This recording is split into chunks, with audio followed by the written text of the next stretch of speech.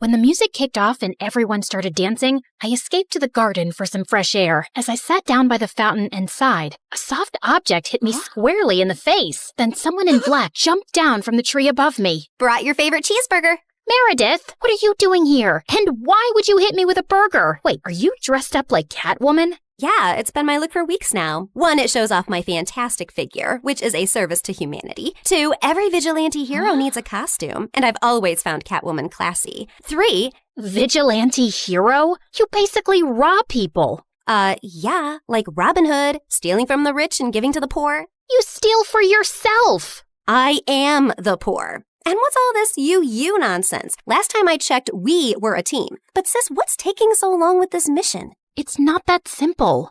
It's pretty simple. You make this rich dude fall for you, get access to his vault, steal the painting, and we run off to Bora Bora. Are you having trouble making him fall for you? Maybe he hates your eyebrows. I don't know, but I feel like punching you in the face every time I see your eyebrows, which is basically every time I see your face. Shut up, Em. Everything's going fine. Okay, but hurry up. This catsuit is giving me a butt rash, even though I use baby powder under it. I want to put it away soon and retire on a beach in a bikini. Aren't you looking forward to it?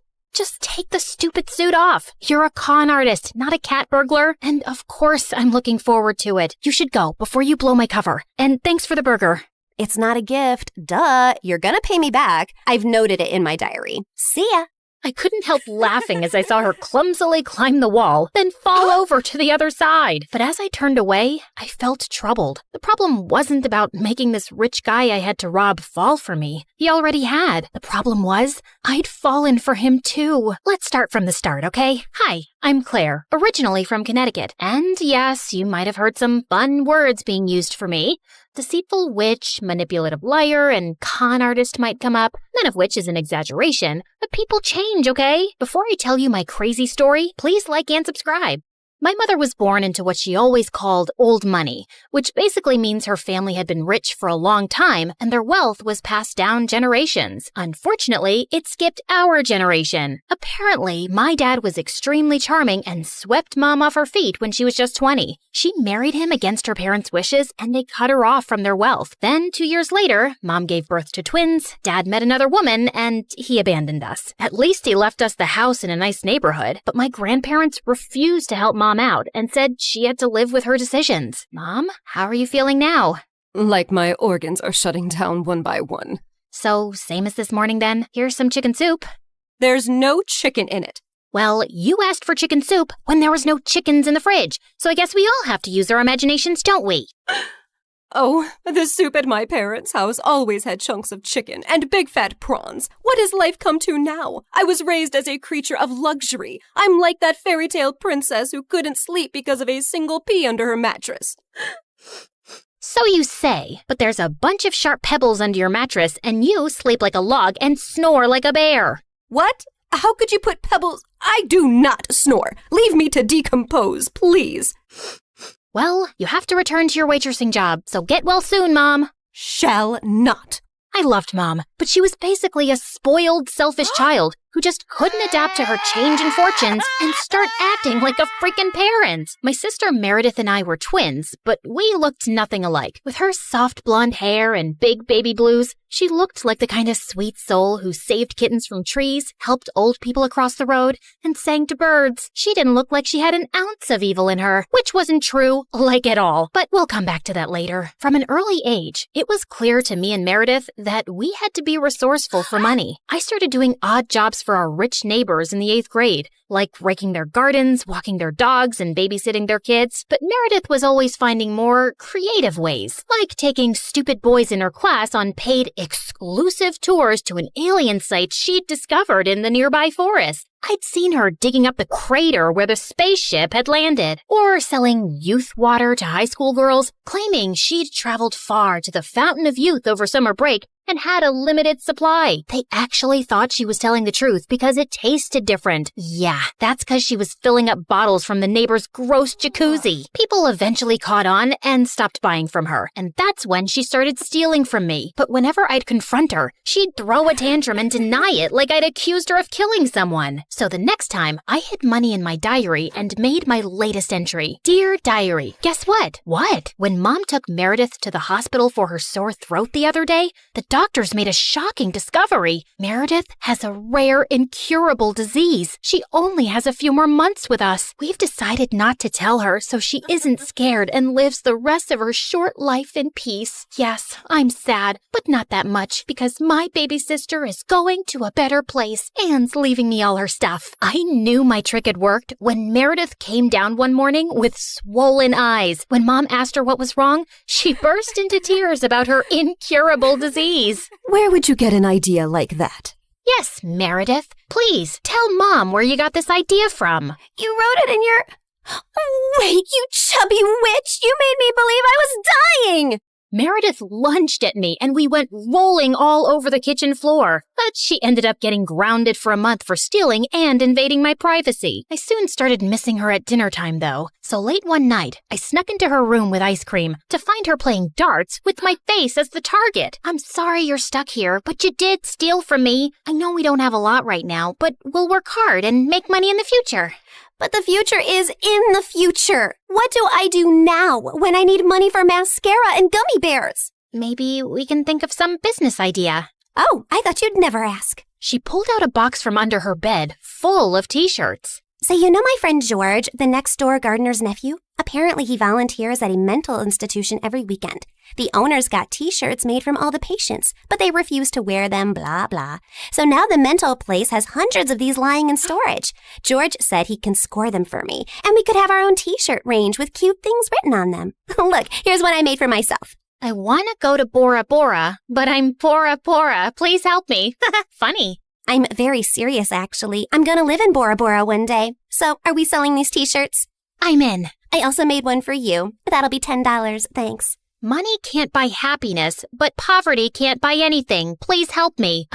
You should pay me for wearing this. Meredith didn't have the best reputation in our neighborhood or school to sell things, so we decided to hit the other end of town and set up a t-shirt stall outside a private school. With my salesmanship and Meredith's flirting, we managed to sell quite a few on the first day. We started setting up shop at different locations, and one day as we were heading home, Meredith suddenly said she had to pee really badly. So we walked up to the closest house to ask if they'd let us use the bathroom. We rang the bell, but no one seemed to be home. I was peeking in through the window when suddenly I turned around to see Meredith already crawling halfway through one. Are you crazy? That's breaking and entering! I'll kick in your face so hard that you'll need plastic surgery, which we don't have money for. If you don't want to be ugly for the rest of your life, let me pee.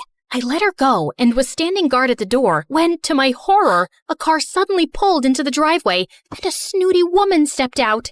Hey, you girl. What are you doing lurking around my house? Were you thinking of breaking in? What? No, of course not. I'm a Girl Scout selling cookies. Yeah, I study in the, Aston Bridge School for Girls. Oh, I see. It's a lovely school.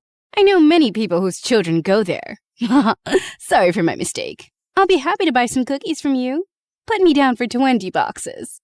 Sure. It's, $5 a box, so that'll be $100. I'm putting your name down on my list, and I'll drop them by tomorrow. That's perfect, sweetie. Here's the money. I'll see you soon. Just then, I saw Meredith slip out the window, and as soon as the lady went in, we ran like crazy down the block and then collapsed on some grass. Look, I took some pastries from her kitchen. Perfect for a spontaneous picnic. That's stealing. Oh, you're one to talk. I heard the whole cookie conversation from inside. You took that lady's money, and you're never going to give her any cookies. I was just trying to distract her before she caught your butt. I didn't think she'd be dumb enough to actually give me the money. I can return it. Look, she didn't do it out of the goodness of her heart. She's a rich snob who was being really rude till she thought you were someone rich, too. You didn't force her to give you money at gunpoint. Oh, Claire, this has just given me the best idea. You're not serious. Yes, I am. Dumb people deserve to be tricked. And what does $100 mean to someone who has a gold toilet seat? I knew it was wrong, but it was also so easy. And before I knew it, Meredith and I were wearing private school uniforms and hitting different neighborhoods, collecting money for Girl Scout cookies that we had no intention to deliver. We made $2,000 in a month. But one day, when we went up to a rich old lady's house, she invited us in and even offered us cake as we signed her up. How many boxes will that be, ma'am? Oh, none, thank you. You see, I don't buy imaginary cookies. What? I'd heard that there were 2 conning Girl Scouts in town, and I was ready for you. I've called the police, and you 2 will end up in a detention center. Just then, there was a loud bang and the power went out. In the confusion, Meredith kicked the old lady and yelled, "Run!" As we were sprinting down the street, I suddenly noticed a nerdy-looking boy my age running beside us too, grinning and waving at us. Hey, hold on. Who are you? I'm your new neighbor, Freddie. I'm the one who saved you from that old crow. What? I'm so confused right now. New neighbor? You moved into the house next to ours? Why are you here? I was bored and saw you girls leaving your house, so I followed you for fun. Don't worry, I won't tell anyone about your little cookie secret. When I heard that old lady threatening you, I went to the main circuit board and pulled out a wire with my tweezer, which I always keep handy. You could have been electrocuted. You're either incredibly smart or exceptionally dumb.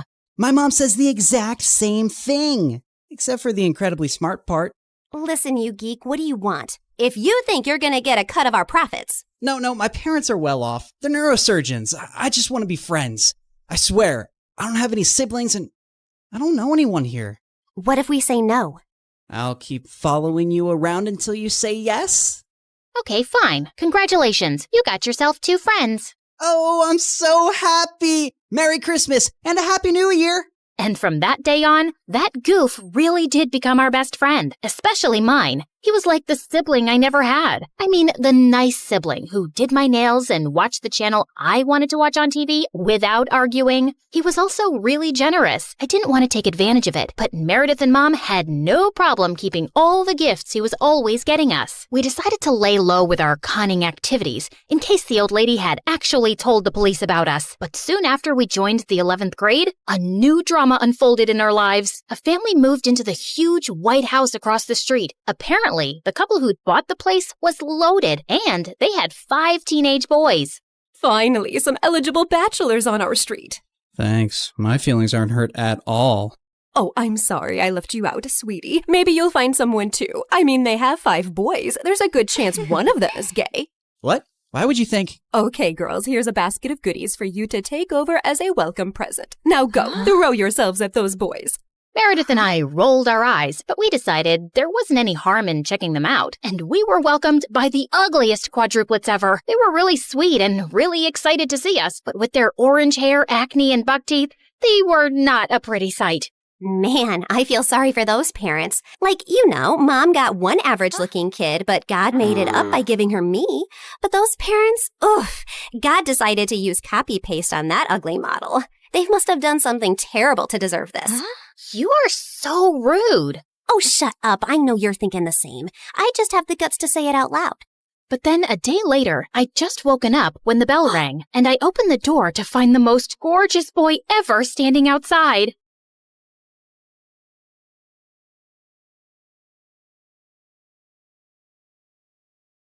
Your mom, she isn't okay. There will still be other hospital expenses, and you girls will have to figure out something soon. Do you have any relatives? Of course. I'd do anything for you, Claire. Can you tell me where the trial patient files are? When we visited Mom next at the hospital, I was able to slip away and retrieve Mom's file and another patient's who was receiving the drug. That night, Meredith and I used every Photoshop skill we had to make duplicate copies, complete with the hospital's seal and everyone's signatures to ensure that Mom was the patient chosen for the treatment. And the next day, I slipped the files back in. I knew what I'd done was wrong, and I'd broken at least 5 different laws. But as I walked away, I didn't feel like a criminal at all.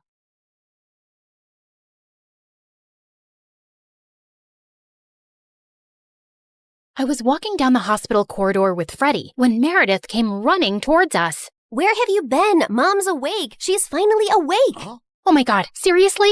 This better not be a joke, Meredith. I swear on my beautiful face, it's the truth. The doctors are just checking her vitals. Can you girls stop making so much noise? It's a hospital. Oh, shut it, nurse. We're in the coma ward. Who are we disturbing here? Don't you want these people to wake up? How dare you talk to me like that? This is preposterous. That's not even a real word. Remind me to buy you a dictionary. How did you become a nurse? Jeez. You ran down to Mom's room to find her fighting off the doctors. She jumped onto her bed like an animal and started screaming at them. Where am I? Are you doing a science experiment on me? You will not touch the daughter of Vladimir. I learned how to catch fish with my bare hands when I was 3 and tackled a bear when I was 5. You think you are any match for me? Ma'am, we mean no harm. We're your doctors. How are you old enough to be a doctor? You have a pimples like a teenager. I'm fully qualified. Shut up, little boy. Tell me where I am before I take your eyeballs out and play bubbles with them. Mom? Mom turned and stared at me with wild eyes. Let's get out of here before she attacks us. For once, I agree with Meredith. Who are you? And what did you just call me? Hey guys, the last time you saw me, I was walking down a hospital corridor after switching the clinical trial files. That was 2 years ago, so let me get you up to speed on everything that's happened since then. Mom entered the clinical trial, and her tests started showing signs of progress, but she didn't come out of her coma anytime soon. Freddie tried to help us, but Meredith and I had to learn to manage on our own, and it turns out there's a lot you can steal from a hospital. We never had to buy toilet paper or cleaning supplies again, and we always had endless cups of pudding and Jell-O. Meredith, is that diaper cream you're putting on your face? A girl's gotta moisturize. It's very hydrating. My face is as soft as a baby's butt. What did you score today? More useful things like new bed sheets, pads, towels, and batteries for our TV remote. Time for our show and more Jell-O. Woohoo! But we still needed money, and after high school, we went back to our conning ways. I always pushed away the guilt and justified it to myself with things like, we needed the money, we had no other choice. But I have to admit, I also felt a thrill every time we outwitted someone and got away with it. It started out small, like hitting venues of concerts and games in different cities and selling fake tickets to desperate fans, hoping to get in at the last minute for twice the regular price. By the time they figured the tickets were bogus, we were gone. Or going to the American Idol audition venues and convincing hopeful contestants that we were part of the TV show crew, and we'd get them through to the next round if they paid us a little money. Then, we set up an Instagram matchmaking business account with tons of fake success stories. We were getting booked for our services by loads of women. We'd always meet at the client's house in disguise. What is this exquisite dessert? It's like a cloud melting in my mouth. It's a Japanese cheesecake, delivered fresh every day from Japan. You are just the kind of people I like. Ow! Let's get down to business, shall we? Wow, I mean, this cake. Yes, business. This is your daughter? Oof. We know she's a bit plain. And she's 6 feet tall? With that face? Is her case hopeless? Oh no, we've dealt with a lot of uggos before. Believe me. Ow! What my partner means is there's someone for everyone out there, and we're experts at making those two people meet. We'll need a small advance, and we'll bring you a portfolio of suitable bachelors in a week. You'll be the mother of the bride soon, watching your little giraffe walk down the aisle. Sounds good, right? Make that check to cash, please. Can you also pack the rest of this cake? We'd take the advance, keep in touch for a few weeks saying we were gathering options, and then disappear. Of course, people soon started commenting on our page, calling us frauds and reporting our account, but we made a good amount while it lasted. We tried out a wedding planner service next. That's a gorgeous cake, but it's so expensive. But it goes so perfectly with your pink and white theme. Also, we're planning to order 2,000 pink and white roses. And an ice sculpture for the reception area. How much will all this cost? You can't put a price tag on happiness. Daddy will have a heart attack. He's gonna have one anyway. I just saw him eating a block of cheese. Why should that stop you from having the wedding of your dreams? Really, you deserve the best on your big day. Okay, I'm sold. Let me write you a check. When that went bust, we became travel bloggers and influencers. With our huge number of fake followers, we managed to get into the best hotels for free as long as we wrote a review. When I'm rich, I will buy a hotel and live there. They have the best beds. Room service? Yes, we'll have 2 lobsters, 4 sushi platters, 2 beef burgers with fries, the prawn tempura, the fish tempura. Okay, anything with the word tempura. And why don't you bring up the entire dessert menu? Thanks.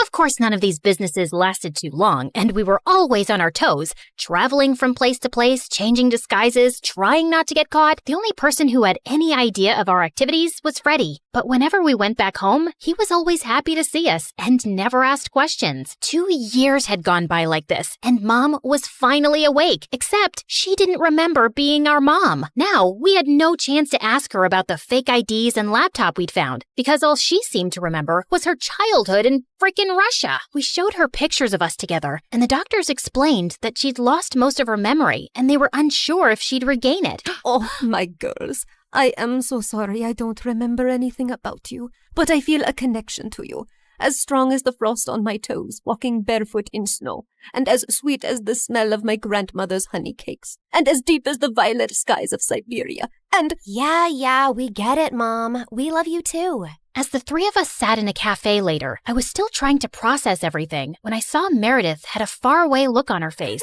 I know that face, Em. What are you planning? Oh, nothing. Just thinking how excited Arthur will be when he finds out Mom is awake. You're talking about our neighbor, Arthur? Yeah, he's been visiting Mom every week for 2 years. He's always been in love with her. He'll be happy, but she won't even remember him. That actually works in his favor. Mom always found him irritating. What are you saying exactly? What if we convinced Mom that she was deeply in love with Arthur before she went into a coma? I'm sure he won't have any problem playing along. Maybe we even say that they were engaged before she got sick. If we set them up, Mom will be taken care of for life. Arthur is rich with a capital $sign. Wow, Meredith, you're a frickin' genius. Jeez, why are you girls always scheming? Because our parents are not neurosurgeons. You can't use that excuse forever. Watch me. Like we expected, Arthur immediately agreed, and we got to work. We photoshopped tons of pictures of Mom and him, and soon he even turned up with a giant emerald ring. You chose this Russian emerald ring from an antique shop where I proposed to you. oh, it is so beautiful.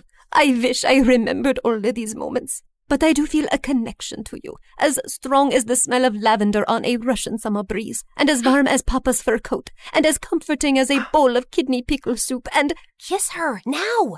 As Arthur and Mom kissed, Meredith and I walked out of the room and burst out laughing.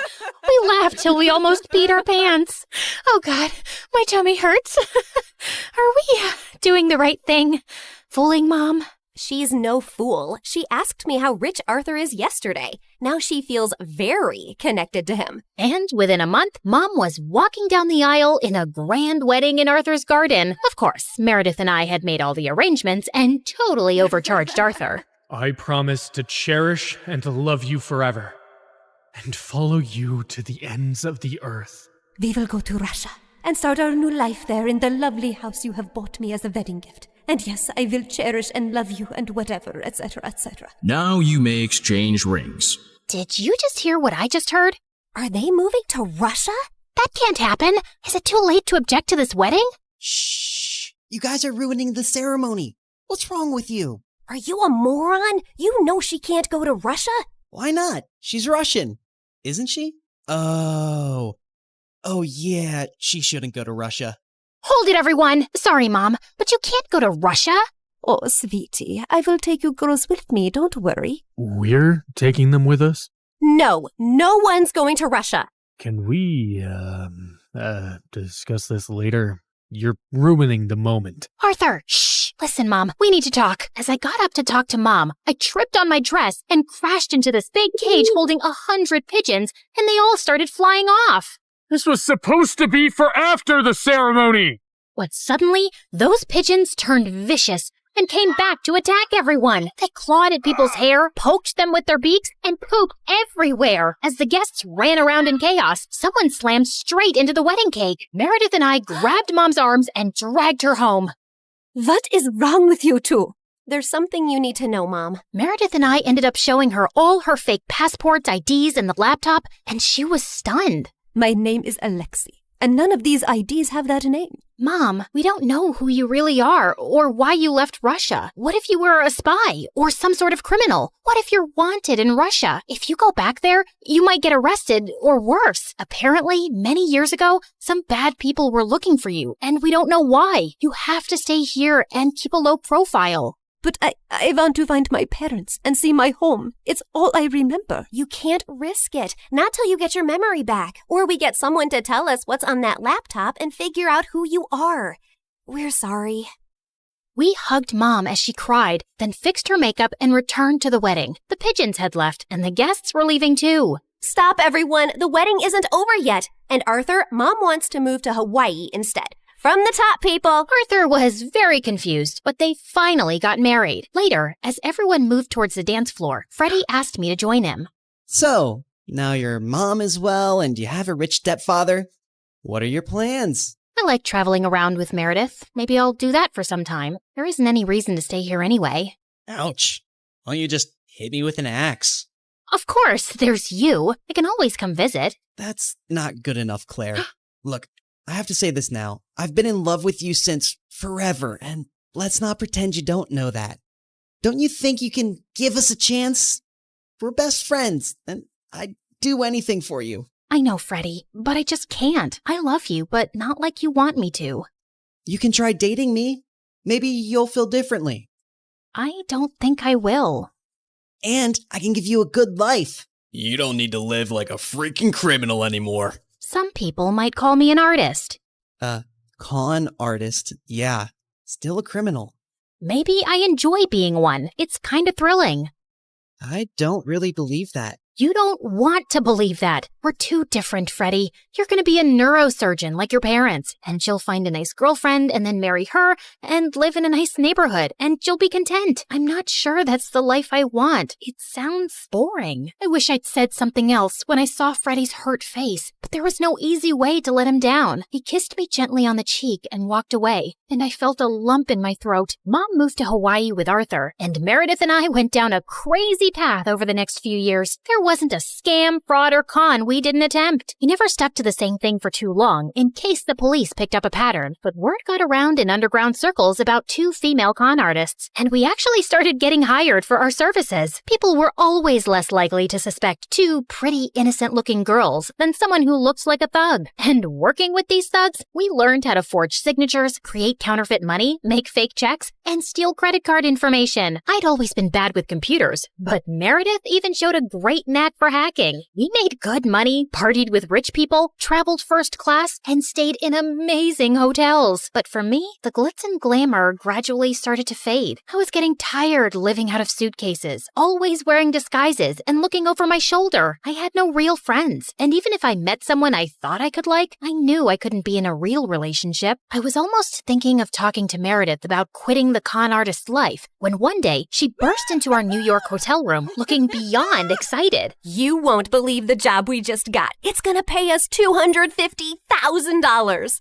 Who would pay that kind of money? And for what? Turns out, the kind of people who take you to their headquarters blindfolded. As Meredith and I walked into an underground room, a large chair swiveled around to reveal...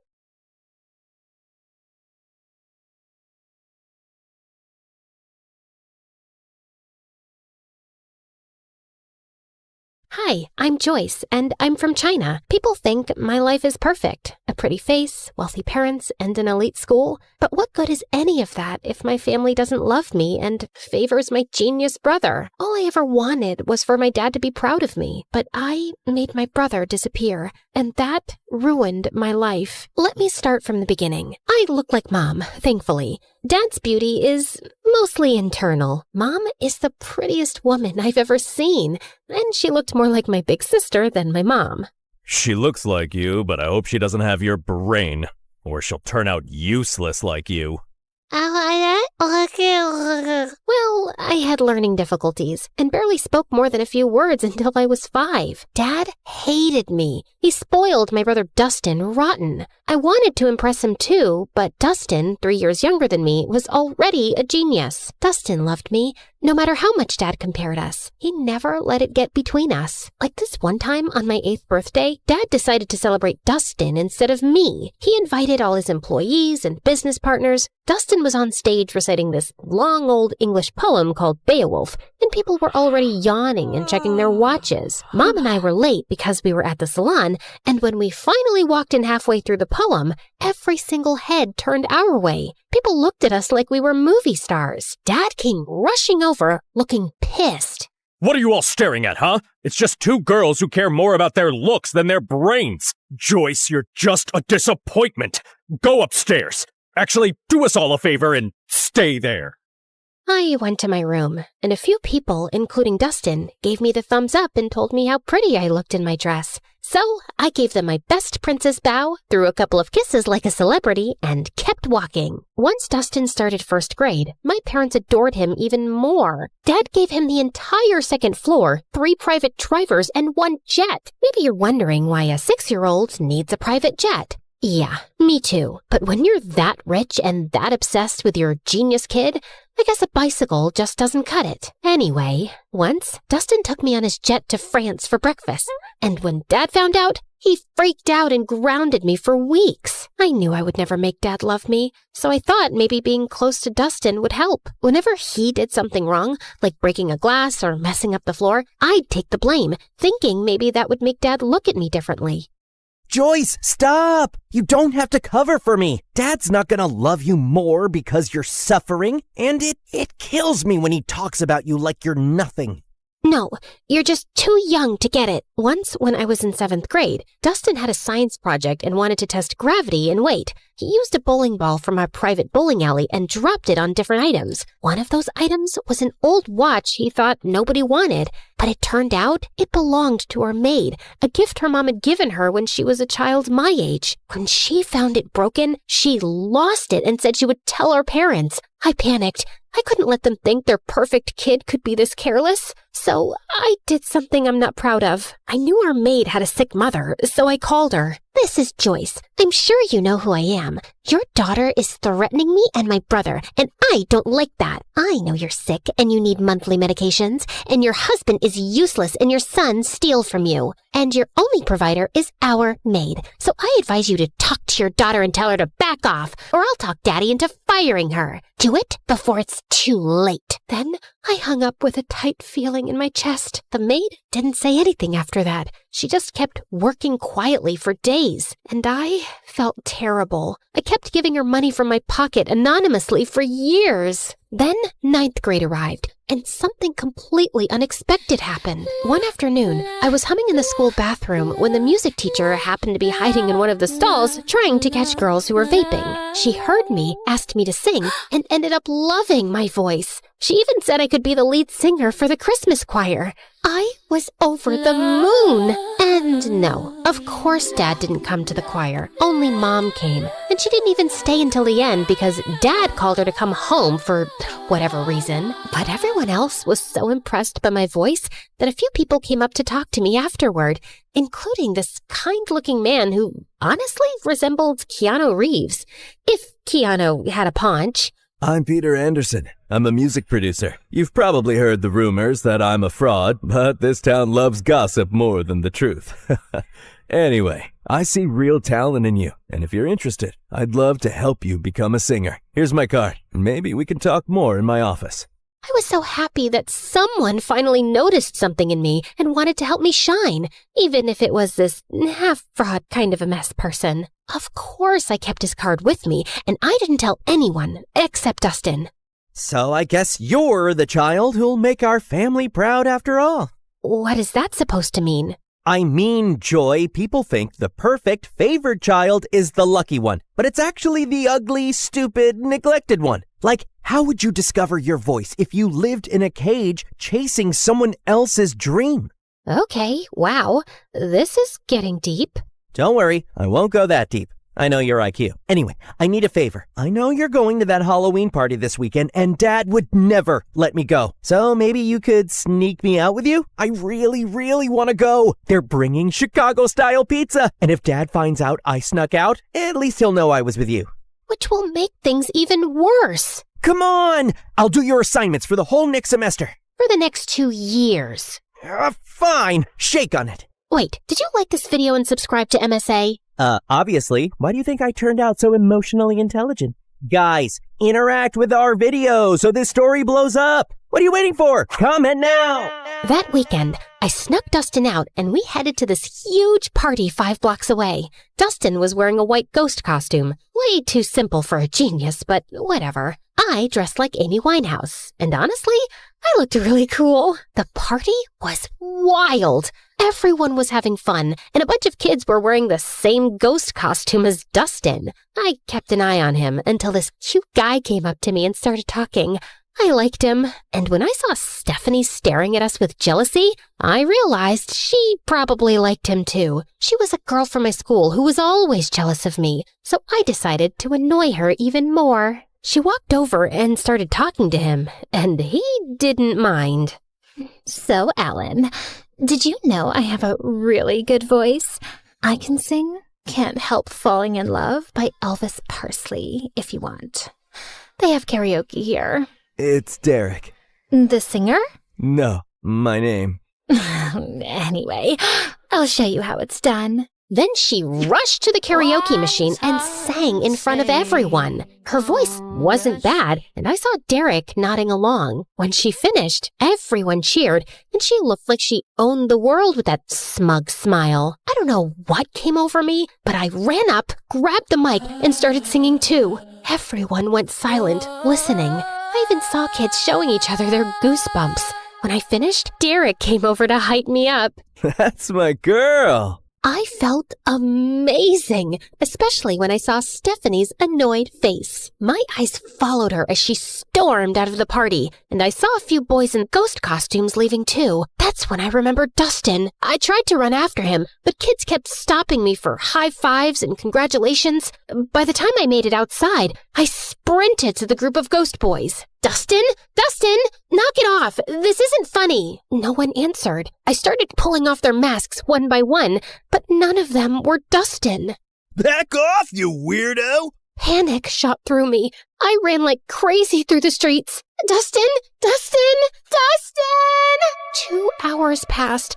I couldn't find him. I was so worried sick about my brother, and I knew there was no running from calling Dad. I was finished. Dad and Mom arrived with a few police officers, and Dad looked like he was about to finish me off. He lunged toward me, but Mom stepped between us. He glared at her with furious eyes. So now you're protecting your kid? Oh, that's funny because I didn't see you stopping them from sneaking out in the middle of the night. The officers tried to calm him down while everyone started searching for Dustin. But another day passed, and still no sign of him. The whole town volunteered. People searched through the nights, but nothing. Every second felt heavier than the last. I isolated myself. I text Dustin every day. Stupid messages like, "Where are you?" and "Please come home," as if he'd somehow see them and reply. At night, I'd sneak into his room and sleep in his bed, burying my face in his pillow until his smell faded away. Some nights, I'd just sit on his floor holding his favorite hoodie, feeling like I'd lost the only person who ever really saw me. Dad barely talked to me anymore. Mom didn't yell at me or blame me, but sometimes I'd catch her crying alone, and she'd wipe her tears the second she saw me. "I'm sorry, Mom." She didn't answer. "Can we talk about this? I want to hear your voice. I know what happened is my fault, but I just want you to pat my shoulder, let me cry in your lap, tell me it'll be all right. Just say something, anything." But she didn't. She just gave me a sad little smile, nodded, and walked away. And then I completely shut down. A year of guilt and silence later, I couldn't take it anymore. I needed something, anything to distract myself, even if just for a little while. I remembered the card the producer gave me, and I figured, why not call him? It's not like I had much to do being alone all the time. Wise decision. I'm gonna make you a star, way up in the sky, so bright, your dad's gonna regret not loving you enough. Well, that's definitely a dream to live up to. He started helping me get small singing gigs at local cafes, and I loved it. The attention, the clapping, the feeling that I mattered to someone. One day, someone recorded me singing and posted it on TikTok, and it went viral. People loved my voice and kept commenting that they wanted more. So, Peter created a small YouTube channel for me and uploaded my videos there. He was so proud. It felt nice having a father figure in my life who actually cared. But when my dad found out, he completely lost it. Oh, look at you! Enjoying your little fame with that fraud producer. He's not a fraud. He helps me a lot. He even made me a YouTube channel, and it's growing. Aw, and who gets paid from YouTube? Did he even give you a single cent? Or does he just toss you a few pennies you get from those miserable cafes? I'm not doing this for money. I do it because I love singing. Just like you loved your brother, right? For the first time, I felt real anger toward him. Why couldn't he see any goodness in me? But before I could say anything, he pushed his chair back and walked out. Later that night, he started having chest pains. Mom and I rushed him to the hospital. The doctor said it was stress and that he needed rest. I didn't visit him much while he was there. Not after what Peter told me. Summer vacation's coming up. I was thinking we could go on a little tour around the country. Grow your audience. See where this takes us. I believe in you, kid. I went on that tour in a heartbeat, and I had the best time of my life. For once, I felt like a child again. No guilt, no pressure, just music and freedom. But even then, I worried about Mom. I always felt like she needed rescuing from Dad. That became my motive.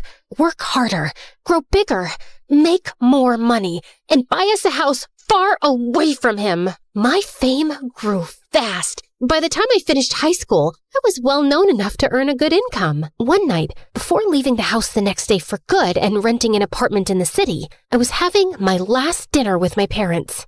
You know, Joy, now that you're getting into business and success, you should know it comes with stress. You might even end up in the hospital since you're so fragile. So I was thinking, I don't trust that knucklehead producer of yours. I should be your manager. I have a pretty good feeling I'll finally be proud of you, especially once we start making real money off your little talent. I paused. The moment I thought would never come had finally arrived. Sure, my dad wasn't nice to me, but maybe this was my chance to make him proud. Maybe I could make up for everything that happened years ago. I looked at Mom for a reaction. She gave the slightest shake of her head, but I convinced myself she didn't mean anything by it. I'll think about it. That night, I told my producer I was choosing my father as my manager.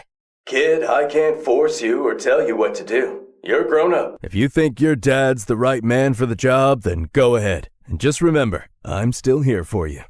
I canceled my move to the city, and Dad became responsible for all my finances, all my schedules, and everything. Everything was fine for the first few months, but then I started noticing that my finances didn't make sense. I was earning more back when Peter managed me, and I was working twice as hard now. Still, I gave my dad the benefit of the doubt until one day I checked my bank account and it was at zero, completely empty. I freaked out and went to confront him in his office, but he wasn't there. That's when Mom walked in, pale and shaking. She turned on the TV. William Clark, the billionaire owner of Clark Investment Companies, has been exposed as the center of a massive Ponzi scheme. Authorities estimate he conned thousands of people out of nearly $300 million. Records show the fraud began in the early 2000s, and officials confirm he fled the country this morning. The FBI is now searching for him. Back to you, James. I stared at the screen, frozen. My dad, the man who made me feel small, unworthy, and desperate to impress him, built his entire empire by scamming people. It was my biggest regret, choosing the wrong man to trust. I ran to my mom and hugged her. He's stole from me, Mom. He hurt me, and he always made me feel incomplete. All I ever wanted was for him to be proud of me.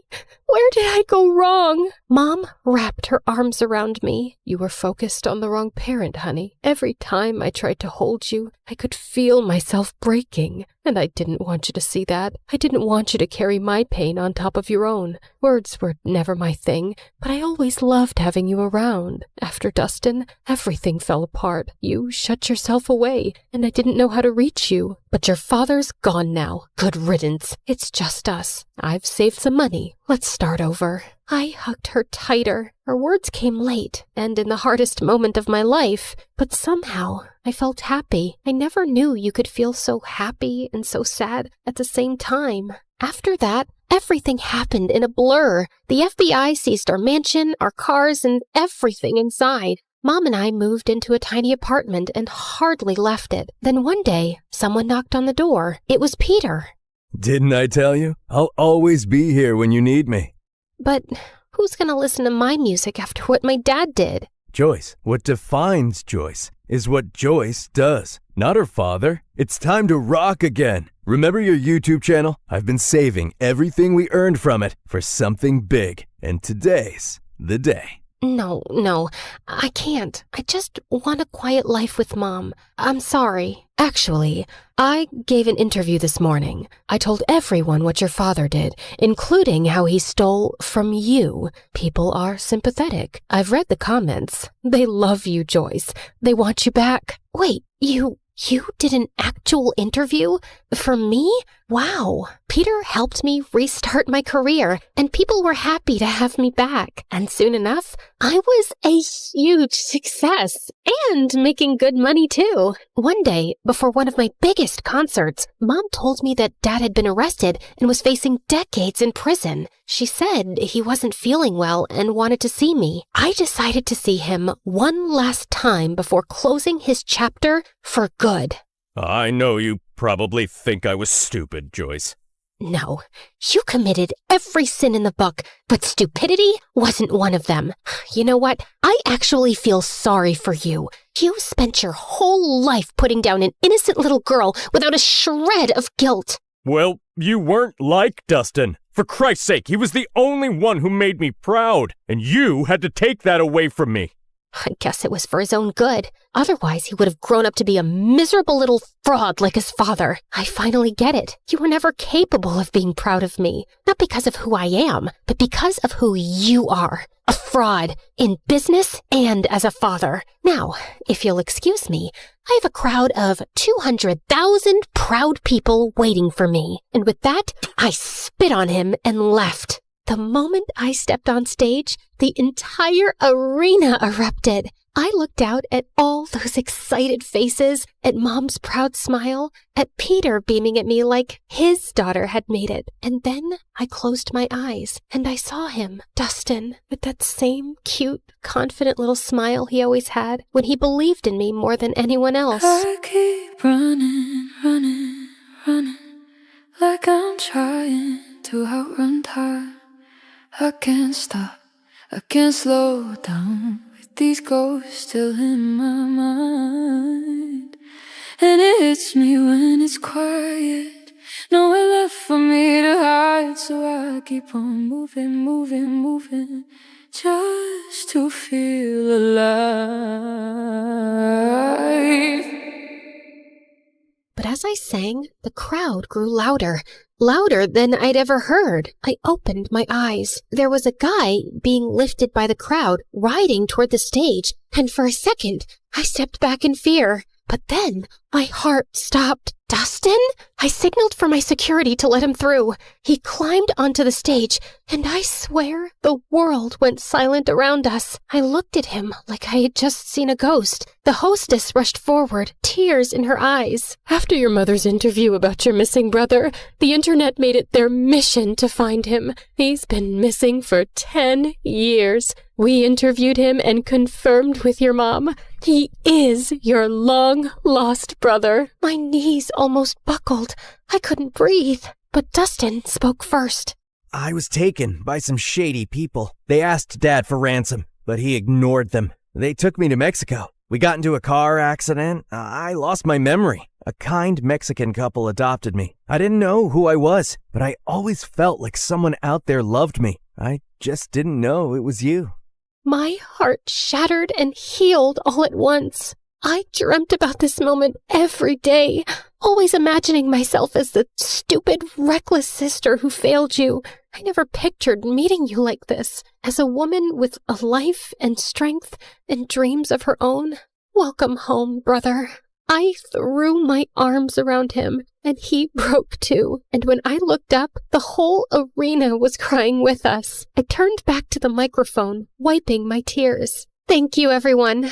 I learned something I wish someone told me sooner. You can't buy love. You can't chase approval. Not even from the people you want it from the most. The greatest person you can learn to love is yourself. And once you do that, everything else falls into place. Thank you again. And now, if you'll excuse me, my brother and I have a lot to catch up on. And with that, we walked off the stage together for the first time in years, and the first time all over again. Because sometimes the people who make you feel the smallest are just trying to make themselves feel big.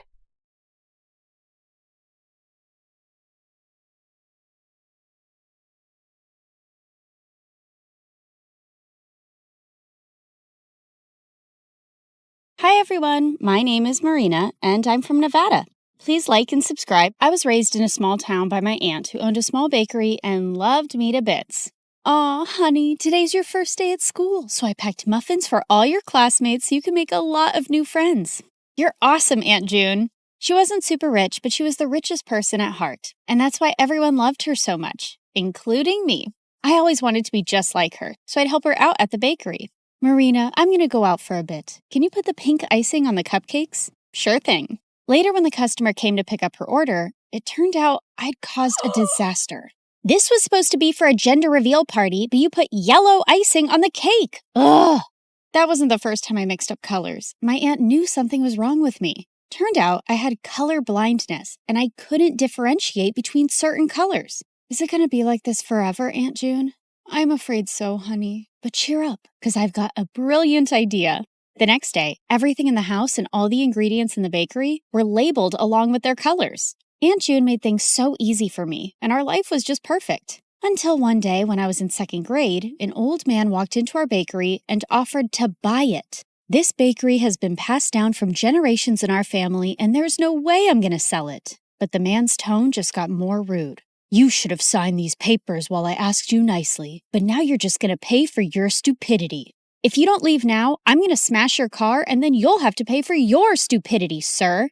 The old man left at my warning, but the next week, another man was back with some papers that claimed that the bakery didn't belong to my aunt because her parents never signed the deal in her name, and now we had to move out. My aunt looked around for help, but the legalities were too complicated and no one was ready to help. So eventually we had to give away our bakery and move to the city. Thankfully, Aunt had enough savings to rent a small place, and she started working in a small grocery store. And while I was trying to adjust to this new life, I saw a kid my age in the front yard one day, choking on something. I immediately ran to help him, but the moment the food stuck in his throat came out, I was shocked. Why were you eating a doll's head? I wasn't. He pushed me back and ran into his house next to ours. Turns out he was the landlady's kid, Timmy, and he was so weird. Whenever I'd try to go close to him, he'd just run away. Even when I joined school, I saw some kids throwing popcorn at him, but he wouldn't budge. Hey, why won't you say anything? Why do you let those kids bully you? But instead of answering me, he just ran out of there, and I decided I wasn't going to bother with this guy anymore. But later that night, I was in my room when I heard someone crying. I looked out of my window and saw it was Timmy crying in his room. So I climbed onto the tree outside my window and jumped into his room. And he freaked out. What are you doing here? Look, I don't know the deal with you, but if there's some issue, you really need to talk about it. At first he hesitated, but then he broke down. I miss my dad. Ever since Mom and he got divorced, I haven't seen him, and the kids at school always make fun of me because of that. I hate it here. Hey, it's gonna be all right. I told him things were gonna be easy only if he fought back and didn't let those kids get to him. And it seemed like my advice worked. The next day, I saw Timmy was surrounded by a bunch of kids.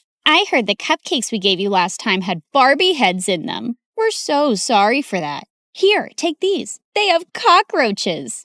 And to my shock, Timmy pushed the bad guy away. Get away from me. And don't trouble me anymore or I'm going to tell the principal about you.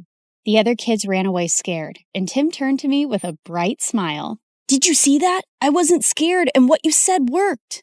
After that day, we started getting along and became the bestest of friends. And Tim grew up to be really protective of me. He'd keep me away from all the bad guys and trouble in school. Then on my 16th birthday, I told him I was going to start working to support my aunt, but he had a weird reaction. No, you can't do that. Your aunt wants you to study and make a life for yourself. You shouldn't be waiting tables. And if you need money, you can always tell me. Tim was a genuine friend, and I loved how he always cared for me. But now I really wanted to support my aunt, so I took the job without telling anyone. But the very first week of my shift, something weird happened. I ended up making a mistake because of my color blindness, and the customer went bonkers on me. I want to see the manager right now and get you fired. But I told you it was a genuine mistake. But he kept shouting and started pulling my hand when one of his friends got up and stopped him. Let go of her hand and apologize to her right now. Dude, you want me to apologize to this low-life waitress? As soon as he said that, the guy landed a punch on the bad guy's face and my jaw dropped. Holy jeez! The manager immediately threw all of them out, but after my shift was over, I saw the guy who stood up for me was still sitting in the alleyway and his hands were bruised. I immediately got some ice for him. Excuse me, sir, you can use this. But for some reason, he looked really mad at me. Who do you think you are trying to act all nice, huh? Just leave me alone. I could see his eyes were red, like he'd been crying, and I thought it was best to leave him alone. But to my complete shock, I saw the same guy in my class the next day. The teacher introduced him as a new student, James. While the girls were drooling over his handsome looks, he kept staring at me the entire time, and the moment class was over, he came up to me. I don't want you spreading any rumors about me from last night. Do you get that? Before I could even reply, he just stormed away, and Timmy came running to me. What happened? Was that guy bothering you? I didn't want Timmy knowing about my job or anything about how I knew James, so I brushed it off and went ahead to prepare for my chemistry practicals.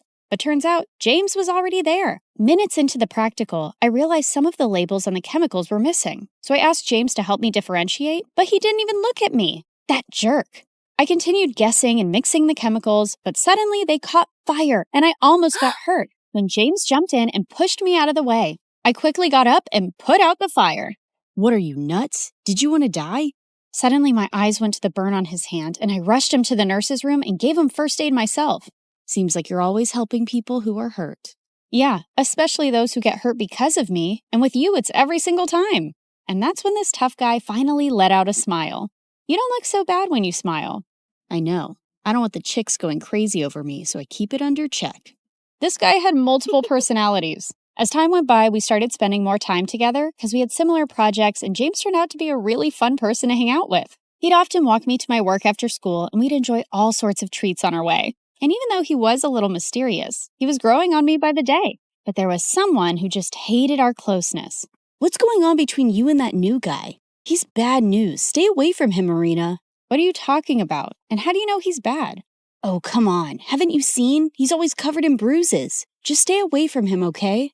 Well, I could understand Tim's concern, and there were things I wanted to know about James, too. A few days later, we were at a friend's party playing Truth or Dare when I was given a dare to kiss James. My heart raced with excitement, but I saw Timmy looking at me with furious eyes. I wanted to run out of there, but thankfully, James got up and left first, and I let out a loud sigh. But later, when I went out, he was waiting for me. Was it that bad, huh? The idea of kissing me so you sighed with such relief when I left?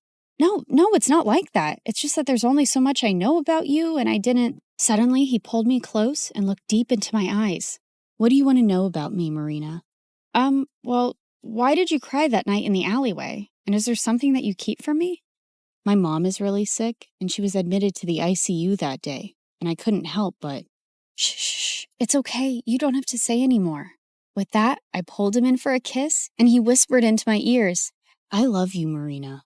Gosh, I loved him too. But the very next day at school, my fairy tale came to an end when I received a message from James's phone. Here's my parting gift to you, Marina. There were several pictures of me kissing him and me working as a waitress with ugly captions, and he shared them with everyone in the school. What in the world? I tried to call James about what was going on, but he wouldn't answer it. And I felt so embarrassed and furious about everything. But then Timmy came to me. Hey, are you all right? I thought he'd question me about the pictures, but he just took me home and comforted me. I don't believe what's going on, and I can't even reach James. He left, Marina, and he's never coming back. He then showed me the newspaper articles of how James was the grandson of the same businessman who took away my aunt's bakery. I heard his grandfather sent him here as a punishment because he used to be a jerk at his old school, but looks like he's still going around messing with people's feelings. Gosh, there was no way I was going to forgive a jerk like him, but I wasn't going to cry over him either. I blocked him everywhere and decided to shift to another city for my college, along with my aunt. And after graduation, I joined a top law firm and helped my aunt open a nice bakery in the city itself. For the opening day, we sent out invites to everyone across the city, and it all went so well. After we were done with the day, we were about to close up when Timmy took me to the roof and proposed to me. I love you, Marina. I have always loved you and... Oh, Timmy, please stop. I liked him too, but he was my friend and I could never see him any other way. What is it now? Don't tell me you still love that moron. Timmy, what are you saying? You know I hate him. Then why won't you say yes to me? I tried to explain to him, but he wouldn't listen. And suddenly he pulled me in and tried to kiss me. God, Timmy, just stop. Just then, I saw a man pull him away and punch him hard. James, what in the world are you doing here? How dare you touch her, you filthy. I pulled him away before he could hurt Timmy anymore and slapped him hard in the face. Who do you think you are walking into my life again? Didn't you already mess around enough last time? Marina, what are you saying? I never messed around with you. Oh, really? Then why did you leave? And what about those texts and pictures? What? I have no idea what you're saying. I know it was my fault to leave you like that, but I told Timmy everything. What? What do you mean? That night after you left the party, I received a call that my mom had passed away. My grandfather wanted me to return home. Timmy was right there, and I asked him to inform you. What? I even tried to contact you, but you had me blocked everywhere. And when I called Timmy, he said you hated me and you were with him now. Timmy, what is he saying? Did you hide this from me and lie to him? Yeah, I hid the truth. I didn't want you to be with a jerk like him when I've loved you all my life. So I lied. For you. But those messages from your phone and those posts. I have no idea, Marina. I lost my phone the same night. You didn't lose it, moron. I stole it and sent those messages and those pictures. Timmy, I can't believe you. You son of a witch. No, James, just let him go. He's a jerk and doesn't even deserve that. Oh, Marina, please don't cry. I'm here. I'm here for you now.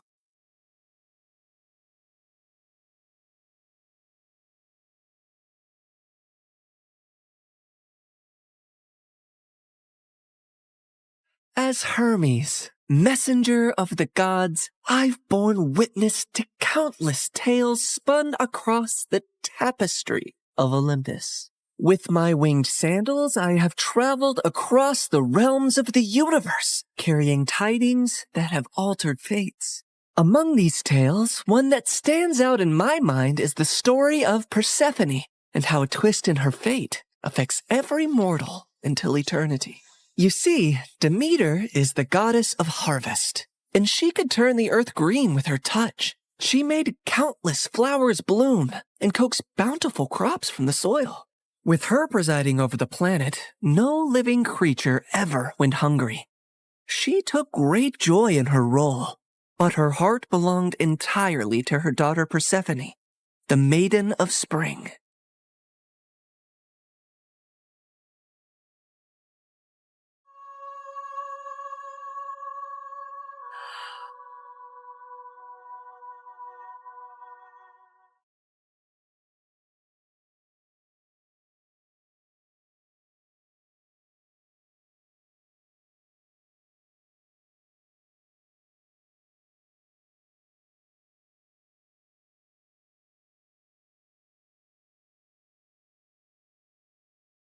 I've never seen anything like you. Are there more of you nearby? Little princess, I know of a field where the flowers bloom as far as the eye can see. I can take you there if you want. Oh, really? Oh, that would be a sight to behold. Then come with me, sweet child.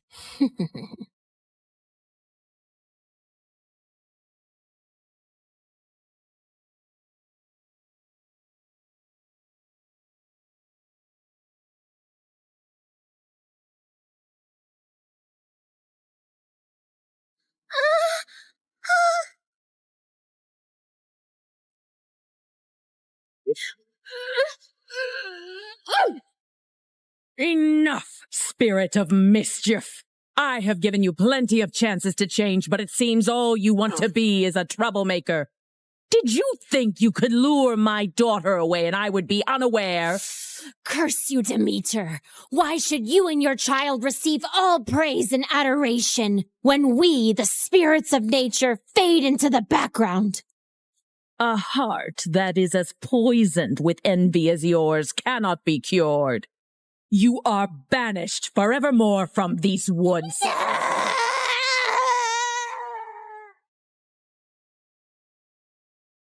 Did you forget that you are not allowed to venture into the forest alone? I'm so sorry, Mother. I only wished to see the magical flowers.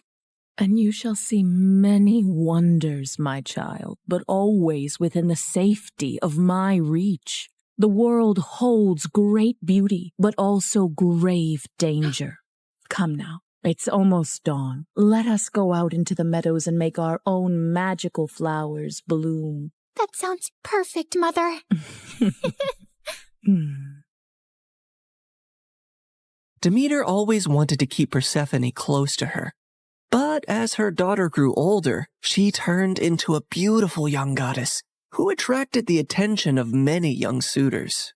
Any time a god smitten by Persephone's beauty sought her hand in marriage, Demeter sternly turned them away. I cannot marry her off, Hecate. She is too delicate for the harsh world outside. Huh? These gods who come after her, they only see her beauty, not her gentle soul. They cannot care for her as I do. Demeter, you must be mindful of what Persephone wants too, or she might grow to resent her cage. A cage? Is that what you would call it? She has everything here that she could possibly desire. She's a powerful goddess, and under my guidance she can wield life from barren soil. Any god she marries will only dim her light. No, she will be here with me forever. Innocent and loved. I do not desire to leave your side, Mother. I will stay here, forever. But fate had different plans for Persephone. On a rare trip to Earth's surface, the Lord of the Underworld, Hades, was wandering through a grove of trees when his gaze fell upon a scene that held him transfixed.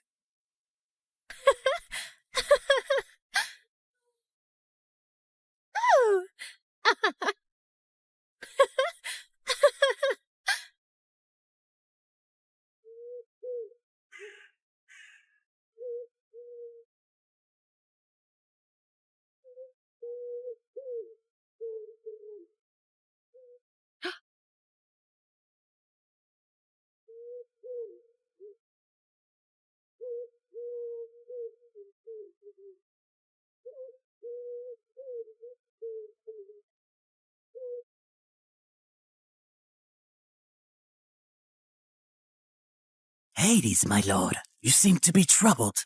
What weighs on your soul? As you well know, when my brothers and I overthrew our father, the kingdom was divided among us. Zeus received the sky, Poseidon the sea, and I the underworld.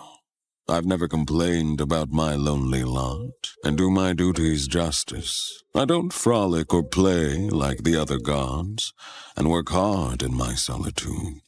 But mortals and gods alike see me as the embodiment of darkness, and their tales paint me as a monster to be shunned. My realm is necessary, but it is hated by all, as am I. But do they not see that I also have a heart, that I am made of the same cosmos as they, even yearn for the light sometimes? What has brought this on, my lord? Persephone, she is the light where there is none. She is life where all is death. Ever since I laid eyes on her, I can think of nothing else. But would she ever see past the darkness that cloaks me? Could she ever gaze upon me and see not a lord of despair, but a soul longing for companionship and warmth? Persephone, Demeter's daughter. Indeed, her radiance rivals the dawn, but she is of the upper world. I must have her as my queen, as my wife. Her presence would bring joy and life to a realm that only echoes with loneliness and sorrow. And I must believe that even in the underworld, love can find a place to blossom. My lord, her mother would never allow it. Perhaps there is a rightful path to this union. I will go to her father Zeus with a proposal of marriage. I only need his permission according to our customs. Get my chariot ready and prepare for my departure. Today, either I win a queen for my empty halls, or I resign myself to an eternity of despair.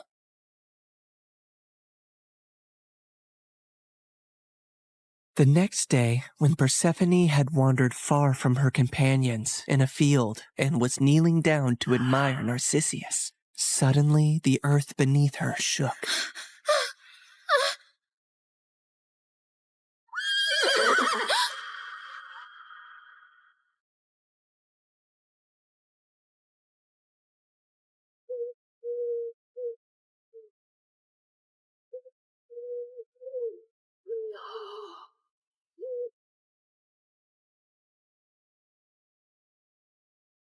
Fair Persephone, be not afraid.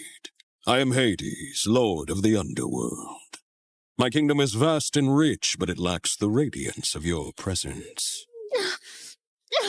Unhand me! Come with me and rule by my side in the shadows where eternity lies. Let me go.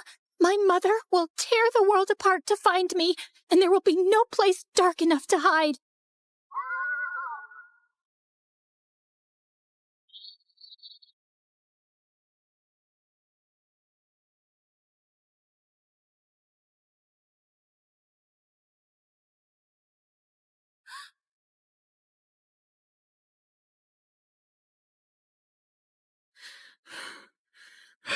Where is Persephone? Something has happened to her. I can feel it. Leave everything and search for her, now!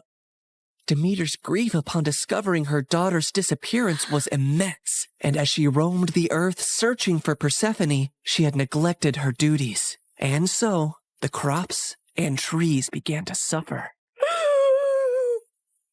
My daughter! My heart! In her desperation, she sought the counsel of her old friend, Hecate. Hecate, you who see into the shadows, help me find my daughter. You must seek Helios, Demeter. His all-seeing gaze pierces through deceit and darkness.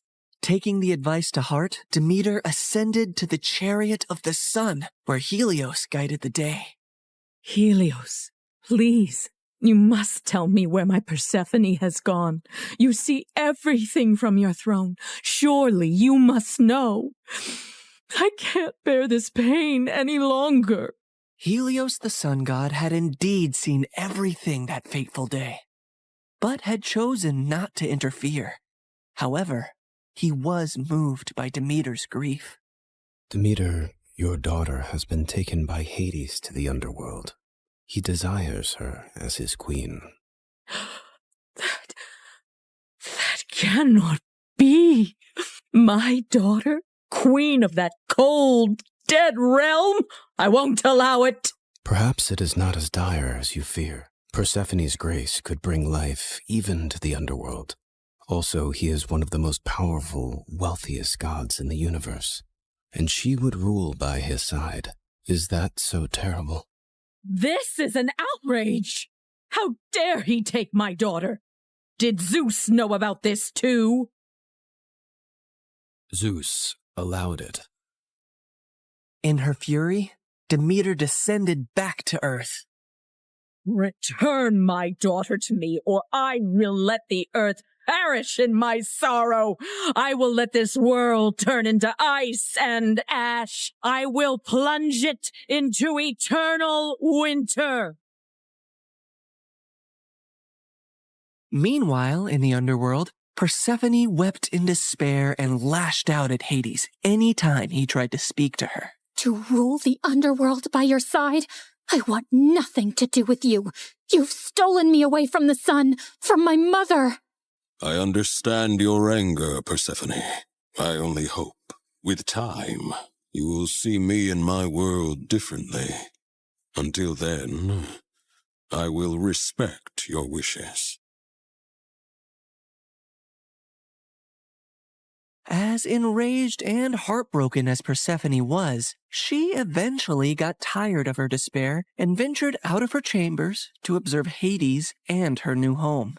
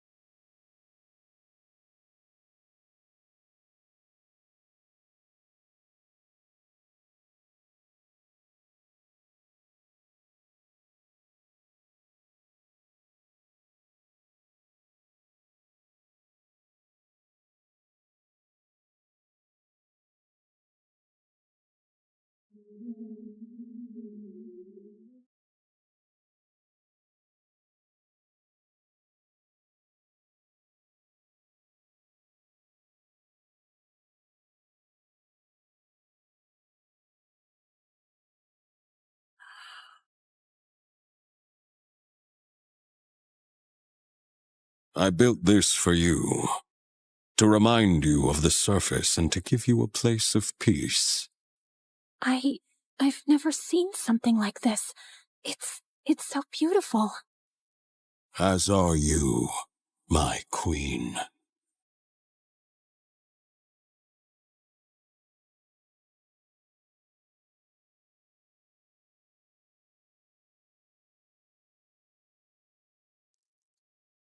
Each realm has its supreme ruler, Persephone. But here, you and I will rule together as equals. You will never be beneath me, but always near me. Meanwhile, on the surface, Demeter's grief and rage was a storm that screamed across the lands. Where she walked, earth cracked, rivers ceased their babble, and crops withered to dust under her shadow. As she withdrew her blessings from the world, famine began to spread far and wide. The cries of suffering mortals eventually reached the ears of Zeus on high Olympus, who could no longer ignore the matter. So he convened a meeting of the gods. Demeter's wrath endangers all. We must find a solution that honors both her demands and the laws of gods. If my daughter wishes to leave the underworld, let her return to me, or I shall never again let the earth bear fruit. Very well, Demeter. If Persephone wishes to return, she shall, if she chooses to stay with Hades. So be it. With a heavy heart, Demeter agreed, and Zeus commanded me, Hermes, to negotiate Persephone's return. So I descended into the gloom of the underworld, where Hades sat upon his throne with Persephone by his side. Her face was as pale as the ghosts around her. Hermes, why does Olympus disrupt the quiet of my realm? Mighty Hades, Zeus commands you to release Persephone, lest the earth die with Demeter's heart. I cannot ignore the decree of Zeus or the pleading eyes of the one I love. But know this, the ties that bind us are not easily broken. What do you mean, Hades? Just then, Persephone looked down at something she was clutching in her hand, and I saw it was a pomegranate. Suddenly, the realization of what had happened dawned on me. Fair Persephone, did you eat from that fruit? I couldn't help it. 6 seeds, to be exact. Each of them has sealed her fate and has bound her to the underworld. I knew I had to think quickly and come up with a deal that Hades would accept. Otherwise, Demeter would let the earth starve forever. She only ate a small portion of the fruit, so she should only stay with you for part of the year. She will spend 2/3 of the year with her mother on Earth, and 1/3 with you in the underworld.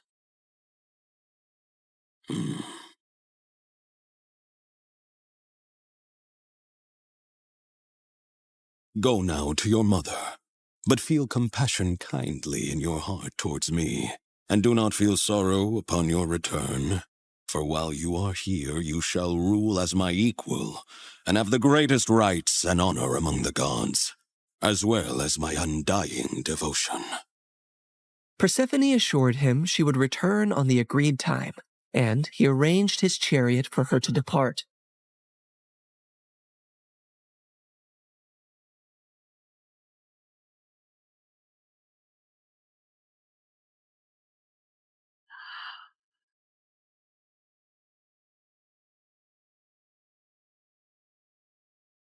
Demeter's joy knew no bounds when she was reunited with her daughter, but she was furious at the deal that had been struck. How could you possibly eat the fruit of the dead? It is common knowledge that eating anything in the underworld binds one to that realm. Why would you do that, Persephone? It was a moment of great weakness. I wish I could reverse it. I am so sorry, Mother. Demeter had no choice but to accept the deal, and once her wrath subsided, the earth turned green and bountiful again. But when it was time for Persephone to return to the underworld, Demeter began to mourn once more, and winter would arrive, thus setting the cycle of the seasons.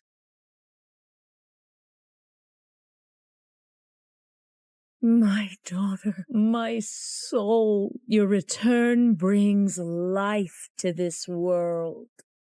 Mother, in the darkness, I've learned the secrets of the deep earth, and in your light, I bring forth life. Together, we bind the world in a cycle of death and rebirth. And so, in this tale of compromise, the dance of the seasons has found its rhythm. An enduring love story was also set into motion, for even eons later, Hades and Persephone are often mentioned as Greek mythology's most happily married couple. I can give you all the wealth of the earth, Persephone, but I cannot give you the sun and the breeze. I know you long for them when you are here. You have given me more than I ever expected to experience in my life, Hades. You have given me respect, power, and a love that is genuine and rare. With you, I feel the most like myself. With you, I feel free. So you do not regret your decision to eat the pomegranate seeds? Never, my love.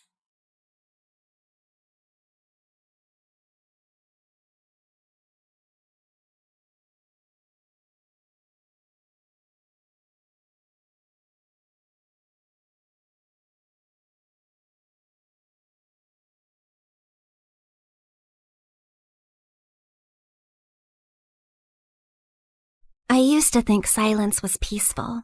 Then my mom fell into a coma, and silence became the loudest sound in the world. Everything just kept piling up. And worse, it was just the two of us. No rich dad, no secret inheritance, no billionaire auntie waiting to adopt me and fix my life.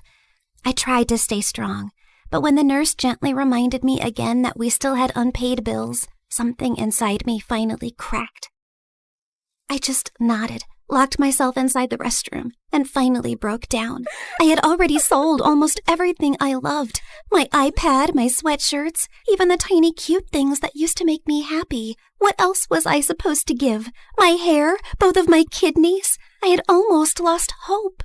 Please, I'll do anything. I'll study harder. I'll stop complaining about homework. Okay, maybe not completely, but I'll try. I won't even call the mean girls at school ugly goblins anymore. Just, please, I need a miracle. Just then, I heard a calm woman's voice speak. If you want a miracle, then look up. Wait, like treasure? You are reading it right. A special treasure awaits you. Is this a prank or something? Hello? I slowly turned around, expecting a hidden speaker or a hospital ghost with good acoustics, but there was nothing. I did not just hear a bathroom wall answer me. The wall did not answer you. I did. This is stress. People cry too hard and start hearing things, so this is totally normal, right? Just then, an arrow beneath the message suddenly started glowing. First I'm hearing things, and now I'm seeing things. What's happening? Believe your own eyes. Only that which you see is true. What is unseen is but an illusion. Okay. Let's say I believe you for 3 seconds. So, are we talking about gold? Money? Something that I could sell for millions? Because I don't need some riddles right now. I need some miracle, or at least some actual cash. Or some treasure valuable enough to change your fate. Whether it becomes salvation or disaster depends on who finds it first. And right now, you're already running out of time. Out of desperation to save my mom, I eventually gave in. I followed her out of the restroom, through the hallway, and toward the exit while she narrated every tiny step like a freaking GPS. Continue forward, and please do not look suspicious. Proceed to the exit. Step over the small crack. Avoid the wet spot. Lift your foot slightly higher. There is an unpleasant object 2 centimeters ahead. I stepped down, and my whole body froze. Oh, my apologies. I meant there was an unpleasant object 2 centimeters ahead. Too late. Soon, we reached a narrow alley between 2 old buildings. Miss, are you sure this is the right way? The path continues forward. Though I understand your hesitation, narrow passages often awaken the mind's instinct for danger. However, if treasure were always placed in bright, comfortable places, far few people would learn anything from searching for it. So, that's a yes? Oh, that pretty summarizes what I've said. So, yes.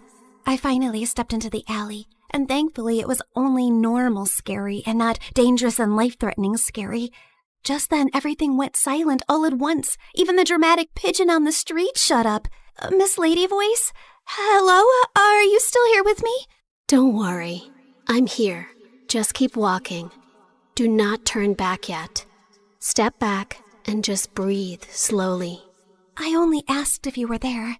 And I answered with additional guidance. The alley stretched longer than it should have. Soon warm wind rushed past me, and when I looked back, the alley was gone, and I was now standing in an open field under a bright blue sky. Holy yummy cheese balls! Did I just teleport to another place? I also noticed a small glowing orb floating in front of me, shining softly like a tiny star. Yes, you have arrived in Mondstadt, the city of freedom, a land of wind, songs, nights, and many stories carried through time. I realized that the glowing orb pulsed when the voice lady continued yapping. So that meant her voice now had some sort of a body? So you mean I'm not somewhere in Europe and not dreaming? Yes. This is not Europe, nor is it a dream. A world with its own laws, gods, stories, wounds, and miracles. Why am I exactly in this unfamiliar land? I just want my mom to wake up. Then keep walking, Sabrina. The treasure hunt begins here. Fine. If this treasure can really give me a miracle, then lead the way. Watch out! Explosive encounter highly likely nearby. Explosive what? Just then, a loud boom suddenly echoed from somewhere near the trees, and a tiny red figure then burst out from behind a bush. Ta-da! Clee is here! Spark Knight of the Knights of Favonius. She is known throughout for her enthusiasm, remarkable explosive talent, and a long history of incidents that are best described as energetic. Sorry about that. Klee was only doing a little fish blasting. Well, maybe not a little, but the fish tastes so good, so Klee thinks being grounded for a day is worth it. Anyway, are you here for the treasure hunt? You know about that? Uh-huh. Miss Nicole told Klee. She said a dear traveler named Sabrina would arrive. Wait, you can hear her too? And she actually has a name? Of course. Miss Nicole is the best. And she talks inside heads because she can't talk with her mouth. Mom says she's very smart and very nice, but also talks a lot. Alice said that? Yep. I see. Klee skipped closer and grabbed my hand like we'd been friends for 10 years. Can Klee come play with her today, Miss Nicole? Please? Yes, you are allowed. As far as Alice is concerned, nothing is more important than a request from her beloved daughter. Yay! But why does Sabrina look so sad? Did someone make you cry? Was it a bad guy? Klee can blow them up! Only a little. Well, maybe not a little, but Klee will try. I'm not sad. You are. I know crying faces. Jean makes that face when Klee accidentally causes big disasters. My mom is really sick. She's in a coma right now. That's why I need to find the treasure so I can buy her medicines and pay the bills. Klee gave me a soft smile and squeezed my hand. Mom always says love can travel very far, even farther than my best bombs. So your mom's love must still be with you too, even if she's sleeping. Thanks, Klee. You're welcome. And don't worry, we're going to find that treasure, help your mom, and only blow up the bad guys. Maybe we can do the first two without the third one? Klee will try very hard. Just then, Nicole's panicked voice suddenly filled my head. Watch out! Hilly Churls incoming! Hilly what? Literally 6 seconds later, masked monsters burst out of the bushes, and Klee pulled out her bombs like this was a normal Tuesday. Jumpy, jumpy, go! Boing, boing, boom! Yeah! Oh my god, am I gonna die? Stay calm. Step back. Duck! Now! Before I could fully lose it, golden light bloomed beneath us. Moment of birth. A glowing flower platform rose from the ground, blocking the monsters just in time. Then a calm boy appeared above us and landed lightly. Mr. Albedo, you came! Klee knew you would. I heard explosions nearby and thought it would be wise to investigate. Finding Klee here confirms my hypothesis. Sabrina, this is Mr. Albedo. He's like my big brother, and he's super smart. Nicole quickly explained that Albedo was the chief alchemist of the Knights of Favonius, and that his knowledge of ancient mechanisms would be very useful for our treasure hunt. Klee is my little spark knight. I need to keep her safe and sound. Besides, investigating the unknown is certainly my thing, so count me in. Well, I guess the more the merrier. After that, Nicole led us to Thousand Winds Temple, an ancient ruin full of broken pillars, weird symbols, traps, slimes, and things that clearly wanted me flattened. But somehow, because of Nicole's directions, Albedo's magic, and Klee's little bombs, we made it through. I thought you were just going to lead me to the treasure. You did not warn me about all this. Seriously, did I get transported into a video game world or what? A world is only called a game by those watching safely from the outside. To those inside it, every path, every danger, every choice is real. Wow, that was beautiful, but also very unhelpful. Then allow me to be more direct. Keep moving. Something larger is approaching. Larger? Just then the ground shook. From the dark corners of the ruin, 2 giant metal monsters slowly woke up. Please tell me those are statues. Please. Unfortunately, no. Those are ruin guards. Ancient machines built for battle. And judging by the glow in their eyes, they have already identified us as a threat. Before I could pee my pants, someone crashed down from a broken wall and stood between us and the machines like a walking shield. One swing sent a ruin guard flying back like a stupid little tin can. Whoa, this guy looked like he could punch a mountain and the mountain would apologize. Uncle Varka, you came! Klee knew you would. Now the big metal meanies are in trouble. Ah, the almighty Knight of Favonius to the rescue. How timely. Ha! Miss Nicole! Didn't expect to find you leading children into ancient ruins. And I didn't expect you to enter by jumping from a wall. Yet, here you are. Fair enough. When the coast was finally clear, Albedo calmly stepped toward the broken machines and found a small glowing fragment inside them. The moment he lifted it, the air around us shimmered. The first clue has awakened. First clue? Nicole's glowing orb rose into the air, stretched like a flower opening, and became a beautiful woman.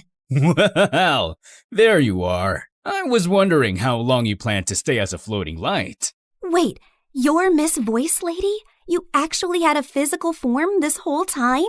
Nicole looked at me, and even though her lips did not move, her voice gently entered my head again. My apologies. Until the first clue awakened, I could only guide you through a small projection of my presence. Now that the path has opened, I can take this form before you. However, for certain reasons, I am unable to speak. This is the only way I can communicate with you.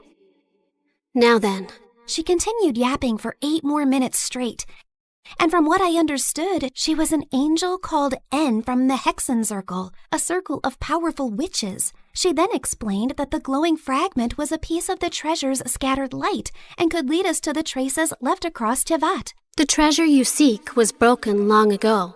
Its light scattered across Tevat, leaving traces behind. This fragment will reach those traces. The brighter it shines, the closer we are to the treasure. Across Tevat? As in, this whole world of yours? Several regions, yes. That means a long trip, but don't worry. With Miss Nicole's incredible sense of direction, we'd never have to worry about getting lost. Yay! More big adventures! Wait, no, not yay. I need to go back. I have classes tomorrow and a sick mom in the hospital. Nobody told me this treasure hunt came with a lot of obstacles and a whole world tour. I understand. Your fear is not unreasonable, but the treasure you seek cannot be reached by standing still. Each clue will bring us closer, and each step will return you to the wish that brought you here. Fine. For Mom, I would continue this crazy mission. After that, everything turned into the fastest, weirdest world tour of my life. The mute angel continued her directions like an unmutable treasure hunt navigation guide, dragging us across a giant magical map, jumping from one region to another, while I tried my best to stay alive and understand what was actually happening.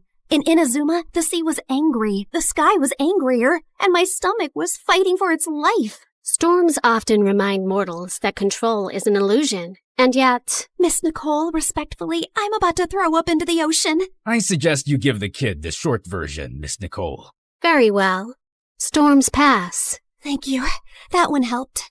In Sumeru, we finally got one peaceful break near a waterfall. Albedo sketched the view. Klee showed me Dodoko, and when she said her mom gave it to her so she would never feel lonely, my chest hurt in the softest way. After our little break, Nicole led us to Natlan, where we were nearly roasted alive. Fiery creatures chased us through rocky paths while she calmly yelled directions. And at one point, Varka carried Klee and me like luggage. This is fun! Uncle Varka is the best! Hold on tighter!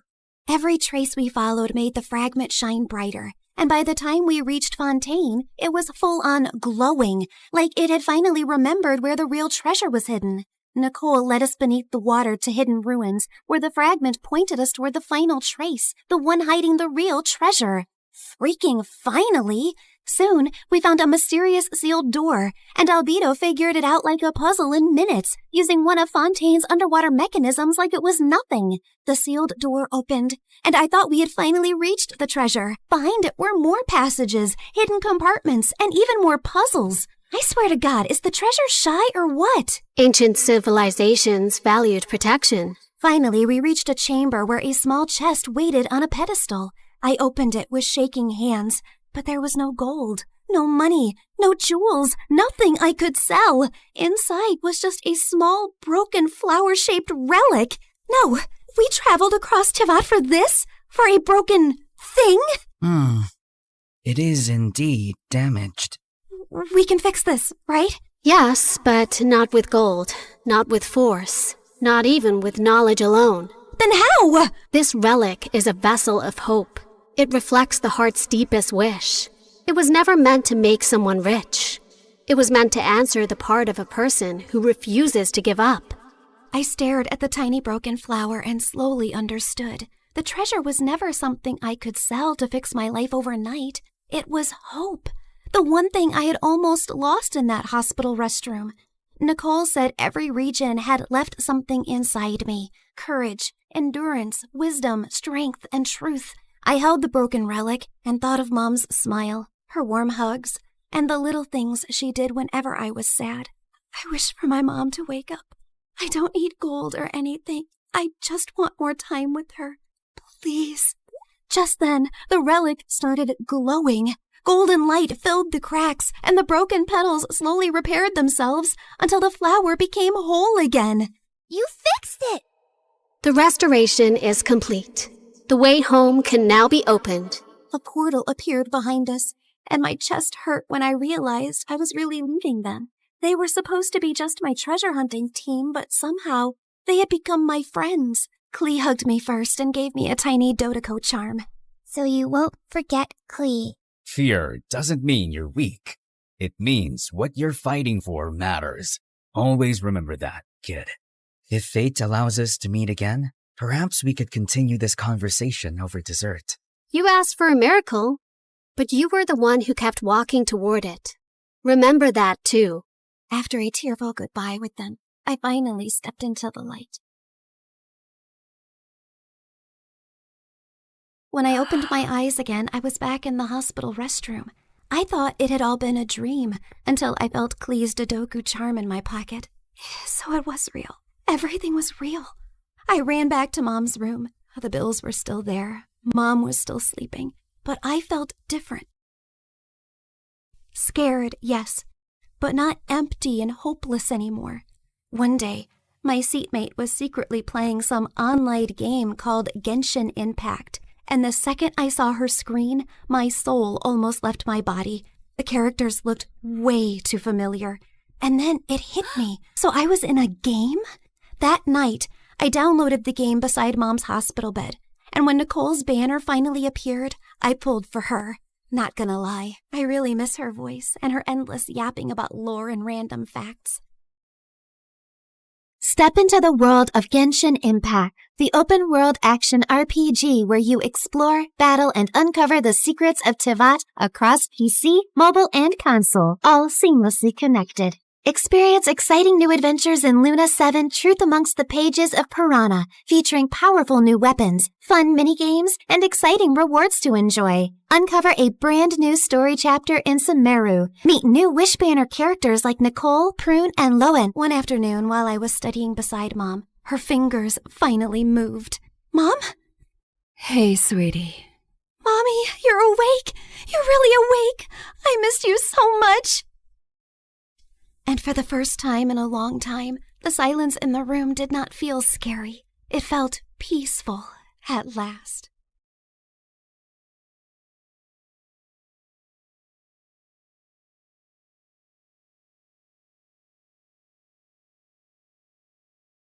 I woke up in the middle of the night feeling extra thirsty and almost passed out when I saw the time. It was 3 a.m., the devil's hour. I tried to go back to sleep, but I just couldn't. Come on, girl. Ghosts aren't real, but dehydration is. So hold yourself together and get your ice-cold water. I silently prayed as I went down to the kitchen. Suddenly, I caught someone moving in the shadows. Holy Mother of God! Was it the devil? I was about to scream when I realized that it was just my older brother, Kevin, who looked suspicious. I silently followed him as he went down the basement and was surprised when he opened a mysterious door that I had never seen before. But before he could enter, he looked back and saw me. Don't you ever tell anyone about this, especially Dad, no matter what happens. Why? What's inside that room? He just patted my head and smirked. The devil himself. He then disappeared into the room and locked it, leaving me shaking in fear and confusion. Hi, my name is Kendra, and this is my story of how my mysterious brother changed my life forever. Before I continue, please like and subscribe. After what happened last night, the first thing that I did in the morning was to check that door in the basement. But unfortunately, it was padlocked to death. Kevin was definitely hiding something in there, and it was killing my curiosity. I was finally able to corner him during dinner. Are you sure that you weren't dreaming? Because that totally didn't happen. That night was really weird, so he could be right. Our conversation was cut off when Dad joined us. Son, it's time for you to take over the company. We will be holding a gala next weekend to introduce you to everyone. They're all so excited to meet you. But Dad, no buts. You're graduating in a few months, so prepare yourself. I don't want any problems. Understood? Of course, my brother couldn't say no to him. He was always Dad's favorite, his golden boy, the perfect son. While me, I was just a stranger to him. If Mom was still alive, things would probably be different. Later that night, when I was about to sleep, I almost screamed when I saw Kevin leaning against my door. Can I help you? What makes you feel alive, Kendra? Huh? What's with you? Why are you being so weird? The less you know, the better. Good night, Peanut. Peanut? Where did that come from? That was the weirdest and longest interaction we've ever had. He was a year older than me, and we had never been close growing up. His time was spent in his room reading, in the piano corner perfecting his sonatas, or with Dad talking about business while playing chess. We also didn't see each other often at school because he was always with his best friend Cedric or surrounded by their crazy fangirls. The next morning, I woke up to Dad screaming from the library. I dashed to check what it was and found out that one of our maids found a letter under Kevin's pillow. I read it and froze. Kevin left. He didn't say where he went and when he was coming back. All the note said was, "Do not wait for him." I would expect something like this from you, but not my son. Kevin is a responsible young man. Well, the note says otherwise. The gala is this weekend. I need your brother to be there no matter what it takes. We tried looking for Kevin everywhere, but no one knew where he was. Even the police couldn't find him, and it was driving Dad crazy. One night, he just walked up to me and started inspecting my face. You would do. You were going to be him. Be who? Kevin. In case your brother is still on this stupid little adventure on the night of the gala, you will pretend to be him. But Dad, I don't think I can... Kendra, you are a capable young lady. Of course you can. You'll be saving our company from humiliation. I know I have not been very vocal about your accomplishments, but I do notice. Will you do this for me, sweetheart? I had never heard Dad talk to me that way, and it felt really good. So I found myself giving in. Besides, it would only be for just one night, right? I just needed to hide my hair under a wig and dress up like Kevin and just smile and avoid conversation as much as possible. Simple. When the big day finally came, I was a nervous wreck. There were too many important people, and Dad kept reminding me not to mess up. Luckily, the party was a success, and I thought my little mission was finally over until Dad came up to me. You did well. Now we just have to make sure that your brother will not fail his classes so he could graduate. You'll need to attend school as him. But how about me as Kendra and my grades? I'll call the school and tell them that I sent you out of the country for an emergency. Anything you fail, you can take for a summer class. But no buts. This was already decided. And remember, no one should ever know about this. But Kevin and I were just too different. After carefully thinking about it, I finally decided to do it. It was my chance to impress Dad. I just needed to do one little thing, which was to learn everything about my brother to make it believable. I checked his room, but I didn't find anything useful. I had to ask for help from the person closest to him, Cedric. But there was one problem. At school or whenever he visited my brother, I would usually lock myself in my room because every time our eyes met, I felt like passing out. The guy looked like a demigod, and I just couldn't handle him. But this time, I had no choice, and I knew exactly where to find him at school, the music room. As I peeked into the room, I saw him playing the violin, and I was instantly mesmerized. Just then, he stopped playing and smiled at me. Just avoid his eyes, and you'll be fine. Did it tickle your soul? Huh? The rhythm, the passion, the climax. Sorry, but I'm not into music. I stepped back, and he started walking towards me. How about this? Did it tickle your soul? I suddenly became mute. This is the first time you talked to me, and I'm surprised. What brings you here, Cupcake? Cupcake? I got a grip of myself and slapped his hand away. First of all, I'm not food. And second, I'm not here to talk about souls and music with you. It's about my brother. Suddenly, his face turned serious. I had already talked to your dad about it. Kevin ran away and he didn't want us to find him, and there's nothing we can do about it. I know, but I need your help with something. I told him about Dad's demands, and he suddenly laughed.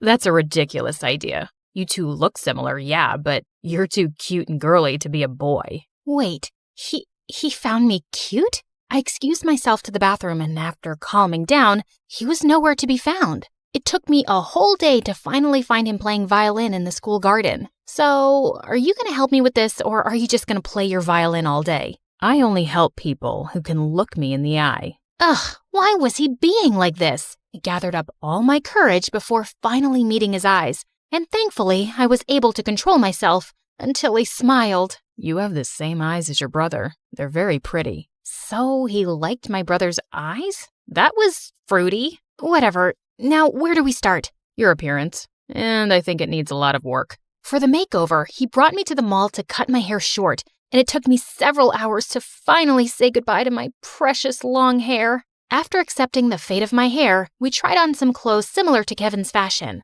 As I walked out in a leather jacket, he came up to me to zip it up. He was so close, I could hardly breathe. Looks perfect now. He then taught me about my brother's stance, walk, and gestures. I told you to walk faster, not like a gangster. And stick out your chest more. Think of yourself as the hunkiest man alive. Like this? He held my hips to guide me, and I felt like exploding from the sparks. Just then, I noticed some girls around drooling over us. Both guys are so cute. I'll take either of them. They look so in love. OMG. Love wins. Great. And now we were a gay couple. Cedric coached me about Kevin's interests, and I was surprised. I didn't know my brother was such a dork. He loves SpongeBob so much, he even thought of diving into the ocean just to look for its real-life version. But one revelation made me tear up a bit, and he adores you so much. But he thought you didn't like him, so he always chose to give you space. What? That's not true. He's too protective of you. He even told me not to talk to you because he thought I'm trouble. Oh, yes, you're definitely gonna be trouble.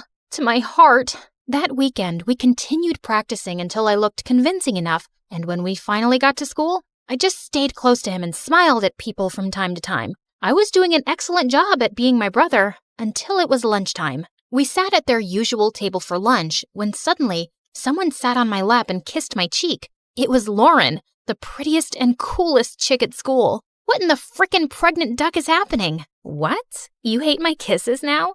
You look like you've seen a ghost. I turned into the ripest tomato when she giggled into my ear. I could never hate such a goddess like you. Wow. Since when did you become this cheesy? I gave Cedric a panicked look, but the jerk was trying his best not to burst out laughing. I kicked his leg under the table and his wince was satisfying. I then excused myself in the bathroom and dragged him with me. There, he revealed that Kevin had been dating Lauren for a while now, and I had no idea about it. Lauren had been all over me for the next several days. This was totally normal, of course, except for the little detail that I was not her actual boyfriend. And through all of this, Cedric remained an unhelpful idiot who was clearly enjoying my discomfort. We were walking to our last class when someone suddenly grabbed and pushed me against the wall. You're acting weird lately, and I like it. Before she could kiss me, I acted like there was a bug inside my shirt and ran away. I needed to talk to Cedric. As usual, I found him in the music room. We need to tell Lauren. Suddenly, Lauren appeared from behind me. Tell me what? Wait a minute. Don't tell me that you guys are dating?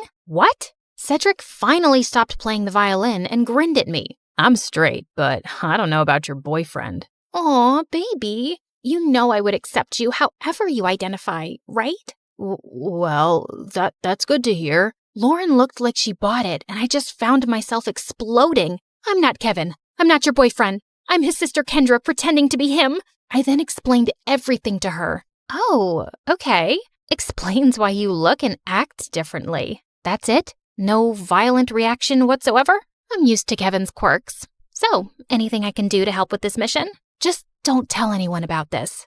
Got it, baby. Despite knowing the truth, she still kissed me on the cheek, and it made Cedric laugh. I started hanging out with both of them since then. They would talk fondly about my brother and share things about him that I didn't know. It made me realize that he wasn't as boring as I thought he was. One day, Cedric dragged me to the music room and asked me to listen to his new composition. It was a wrong move to come with him, because the way his fingers moved and his handsome face played with the painfully sweet tune screamed danger to my heart. I calmed myself down and hyped him up when he was done. You really like playing the violin, don't you? I like to touch people's hearts with classical music. How about you? What makes you happy, Kendra? I'm curious. I ended up telling him about my passion, which was fashion designing. I used to draw my designs every day, but when Dad saw it, he burned all of them. He found it lame and useless to his company. I'm sorry to say this, but your dad is the biggest jerk in the world. He treats you and Kevin as assets to his company, and never as a son and daughter. You're right, but it just made me crave for his love and approval. Someday, I hope you'll be able to find the courage to do what you need to do. You have me now, you know. I'll take care of you. He leaned in closer, and I thought he was going to kiss me, but to my surprise, he pulled away and walked back to the platform to play again. What was that all about? After the incident in the music room, I started thinking that maybe Cedric liked me too, until one day I heard him talking to Lauren in an empty classroom. You like Kendra, don't you? What are you talking about? She's off limits. And besides, she's just like the little sister I never had. Those words were enough for me to accept the truth, that Cedric will just be my dream. To distract myself, I invited Lauren for a sleepover, and as she was trying on some of my favorite clothes, I couldn't help but admire how beautiful she was. Just then, I found her smirking at me through the mirror.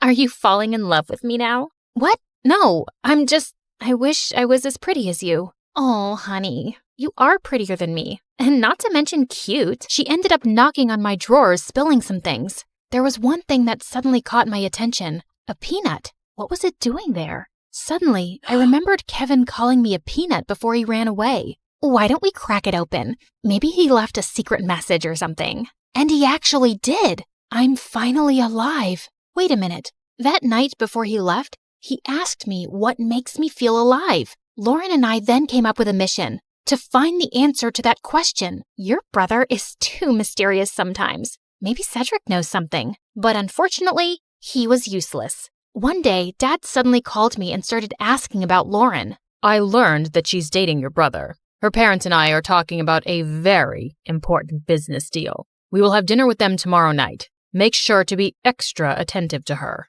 I thought it wouldn't be much of a problem until they suddenly decided to marry us off with Dad knowing that I was Kendra. He was crazier than I thought.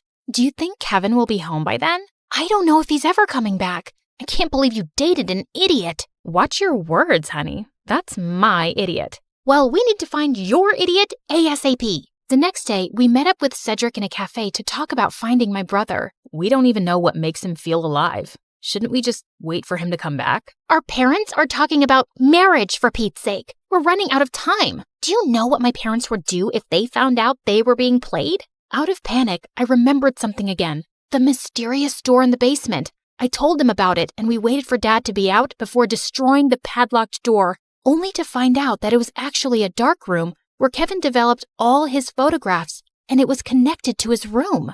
And all those pictures were related to an island that only meant one thing. Kevin was staying on one of them. It makes sense now that he always disappears on weekends. I also found a camera in his bag one time, but I never saw it again. And why didn't you both tell me about this earlier? You're both idiots. And with that, the three of us were off to an adventure to get my brother back. As we traveled, I kept on flirting with Lauren to avoid Cedric. And for a moment, I thought I saw his deadly glare through the rearview mirror. Was he jealous? I wished. In a span of 2 days, we had already visited 7 islands, but there was no luck. Just when we were about to give up, we suddenly spotted someone resting on a hammock. It was Kevin. He looked shocked to see us. Suddenly, he glared at Cedric. Dude, you told them? Wait, you knew? Let me explain. No, you knew. And you kept silent while I was going crazy trying to find a way to bring back my brother so I could get me back. Kendra was equally furious. Babe, I can explain. Shut it, Kevin. You're not my favorite person right now. Kendra. Later. I need to speak to my brother. I walked away and Kevin followed me. Now start explaining the reason I'm sacrificing my identity. I'm sorry, Peanut. I didn't mean for you to be tangled up in my mess.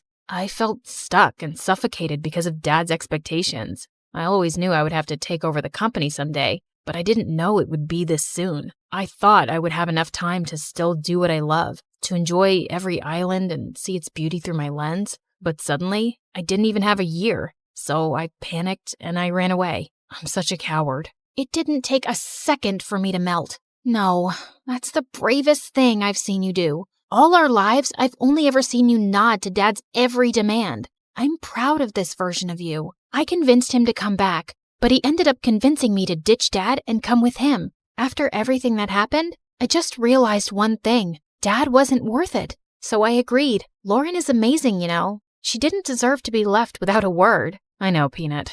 I guess I have a lot of making up to do. Good luck, Walnut. Later that day, he spent his time making it up to Lauren and talking to Cedric, while I was left alone doodling some cute dresses on the sand. My brother then came up to me and asked me something. Are you mad at Cedric? I asked him not to tell anyone. Keeping this from you must have been very hard for him.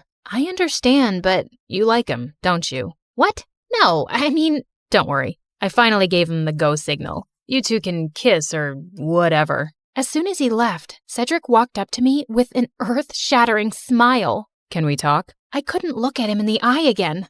About us. I've always fancied you, you know, more than violins. I felt like melting at his confession. I told him about the reason why I'd been avoiding him all these years, and he responded to it by finally kissing me on the lips. Thank God I didn't pass out. So, did it tickle your soul this time?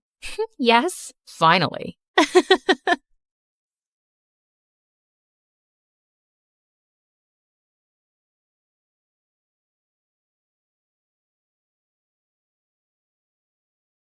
I was about to shoot my target when suddenly someone appeared from the shadows and snatched the apple away. It was the most popular guy in school, Travis, and lately he'd been flirting with me every chance he got. Let's play a game. If you miss the target, I'll have to kiss you. But if you hit it, then you'll have to kiss me. What do you say? Sure, why not? Everyone knew how good I was in archery, and as expected, it was a bullseye. Deal's a deal, cream puff. As he closed his eyes for the kiss, I called for the school cat Loki and whispered something to it. You can open your eyes now. Loki scratched his face like a wild animal as I walked away, in total satisfaction. Hi, my name is Bianca, and I'm incapable of falling in love. Well, that's what I thought. But before I continue, please like and subscribe. My mom owned a huge chain of hotels, and I was the sole heiress to the business empire. Our family name was well known already, but I'd really made us famous. Teen heiress seen kissing alleged gangster? Spoiled princess seen at archaeological site closed off for public? Princess Bianca announces to pay any amount to straighten the Leaning Tower of Pisa. Oh, each headline is worse than the one before. Alleged gangster, Mom. We broke up. And you know my keen interest in history. I had to see that site. And come on, am I the only one annoyed by that Leaning Tower?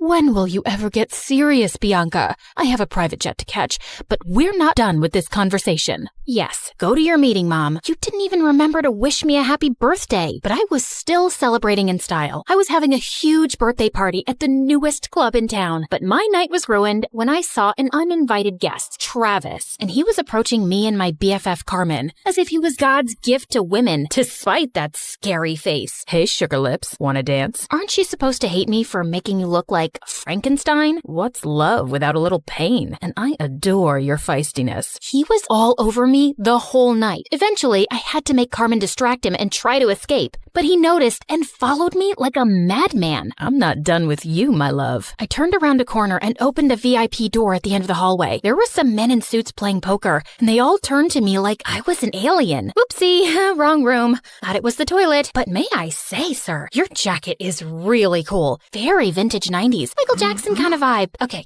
I won't bother you guys.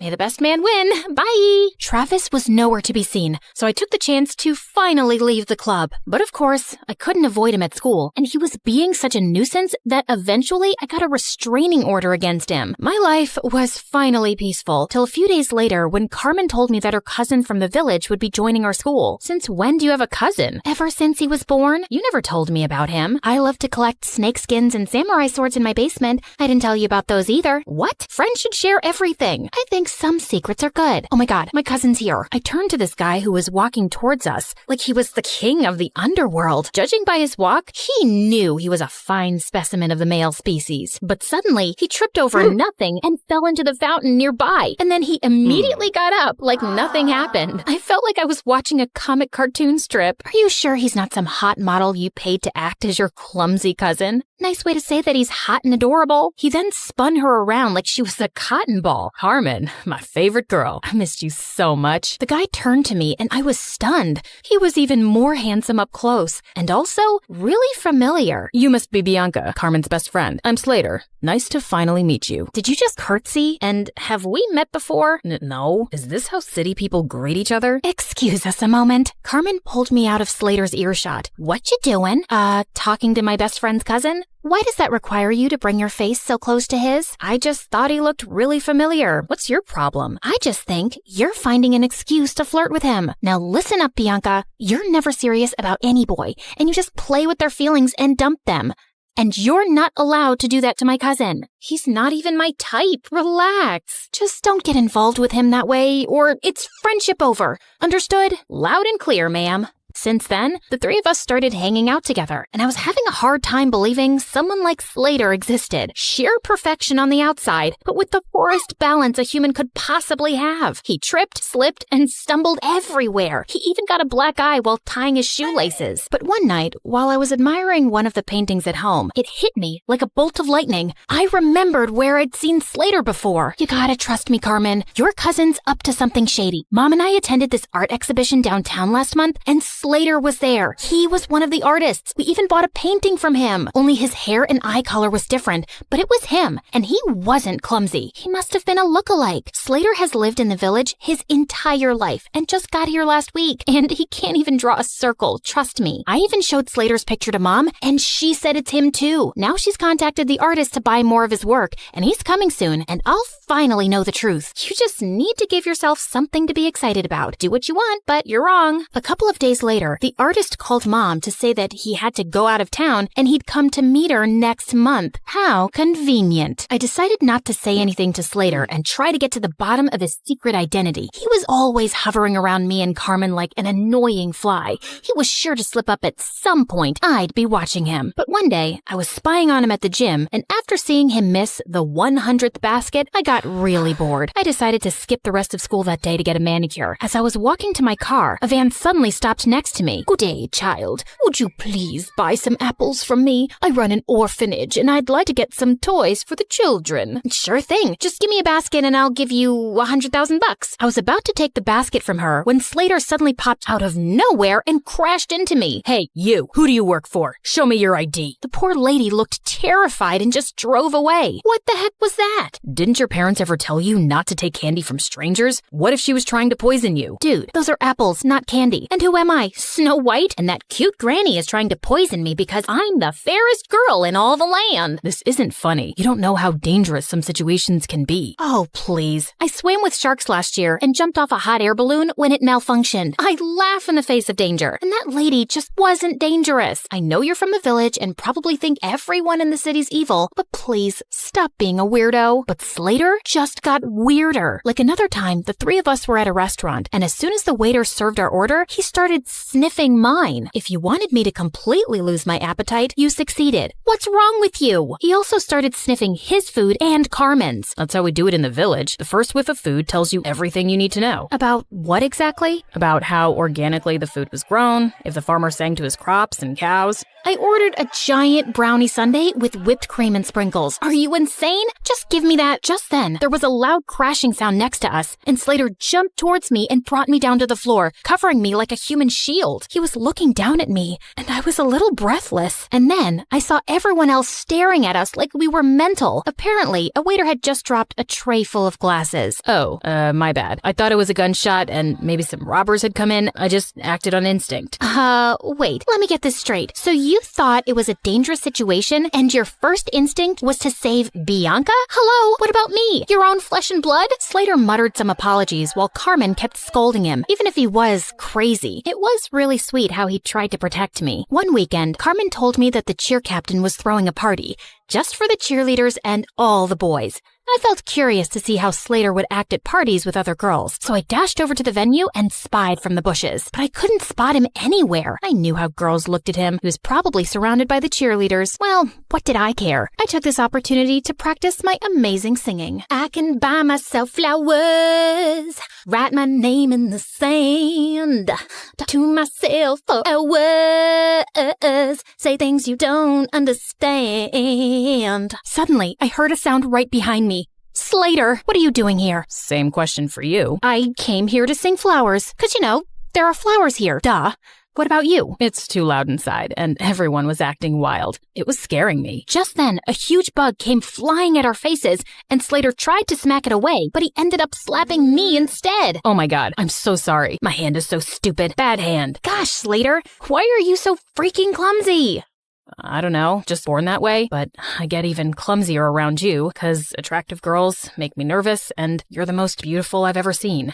What do you mean? You know what I mean, Bianca. It suddenly hit me. He was attracted to me, and that could make things complicated. I had to avoid him from now on before Carmen could misinterpret things and unfriend me. But the very next day, I caught him in the janitor's closet with his butt stuck in a mop bucket. Jesus, what have you done this time? Can you just help me, please? I think I got a cramp. As I pulled him up, our lips accidentally touched, and my tummy fluttered. Just then, someone gasped from the door. Carmen! Girl, it's not what you think. I followed her to an empty classroom and tried to explain. I swear, there's nothing romantic going on between us. He's too dumb and clumsy for me, and I'm certain he's a liar. Excuse me? That's my cousin you're insulting. And you say these things, but I feel like you're attracted to him. Just don't get attached to him, okay? He's not right for you. Of course, duh. I already knew that, but I was a bit bothered by what Carmen said. Why did she think he wasn't right for me? A few days later, I was practicing archery alone when suddenly an arrow came flying from somewhere and almost hit me. I turned around and saw someone behind a tree. I dashed over and found Slater. What are you doing here? Trying to kill me now? No, what? What just happened? You happened, Slater. You nearly sent an arrow straight into me. You're a hazard to society. Oh God, I'm so sorry. I didn't realize my arrow came your way. I mean, I didn't even know anyone was here. I would never hurt you, I swear. But let me make it up to you with an ice cream shake. Come on, let's go. I wasn't finding his act convincing. Why was he always around me? He was beginning to seem as obsessed with me as Travis. And what if he tried to hurt me on purpose with the arrow? By the way, are you free tonight? I want to talk to you about something. Just you and me, alone. Okay, sure. But we're alone right now. You can't tell me over ice cream shakes? What ice cream shakes? Oh, yeah, that. No, tonight's better. I'll send you the pin location. Driver, I'll get off here. Thanks. See you later, Bianca. And then he just jumped out of the car and walked away. This dude was so weird, but I was really curious about what he had to say. Later that night, I was surprised to learn where he was taking me. The rooftop of an old building. There was no elevator, so we had to climb 8 flights of stairs, and he was holding on to my shirt like a kid. Wait, what if he tried to push me down? Can you move away? I need some personal space. But what if I trip and fall down the stairs? You know how clumsy I get. Why would you invite me to a rooftop then, idiot? You'll see. When we finally reached the top, I was surprised to see a candlelit dinner. What's all this? Obviously a date. Were you expecting a crime scene? Didn't your cousin warn you about me? She did, but I just don't see why she's so against the idea of you being my girlfriend. You're beautiful and amazing. She was trying to protect you because I have a history of not being good with relationships. May I know why? And before I knew it, I just found myself opening up. Growing up, I saw how my dad broke my mom's heart and left her for another woman. Since then, mom's not even the same person. She just buries herself in work. And dad kind of broke my heart too. Leaving like that? I'm just afraid to let anyone come close. I know that you don't trust me, but I hope that someday you will, and I'll get to know you better. I feel like you're someone worth knowing. He looked at me earnestly and then started leaning in. I found myself closing my eyes, and when his lips touched mine, I felt something electric. Wait, that was a mistake, Slater. I care a lot about my friendship with Carmen. I can't. Okay, I understand. But later that night, all I could think about was Slater and that kiss. Maybe I could talk to Carmen and she'd come around, but I still couldn't shake off the idea that Slater was lying about himself. As luck would have it, Mom told me the next day that the artist was back in town, and he was displaying his work at a gallery gallery that night. Well, Slater wasn't going to be the only one in disguise. I went dressed up as someone completely different, and I was thrilled to see him. He might have a different style, but I was certain it was Slater. And as I was walking past him, I accidentally tripped and fell forward, scraping his arm with my pen. I'm so sorry. I'm not very good with the walking.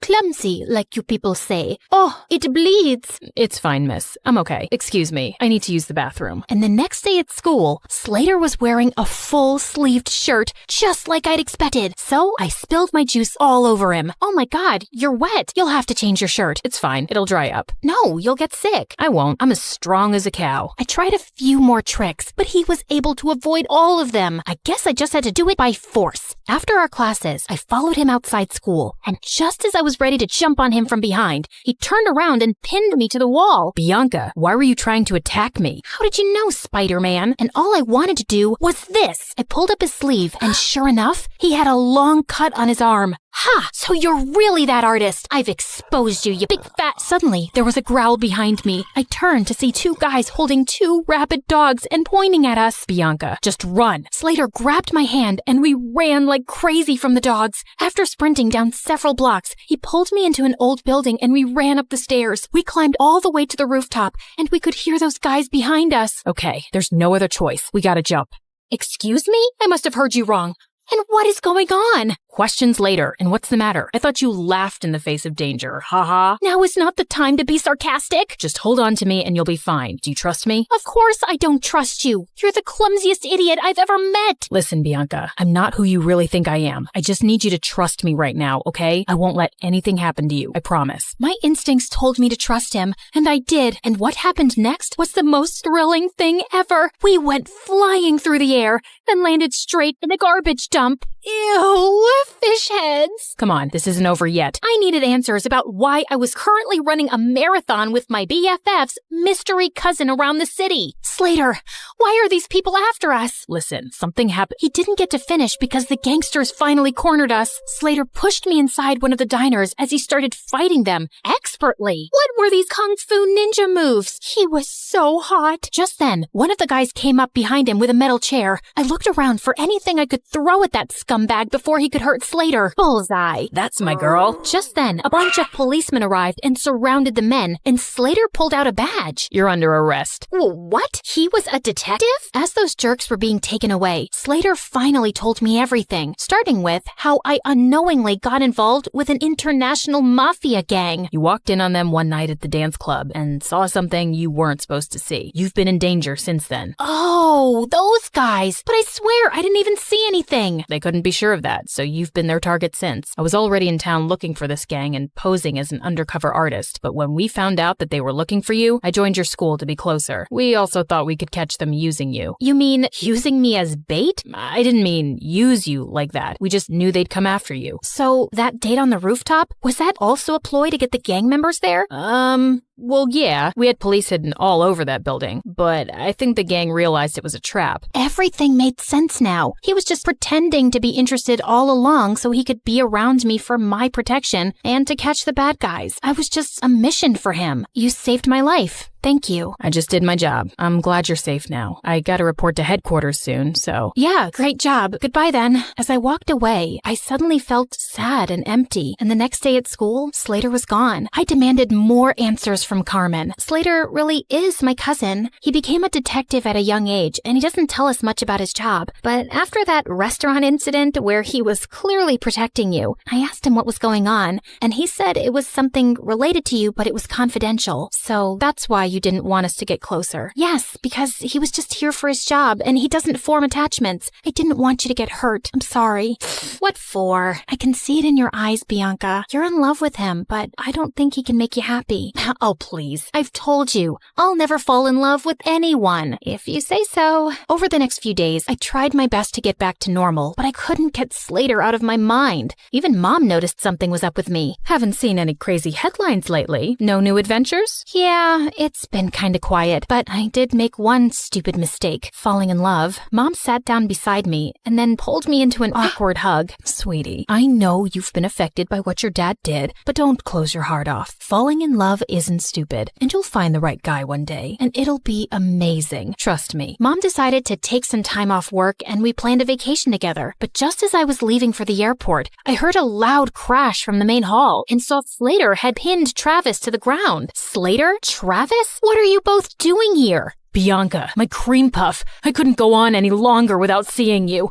I can't live like this. You really need to tighten security around here. Found him crawling through the dog door. As Slater handed over a screaming Travis to the guards, he turned to me. Why are you here, Slater? Same reason as Travis, actually. I really missed you. Wait, where are you going? Sorry, can't disclose the location. It's top secret, so whatever you want, make it fast. I got another mission. Okay, so what is it? I need you to fall in love with me and be my girl. Oh, well, that sounds like it's gonna be a very hard mission. I'm not afraid of challenging assignments. He pulled me in for a kiss and then hit his forehead against mine. So you're naturally clumsy.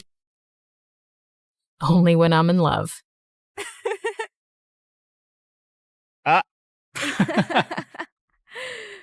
Hi, I'm Jessica from Napa Valley, and I have a weird story to tell you today. But first, please like and subscribe because MSA will give $1,000 to one lucky person in the coming 7 days. I lived in a beautiful house surrounded by trees. I had a good life, but growing up, I didn't get along too well with my family. For starters, my mom was like a 5-year-old trapped in an adult body. All she wanted to do was run around and play. Mom's idea of having fun was a water balloon fight with me and my older brother Dylan, and I found her childish behavior so annoying. I could never study in peace without hearing Mom sing show tunes around the house. Come on, you little bookworm. Let's bake some cupcakes. Don't you know how to have any fun, you nerd? Ugh, see what I mean? But the only person worse than Mom was Dad. He was barely home since he was a fancy businessman who traveled a lot. And when he was home, he treated us like servants. Bring Daddy some juice, will ya? My toes hurt and I can't move. There's not a lot left and we're saving it for tomorrow morning. Oh, so maybe you should be the one who goes on 5-hour flights to earn money for us. I kinda hated being around all of them, so I spent most of my time alone reading and practicing my violin. But when I got to 11th grade, things took a crazy turn. Mom told me one morning that we were taking in an exchange student. She's from Tokyo. She'll go to your school and live with us for 4 months. Isn't that exciting?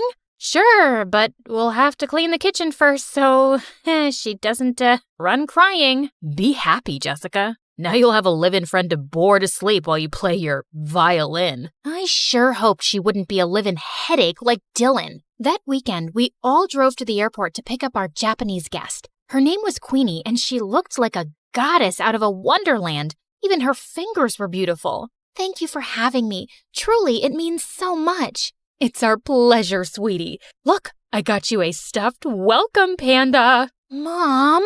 Hi, I'm Jessica, and I'm the normal one in the family. Please, don't judge me based on them. Oh my goodness, this is so sweet. Can one of you help me with my bags? They're heavy because of all the books I brought. Wait, Queenie was into books?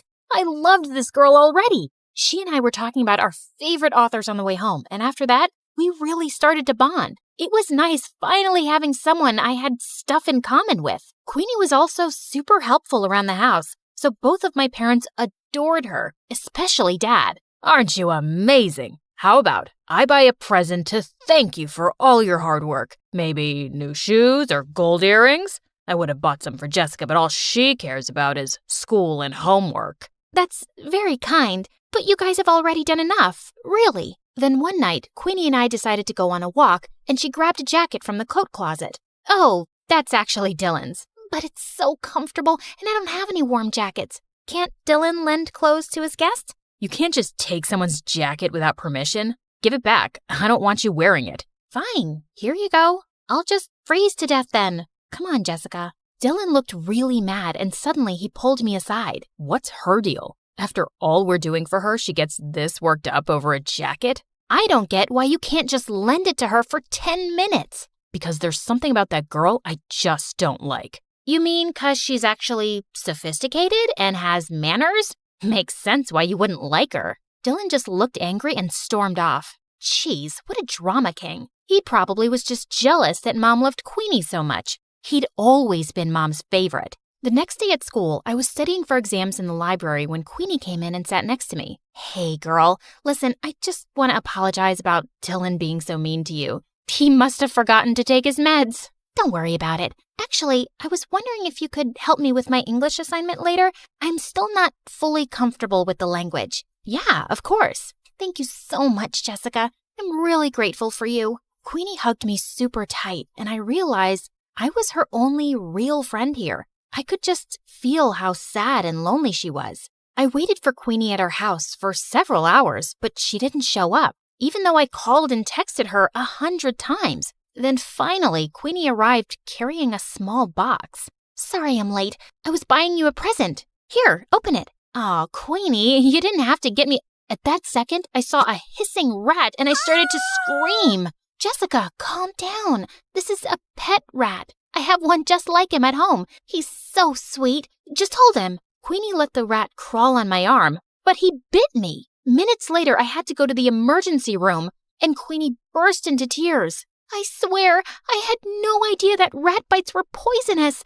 I have the exact same one at home, and he's such good company. It's okay, Queenie. The doctor said I'll be fine. Just don't go around giving people pet rats in the future. Queenie just kept apologizing and hugging me. I felt bad for her, but man, it had been an exhausting day. And for some reason, things kinda went downhill after that. Queenie wanted to be around me 24/7 and do everything together. I was thinking I could come with you to your violin lesson today. I've always wanted to play an instrument. I have a recital tomorrow, Queenie, and don't take this the wrong way, but I need a little space. We already go to school together and live in the same house. Of course, I totally understand. Your mom wants me to make dinner anyway. I was relieved that Queenie wasn't upset, but when I knocked on my violin teacher's door, I saw he looked mad. What is it now, Jessica? Haven't you caused me enough stress today? Caused you stress? What are you talking about? Your mother called in to tell me you wanted to quit the violin for good. The recital is tomorrow night. I have 24 hours to find a replacement. My teacher slammed the door angrily, and I was so confused. Why would Mom tell him I was quitting the violin? I went home to confront her when I saw Queenie standing by the kitchen, smiling at me. How was your violin lesson? Was your teacher disappointed that you quit? How did you know about that? Wait, unless you were the one who said I quit? Yeah, I was a little hurt that you didn't let me observe your lesson. So I thought a good punishment would be taking the violin away from you for a while. I'm sorry, punishment? Queenie, you're not my mom. How could you do that? Playing the violin is one of the only things that gives me joy. Like you already don't have enough joy in your life? You don't appreciate anything your family does for you, especially your mom. You make it so obvious that you think she's dumb. You're just an ungrateful witch. That made me so mad that I slapped Queenie hard across the face, and then I stormed off to my room. I refused to speak to Queenie that whole morning and didn't even say thank you when she made me breakfast. I suppose all sisters fight once in a while. Honey, Queenie's going to come to school late today. We have to renew her passport. Good. Get it renewed ASAP so she can go back to Japan. And she's not my sister. Jessica, what's gotten into you? Queenie just smirked at me and I left. I tried to forget about her at school, but around lunchtime, I got a text from her. Jessica, where's your mom? I haven't seen her all morning. Is she okay? What was she talking about? Hadn't they gone to the passport office together? I called and texted Queenie to find out more, but she didn't answer. And when I called Mom, her phone went right to voicemail. I started panicking and went home as fast as I could to see what was going on. And I found Dylan on the porch looking super upset. I just got a text from Queenie asking where Mom is and if she's okay. What is she talking about? Neither her or Mom are answering their phones. Why would Queenie send a text like that? Something's going on. We have to call the police. Okay, but go tell Dad first. I found Dad in his office and told him everything, but he shrugged like it was nothing. What's the big deal? She'll turn up soon enough. So you're not worried at all if Mom's okay? You don't think those texts were weird or... Quit bothering me, Jessica. I could use a break from your mom. Get a little peace from her morning singing. What? What kind of monster was my dad, not caring if Mom was safe? I would have to take matters into my own hands. But just then, I heard yelling coming from Dylan's room, and I opened his door to find Queenie sitting on his bed, while Dylan looked furious. What is going on? Queenie, you've been home this whole time?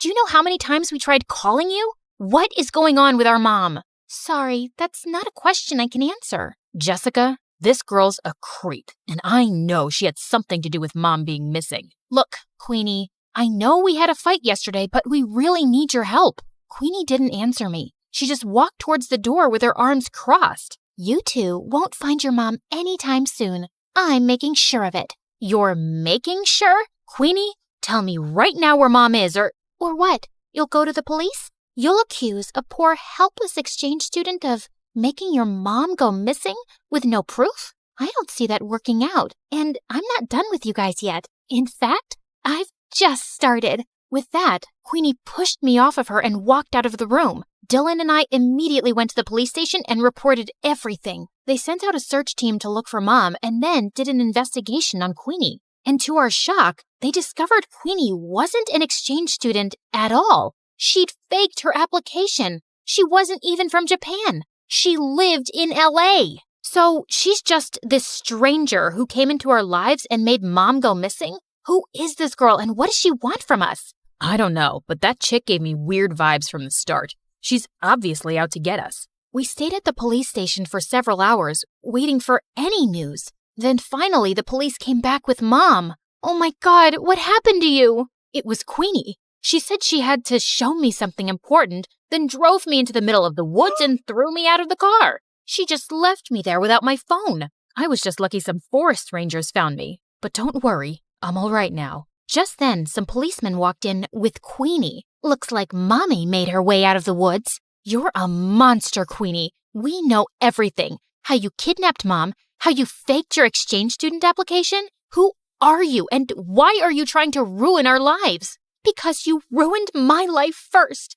When I was 10 years old, your dad conned my parents out of all their money and disappeared, and we ended up having to live on the streets. My mom had a mental breakdown. Your dad is a criminal, and I finally tracked him down because I wanted him and his perfect family to suffer the way I did. I was speechless. I knew Dad had been a jerk, but he was a crook too? Queenie was admitted into juvie, but we insisted that the police look into her family's case. And 2 days later, the police came to us with some news. It turned out that Dad was part of a group of conmen that had been going around in disguise all over the country for years, scamming people. And as soon as Dad got home, they arrested him. He kicked and screamed and shouted at us to do something, but we didn't. A part of me almost felt relieved to see him go. I am so sorry, you guys. I never knew much about your father because he always told me to mind my business and kept everything a secret from me, and I stopped asking. That's why I was never happy in our marriage.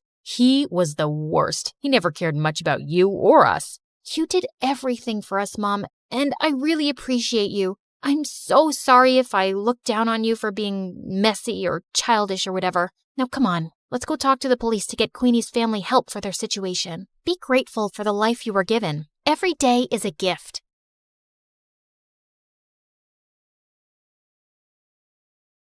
You've heard of a rags to riches story, but how about a riches to rags one? Like and subscribe to hear my reverse Cinderella story. Hi, MSA Nation. My name is Patricia, but since we're friends, you can call me Trisha, but not Patty. I hate Patty. Growing up, I was extremely rich, like next level rich, like Oprah meets Rihanna meets King Charles rich. It was all thanks to my mom, who the world knew as Cheryl. She was the most impressive person I knew. She and her best friend, whose name I won't mention for reasons that will soon become clear, were business tycoons who got a ton of investors and created a huge mega corporation right out of college. Ever heard of Amazon? Their business was kind of like that. Let's call it BFF Enterprises. It employed thousands of people all across the country, and Mom and her friend reaped the rewards of their extraordinary efforts. I aspired to have a BFF like Mom's. As a VIP daughter of a VIP, I was enrolled in etiquette classes immediately. By the time I was 5, I was practically Julie Andrews. You the queen from the Princess Diaries, only smaller. I was treated like a princess, with people attending my every need. When I showed an interest in art, I was gifted all of the finest art supplies, and was even able to practice by creating portraits of some of the coolest celebrities. I can neither confirm nor deny that those were the celebrities who I painted. Yeah, my life was pretty much perfect, until someone ruined everything. One day, there was a huge commotion next door at Mom's best friend's house. All of a sudden, the door swung open, and I was shocked to see Mom's bestie in handcuffs. It turned out she who must not be named, that's what I called her, had been stealing a ton of money from their company. Because of that, their business went under, and thousands of people lost their jobs. To make matters worse, an angry former employee was convinced that Mom must be to blame too. He put together a whole manifesto and brought Mom to court. Fortunately, Mom was declared innocent. I knew she always would be, of course. She who must not be named was proven guilty and sent to jail. The employee who had lodged a case against Mom ended up behind bars for defamation too. Mom's name was cleared, and she and I lived happily ever after. That's the end of my story. Thanks for tuning in. Just kidding. It got a whole lot worse from there. Even though she was innocent, the public knew Mom as the face of the company, and they were mad. Mom and I weren't exactly well-equipped to fight off an angry mob, so the government intervened for our safety, and we were forced to join the Witness Protection Program and completely change our identities. We were given cover stories and everything. So, remember before when I said my name was Patricia? Well, that was sort of the half-truth. I had a different name before all of this mess. A gorgeous name. But that and everything else were taken from me when she who must not be named ruined my life. I was pulled from my life of glamour and ease and relocated to here. Yeah, the house was a serious downgrade from what I was used to. See what I mean about an opposite Cinderella story? I know this is different from what we're used to. At least we still have each other. One day, we'll live in a big mansion again. I hoped she was right. In the meantime, Mom set up security cameras everywhere. She was afraid someone would somehow find out who we were and try to break in and steal whatever valuables we had left. That fall, I started up at my new school. I thought it would be a breeze. I'd never had any problems making friends before in my fancy school, back when I had money. But here, everyone was staring at me as I walked in. I felt like a total fish out of water. What, are you like from Gossip Girl or something? It got worse in the classroom. May I use the washroom? Mayhaps the princess would like a peasant to escort her. And even worse than that in the cafeteria. Look, Gossip Girl thinks she's at a royal banquet. Here, have some slop like the rest of us, princess. I was about ready to blow my cover and demand Mom let us move back to our old life when... Hey, leave her alone. Your mama sure would be mad if I told her that this is how you minded your manners. Wow, thank you for that. Don't mention it. Someone has to show you some proper small-town hospitality. I'm Sally. Patricia. Where are you from, Patricia? I grew up in the big city with a ton of money. My paternal grandparents invented trail mix, but my dad walked out on me and my mom and took all of our riches with him. Oh my goodness. I'm so sorry to hear that. We used to have more money too, but, well, it's complicated. It's hard, what with being one of 6 kids. Hey, if you'll let me, I would love to help you learn the ropes of a small-town life on a budget. Under Sally's wing, I started to really get the hang of my new life. She taught me all the tips and tricks to finding the best deals while thrift shopping. $5, final offer. The art of sandwich making. The more cold cuts, the better. Even how to use a lawnmower. She was a hoot. While all the other neighborhood kids were riding bikes, Sally would show up places driving her dad's lawnmower. And you don't need a license for this? Nope. Weirdly, though, I never actually saw Sally's dad, but more on that later. Sally encouraged my painting, even if it meant using unconventional canvases. She was the most thoughtful friend I ever had. In turn, I taught Sally all about how to host a proper high tea, and even how to ballroom dance. Sally was a total girly girl at heart, and I could tell she appreciated feeling like a princess for once. Over time, Sally and I became inseparable, and we especially loved taking her lawnmower out for joyrides. Hey, instead of zooming around town, why don't you put that machine to good use and mow my lawn? I'll throw you $20. $30, final offer. The haggling skills Sally taught me were really coming in handy, and that's how Sally and I started earning some extra cash. In the beginning, we had a handful of customers, mostly our friends' parents, who paid us to mow their lawns and rake their leaves. But then, Sally had a fabulous idea. Trisha, you're such an excellent artist. We should offer painting services too. You can even do customized designs. Oh my gosh, Sally, you're a genius! We showed up to the hardware store, excited to get all the materials we'd need to expand our business, but were shocked when we saw the prices. We were in over our heads. I went home, defeated, but then I thought of someone who just might have some good advice. Janessa, the apple certainly doesn't fall far from the tree. I'd be happy to jumpstart this business for you too. We'll finally have a new way to make money. But first, I want to see your business plan. With Mom's guidance and funding, S&T's Landscaping was born, and with her savvy advertising, our client base expanded quickly. Plus, I was having a blast customizing people's houses with my art. With Sally by my side, I was starting to finally feel at home in this small town. There was just one weird thing. Sally never invited me to her house. She always made excuses why we should meet at my place instead. Oh shoot, I totally forgot. My crazy Uncle Louie's at my house this week. He always brings all 17 of his pet chickens. We should probably just hang out at your house. I fell for it when she told me about Aunt Linda and her 6 boa constrictors, but 17 pet chickens? Yeah, right. One day, curiosity got the better of me. When Sally told me she was heading home after school, I pretended I was going to my place, but I followed her instead. What could she possibly be hiding? I followed Sally to the outskirts of town, the bad neighborhood. Whoa, Sally lives here? The trailer barely looked big enough to hold a twin bed. How could Sally and her 5 siblings and her parents even fit in there? Just then, I lost my balance and fell to the ground with a huge thud. Trisha? Sally, I can explain. I thought Sally was gonna start screaming at me, but instead, she started crying. I'm sorry I never showed you my home. It's just, well, I was embarrassed of this ugly trailer. My dad used to have an excellent job, and we had a big house and a big yard, but Dad lost his job a few years ago and ended up in jail. Ugh! If it wasn't for BFF Enterprises, we would never be in this mess. He was just trying to stand up to their evil owners, and instead Cheryl hired her cronies to make it look like Dad was lying and put him away. It felt like my stomach had dropped out of my butt. Sally's dad was the angry former employee who'd made a case against Mom. Thank goodness Sally had no idea who Mom and I actually were, thanks to our aliases and dye jobs. But why was she blaming Mom when it was really her dad who put us in this mess? I knew I shouldn't say anything or risk Sally getting suspicious, so I ran home before I put my foot in my mouth. Trisha, wait! Was it something I said? I avoided Sally the rest of the week, which wasn't easy. I felt so conflicted. Sally was my best friend, but she hated my mom and blamed her for her dad being in jail. So, I decided to get Mom's advice. I need to talk to you. Sally's dad is your angry former employee who ended up in jail. Oh, come on now, Trisha. What a strange joke. Why was Mom calling me Trisha? At home, she always called me by my real name. Mom, this is serious. Sally has no idea who I really am, or that you're actually the co-founder of BFF Enterprises. Just then, Sally popped up from behind the couch, and suddenly, Mom's behavior made sense. Sally, it's not... I can't believe this. I thought we were best friends, and all along, your family is why my family is suffering? Sally, please, leave me alone. I don't want to talk to you ever again. I've heard of surprise birthday parties gone wrong, but never this badly. I probably lost my BFF forever. But Mom was more preoccupied that Sally would out us both.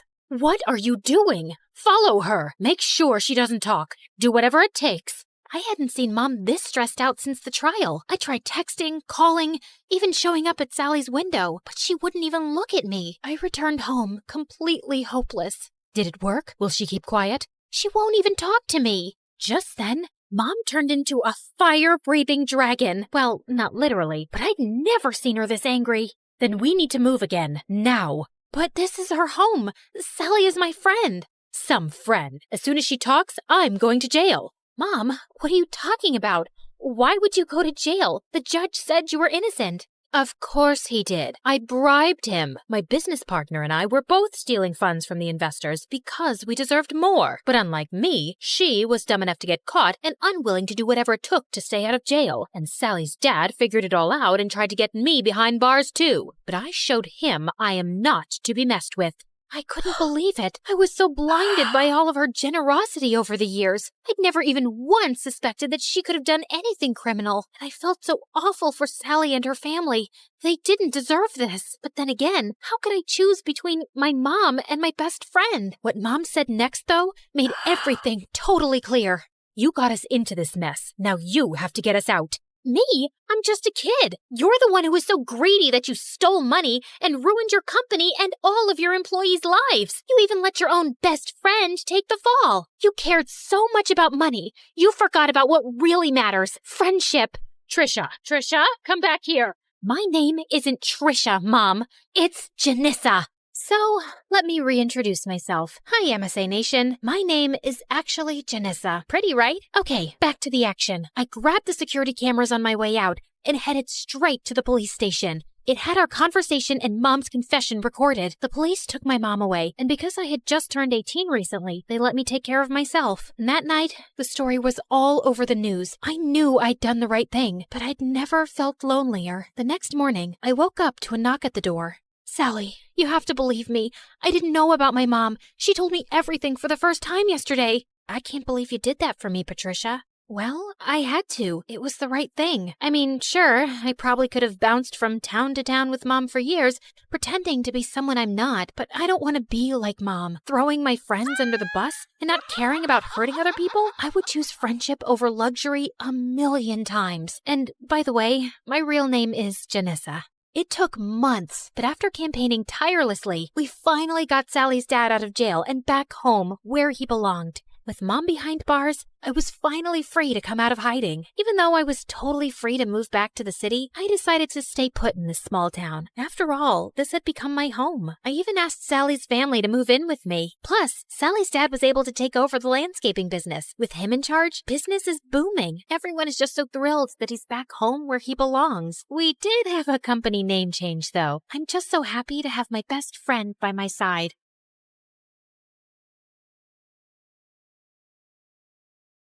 Hi, I'm Catherine from Arizona. Please like and subscribe. When I was born, my parents were very young. Dad was an inventor and Mom was an aspiring model. Mom spent most of her time at auditions and fancy parties, while Dad and I stayed home in his lab. The two of us would go from business to business trying to sell Dad's inventions, but no one ever bought anything. I love that Dad let me help with his experiments, even though I was clumsy. Like once when I was 7, I tripped over my shoelace and ended up spilling some beakers, and the whole lab stank of rotten eggs. Nobody could pass by our house for a week without gagging. Another time, I left a burner on the lab and went to the park, and by the time I returned, I found a fire brigade outside the house. Mom was furious when she came home, but Dad always had my back. He was the sweetest, but Mom fought with him over everything, especially the fact that he didn't make enough money. And then one day, Mom just left with her new friend. Dad said she was going on a business trip and would be back soon. Well,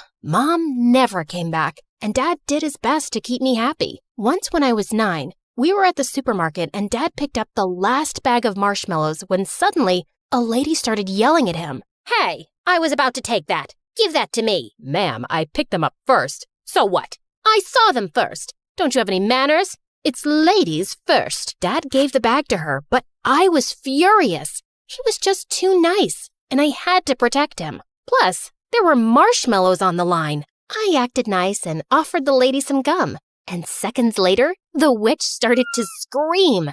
It was a spicy gum that made your mouth feel like it's on fire for 10 hours. One of my favorite inventions. Dad and I kept working together, and by the time I was 12, we had developed something spectacular. He sold our invention to a huge corporation, and overnight, we became millionaires. We moved into a huge house, and Dad started his own company. But I couldn't help noticing that sometimes he was really sad. "What's wrong, Dad?" "Nothing, honey. I'm totally fine." Then one day, a magazine named him the city's most eligible bachelor, and suddenly, he was going on dates every weekend. I was jealous. For so long, it had been just the two of us. But Dad seemed happier. Dad had always homeschooled me, but now he was too busy. So I started school for the first time in 9th grade. We had a test in science class soon, and I turned in my exam in 5 minutes and got all the answers right. My teacher, Mr. Johnson, swore I cheated. I didn't cheat. I studied the chapter last night. I stood up and recited everything from the chapter word for word. Mr. Johnson was stunned and immediately apologized. After that, he was much nicer to me and even asked me to assist in class. Soon, I was even tutoring kids after school, and people called me a genius. Everyone loved me, except for a kid named Gabe. Gabe and I had competed against each other on the school's debate team. Every time I came in first, and he came in second. Later that year, Gabe and I competed in the science fair. The teachers were really impressed with Gabe's project. That is, until they saw mine. I won first place, and Gabe came in second. You think you're so awesome, don't you? Well, you're not. Things are just easy for spoiled brats like you. Excuse me? You heard me. You're a billionaire's daughter. You have everything handed to you. People only love you because of your money. Your dad probably buys you the first prize every time. I didn't want to admit it, but his words did hurt. I knew Dad gave a lot of donations to my school. Did everyone just like me because of my father? A few nights later, Dad brought home a pretty blonde woman. Catherine, this is Layla. She's my new friend. The next thing I knew, Layla had moved into our house. Dad was head over heels for her. He showered her with gifts and followed her around like a lovesick puppy. Ew, can you two get a room? Layla was the worst. First, she threw out all my favorite foods. She painted my room bright pink, and on one occasion, she dragged me out of the lab to take me to her stylist. You're such a pretty girl. Don't hide your face with all that hair and baggy clothes. Wow, honey, you look like a clown. Layla is the worst. Don't be rude. She's just trying to help. She's ruining everything. After a while, I hardly recognized our house anymore, and Dad spent all his free time taking Layla shopping and on romantic getaways. I didn't trust her one bit. She was probably just after his money. But it didn't matter what I thought, because soon, Dad and Layla were married. A few months later, while Dad was away on a business trip, I woke up at night to get water when I found Layla talking outside with a man in a hoodie. The two argued for a while, then she hugged and kissed him. I saw her coming back in and ran upstairs. What? The next morning, Dad was back and I found him with Layla in the kitchen. Good morning. I made your favorite pancakes. What's the matter, honey? Is something wrong? Yes, it is. I saw Layla with a strange man last night. She kissed him. What? Kat, are you sure you're okay? I was out like a light last night. It was probably just a dream, silly. I felt like an idiot. Layla just lied to Dad's face, and he was too love-struck to believe me. A few weeks later, Dad went on another business trip, and at 2 a.m. in the morning, I heard a strange man whispering with Layla in her bedroom. I was pissed. I grabbed my cell phone. This time, I'd get evidence. I crept towards their room. The door was closed, but I could hear the man's voice through the walls. I pressed record and sent the audio to Dad. The next morning when Dad returned, he and Layla confronted me. Are you spying on Layla? Dad, she's cheating on you. I sent you the evidence. I left the television on, Kat. That's what you heard. I love your dad. I'd never cheat on him. That wasn't the television. It was another man. I swear. She's a liar. I am so disappointed in you, Catherine. She's done nothing but be nice to you, and you've treated her horribly. You need to accept that Layla and I are together, and your lies won't change that. Dad grounded me for a week. After that, I didn't say a word about Layla's late-night excursions. If Dad wanted to be with a cheater, so be it. I focused on school and preparing for the next big debate competition, but I noticed that Gabe wasn't there. He wasn't my favorite person, but I started to worry when a few weeks passed and none of the teachers or students knew why he was absent. Then I remembered that Gabe worked at a local deli after school. One afternoon, I decided to stop by the deli. I saw Gabe at the counter looking like he hadn't slept in days. Gabe, are you okay? What are you doing here? I was just worried about you. I brought you the homework you missed from class. Why are you being nice to me? No one's ever nice to me. You might be my nemesis, but I still care. Suddenly, Gabe burst into tears. He told me about how his mom was sick and he was working day and night to pay for a special surgery she needed. I'm scared I won't be able to raise enough money in time. I can give you the money. I don't want your charity. It's not charity. Consider it an investment. Competing with you keeps me on my toes. Gabe accepted the money, and a week later, he ran up to me and gave me the biggest hug. Whoa, I can hardly breathe, buddy. Mom's surgery was a success, and it's all thanks to you. Also, I'm sorry, Catherine. It's not true that you win everything because you're rich. You're just better than me, and I know that. Soon, Gabe and I started spending all our time together. We studied together every day, texted late into the night, and sent each other our favorite MSA videos. I was happy being at his place anyway because I wanted to avoid Dad and Layla as much as I could. One day as we were walking home, he was unusually quiet. What's wrong? You look like you swallowed a lemon. I don't know how to say this, but I was thinking, just contemplating if maybe you would consider or like to, Just spit it out, man. Do you want to go with me to the winter dance? Oh, I don't know. That might not be such a good idea. It's okay, I get it. You'd rather go with some rich, cool guy, not a poor nerd like me. No, I don't care how much money you have, and we're both nerds, duh. It's just that I'm a horrible dancer. I'd probably embarrass you. You'd never embarrass me, Catherine. You're perfect. Then Gabe kissed me, and it was so romantic. That weekend, Gabe came to pick me up in his mom's car for the dance. Gabe walked up to Dad to meet him, but Dad ignored him and pulled me to the side. Are you sure you want to go out with this boy? He drives that piece of junk, and it looks like he pulled out his suit from the trash. Dad, what is wrong with you? I like him. He's a sweet guy. And since when do you care about how much money someone has? You were never this way before. Not until you met Layla. Don't drag Layla into this. You're my daughter, and you deserve better than a poor loser. You're being impossible. Let's go, Gabe. Gabe and I had a blast at the winter dance, and we officially started dating. I started inviting Gabe over to my house, and thankfully, Dad didn't create a fuss again. He even tried to be pleasant to Gabe, and I was sure he felt sorry for his behavior. One day, Gabe and I were studying a math test in the kitchen when Gabe excused himself to go to the restroom. He came back a few minutes later, and then Dad stormed into the room. You thief! What? What's going on? Honey, calm down. I saw him roaming through the house near my study, and now my wallet's gone. I know he took it. No, I didn't. I swear. Dad grabbed Gabe's backpack and tossed its contents onto the floor. Then he made Gabe turn out his pockets, which were empty. I know you stole my wallet. Where is it? Stop it! Leave him alone! Gabe ran out of the house terrified. I didn't speak to Dad or Layla for the rest of the night. The next morning, I tried apologizing to Gabe. We need to break up. Your father hates me. No, Gabe, we can make this work. No, we can't. You're a millionaire and I'm poor.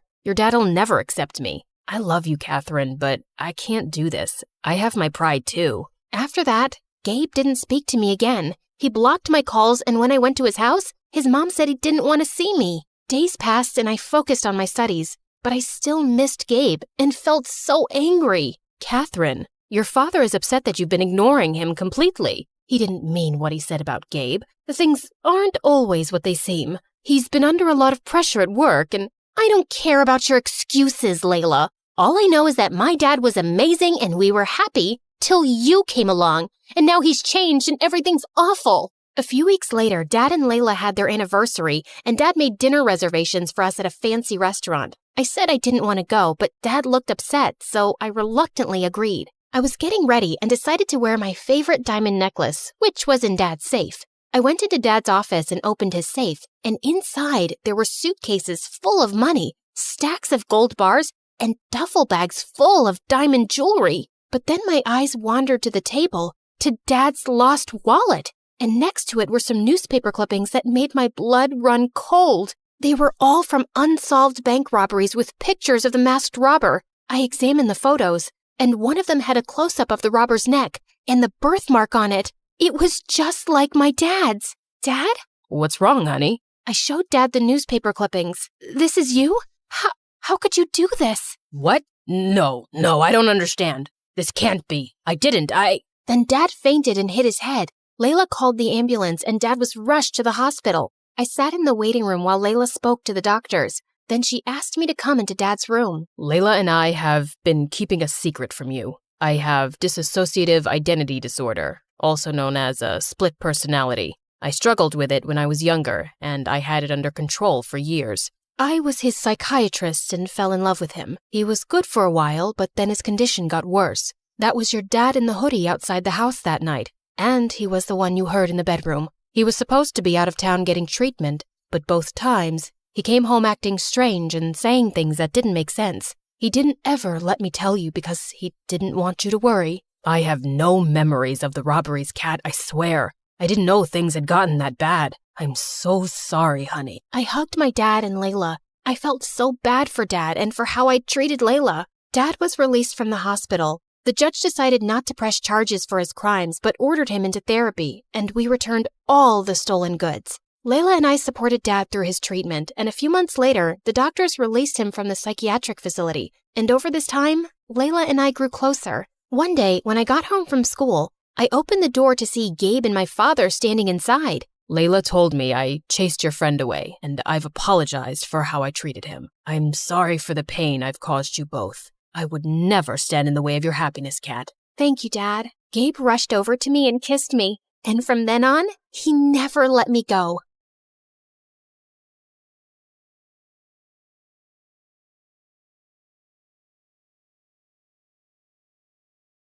In Grimm's version of the fairy tale, apparently my sister and I weren't even worth naming.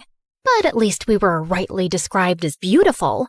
In Disney's version, our names are mentioned, but can you recall them?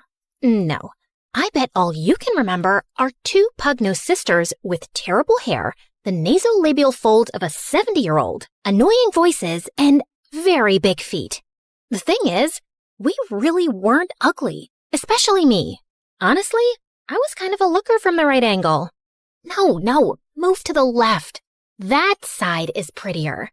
Like, sure, I could have benefited from a nose job if it was a thing back then, but I've got great hair, a bangin' body, and deep eyes that look like dark pools you could drown in.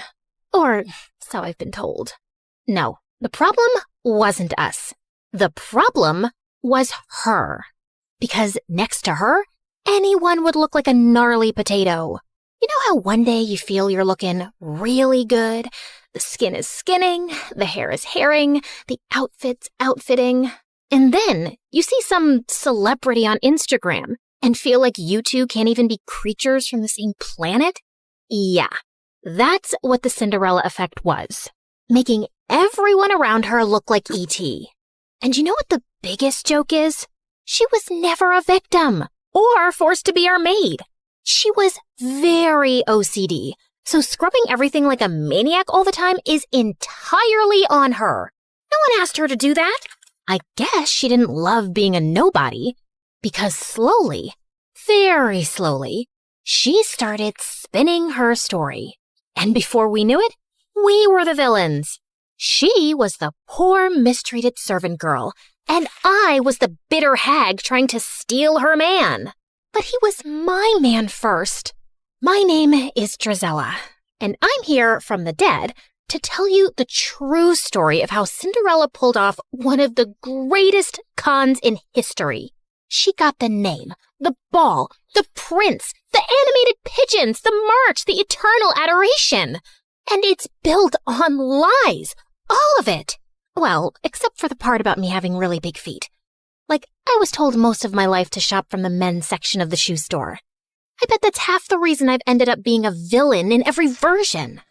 Because how dare I imagine myself as a worthy princess with my US size 11 feet? I digress. I must stay on track. And even though my version of events is no charming fairy tale, I must begin the story the right way. Once upon a time, there was a man with a family, a fortune, and a functioning household.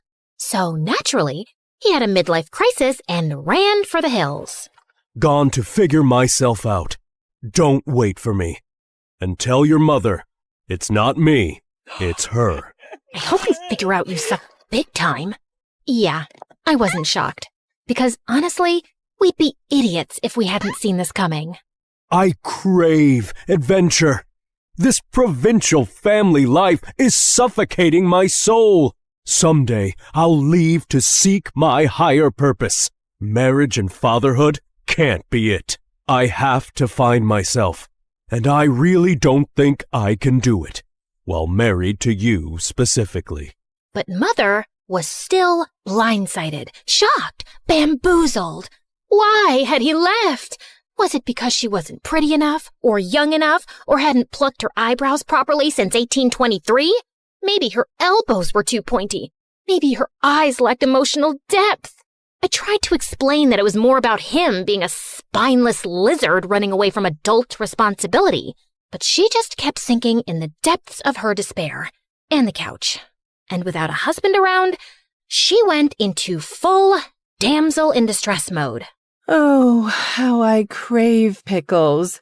If only I had a man with strong arms to open this jar for me. Never mind that she had servants to open all the jars in the world and two perfectly decent daughters. Okay, fine. She had one decent daughter. because the other one was Anastasia. Let's just say that we didn't know back then that excessive glue sniffing causes brain damage. And that kid always had her head stuck in a pot of glue. Anastasia, focus! With father gone and mother officially losing her mind, you and I have to run this household.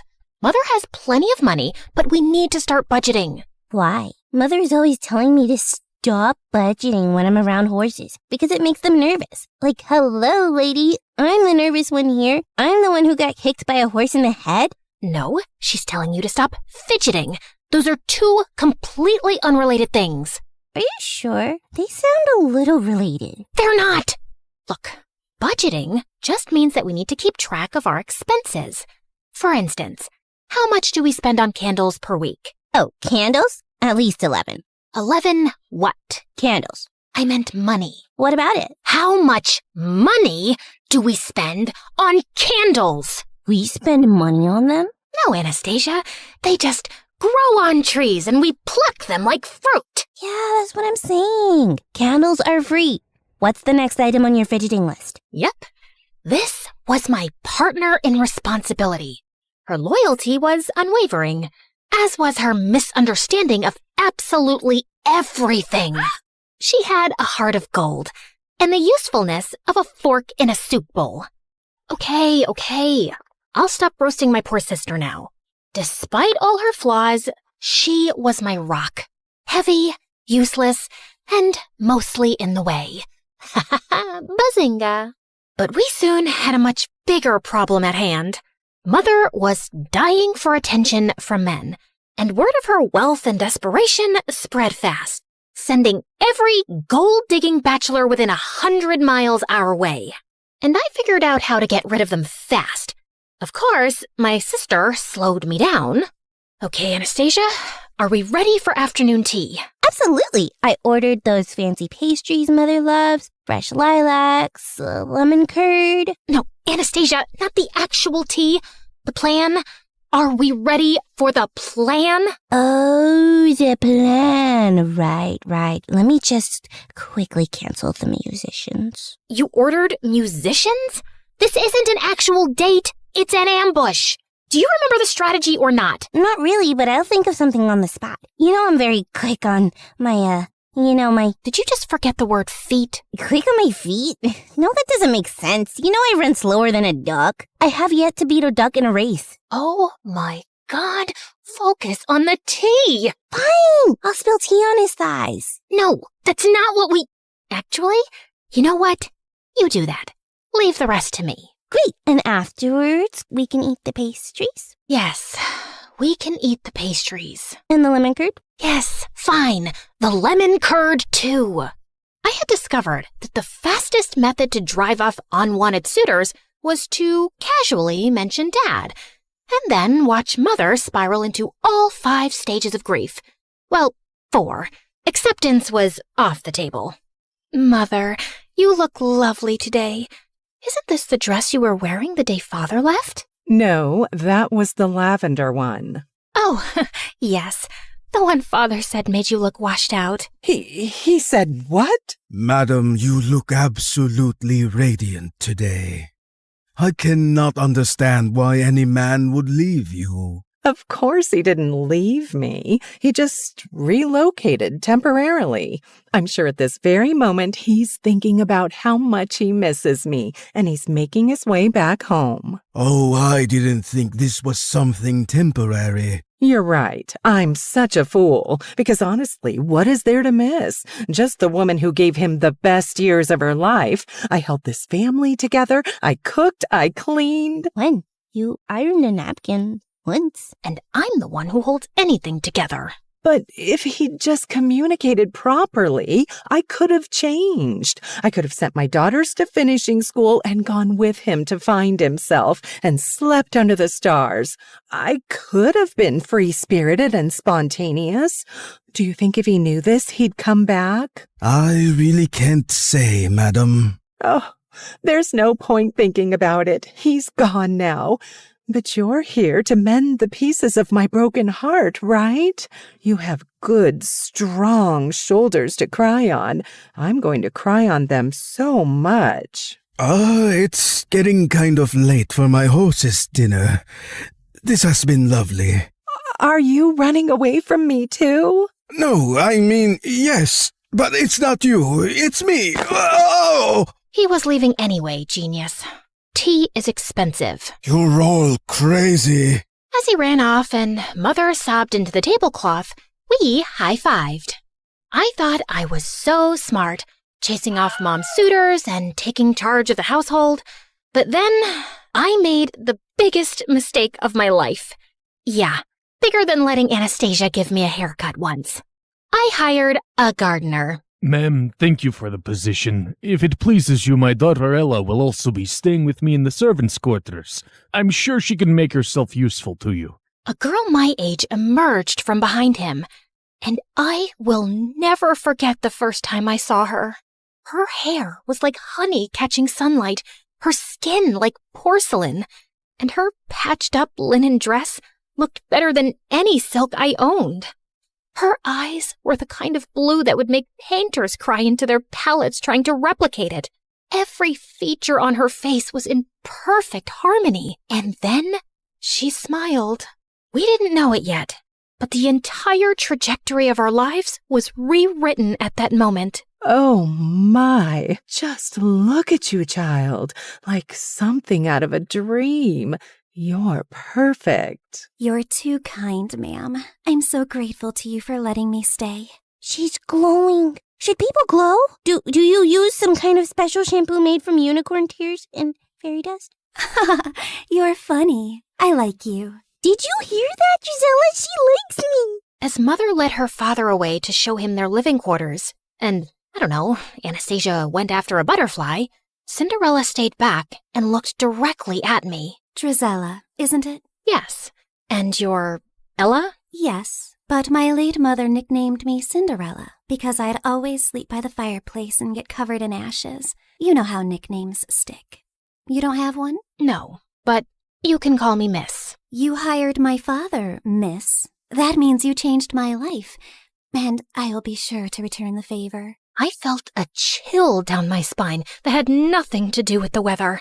As she walked away, I just knew I disliked her intensely. Part of me thought it was because I was jealous, and yeah, of course I was. But I just had a feeling that beneath that flawless facade was someone calculating and dangerous. And oh, how I wish I wasn't right for once. At first, she just helped. She polished the silver, dusted the bookshelves, organized the pantry, but then she started having ideas for everything. She rearranged the furniture, suggested new colors for the curtains, and started embroidering tablecloths and crocheting bedspreads. It's like watching angels knit. Even I couldn't deny her taste was impeccable. And soon, Mother wanted her opinion on everything. And then she was suddenly instructing all the maids, the butlers, and even the cook. The cook! That toad never listened to anything I said. The house sparkled, the cutlery gleamed, the food actually had flavor, and I could see my reflection in the floors now. How could I complain about that? But I couldn't help being bothered by how she had Mother and Anastasia wrapped around her little finger. She would make them face masks and hair oils, play the piano for them like she was Mozart's daughter, and sing like a nightingale. And then there was the dancing. There was a celebration, as always, at the end of the harvest season. And as the servants gathered to dance, Cinderella joined them. She didn't dance like a girl raised in servant quarters. She danced like the air was conspiring to hold her up, like the music was written just for her, like she'd spent her whole life rehearsing her steps to perfection. Everyone was mesmerized. She's so graceful, not like my girls. That was the first time I heard her say it. Not like my girls. But it wasn't the last. Soon, Mother was drawing comparisons between her and us all the time, telling us how we could try to be more like her. And I swear I would have given up and accepted her perfection and superiority if it wasn't for the bird incident. Come here, Gisela, look! A robin's nest right outside Ella's window. Isn't it sweet? It's gonna have babies soon. Yes, lovely. But I bet it won't be so sweet when they're all screeching at dawn. The two of them continued to look utterly enchanted, and I lost interest soon and left. But the next morning, I ran outside to Anastasia screaming. I found her standing under the tree, and the nest lay on the ground, completely destroyed. The eggs and the robin were gone.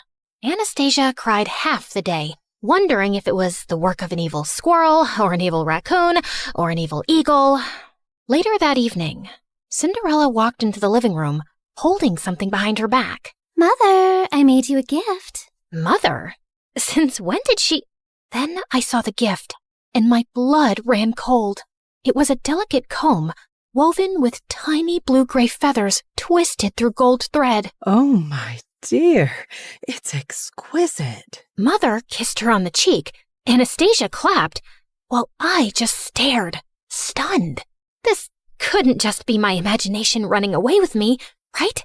Still feeling uneasy, I was going up to my room for the night when I found Cinderella polishing the stairs banister vigorously.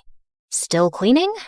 You really love it, don't you? Oh, yes. It really helps me think. And all the work makes me sleep soundly at night. You should be sleeping well tonight anyway.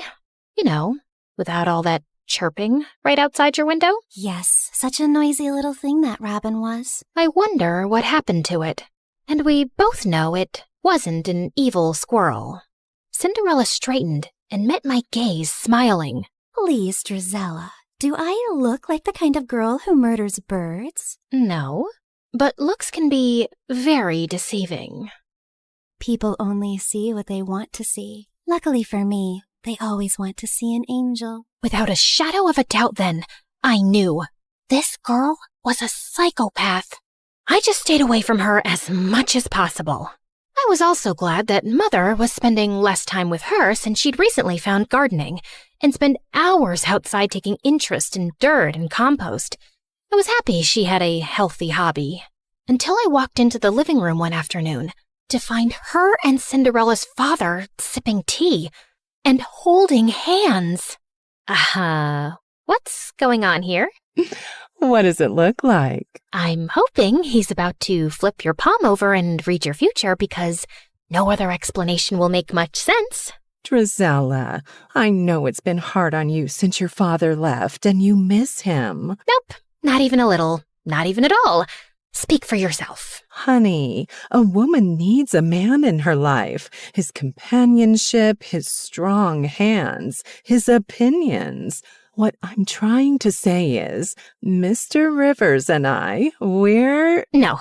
If your next words are in love, I'm throwing myself out the window. Will you just let me finish? Fine. In love. Great. Fantastic. Open the window with your strong hands, Mr. Rivers, so I can throw myself out. Why would you be so upset, Drizella? And then, to always make things worse, Cinderella walked in. It's a beautiful thing for two lonely widowers to find love again. My father isn't dead. We don't know that. Oh my God. Had she found a way to get rid of him too? No, she was just saying things to irk me. Cinderella put her hand on my arm. We're like family already. This just feels like it was meant to be. I really thought I might gouge Cinderella's blue eyes out with a fork. So I stormed off, grabbed a horse, and rode furiously, not even sure where I was headed. I just had to get away. I remembered an old estate on the hill that had burned down decades ago. It had never been rebuilt, but the library had survived. I'd sneaked in there a few times before, and I definitely needed abandoned ruins to rage in right now.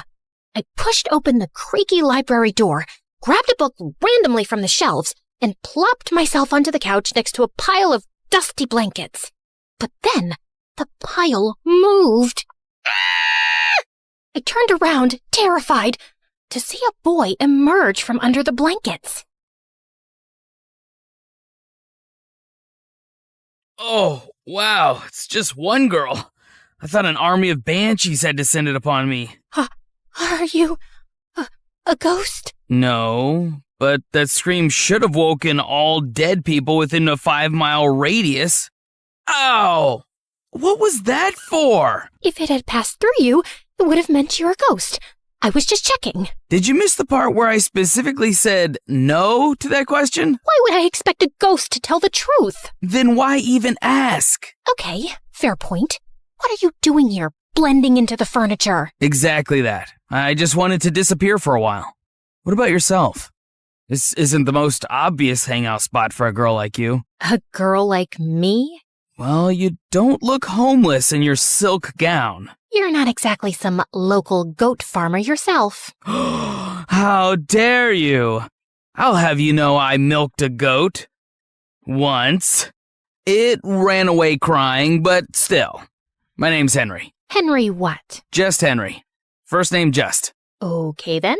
Just Henry. Countess Dracula. Charmed to make your acquaintance. Now, is there any chance we could both disappear here together for a while? We don't have to talk about what we're running away from. I like the sound of that. And somehow, after that, Henry and I started meeting at the old estate. Not often, maybe once every week.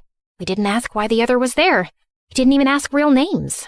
Of course, a part of me was growing curious, but not knowing also felt weirdly nice. Like we were two fugitives, hiding out here and talking about books, ideas, the world, anything but ourselves. But one afternoon, as I rode back home after meeting him, I came upon a scene of chaos. Mother was wailing like someone had died. Anastasia was blocking out the sound with pastries, and Cinderella was on the floor at Mother's feet, a picture of despair. It turned out that Mr. Rivers was a greasy rat who had run off with Mother's jewels, and he'd left Cinderella behind. Man, I would have given him the jewels myself if he'd just taken her.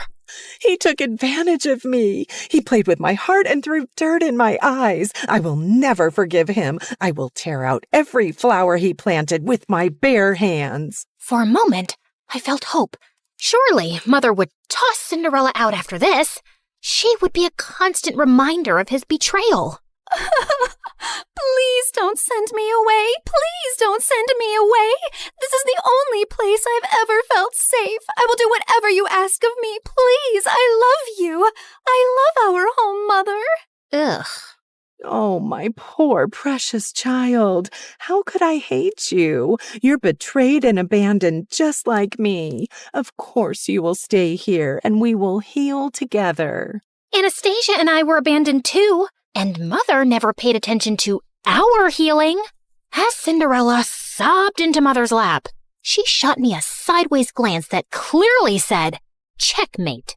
Mr. Rivers' betrayal just cemented Cinderella's place in our home more firmly.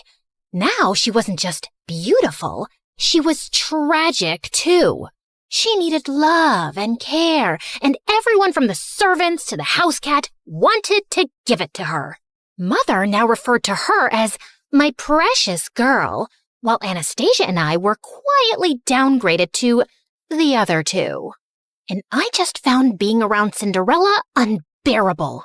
It's not like I was even needed around the house anymore. So I started slipping away more often to Henry. One afternoon, we decided to explore the woods near the estate. And barely 20 minutes in, there was a loud snap, a startled yelp, and I turned around to see Henry dangling upside down from a tree in a hunter's trap.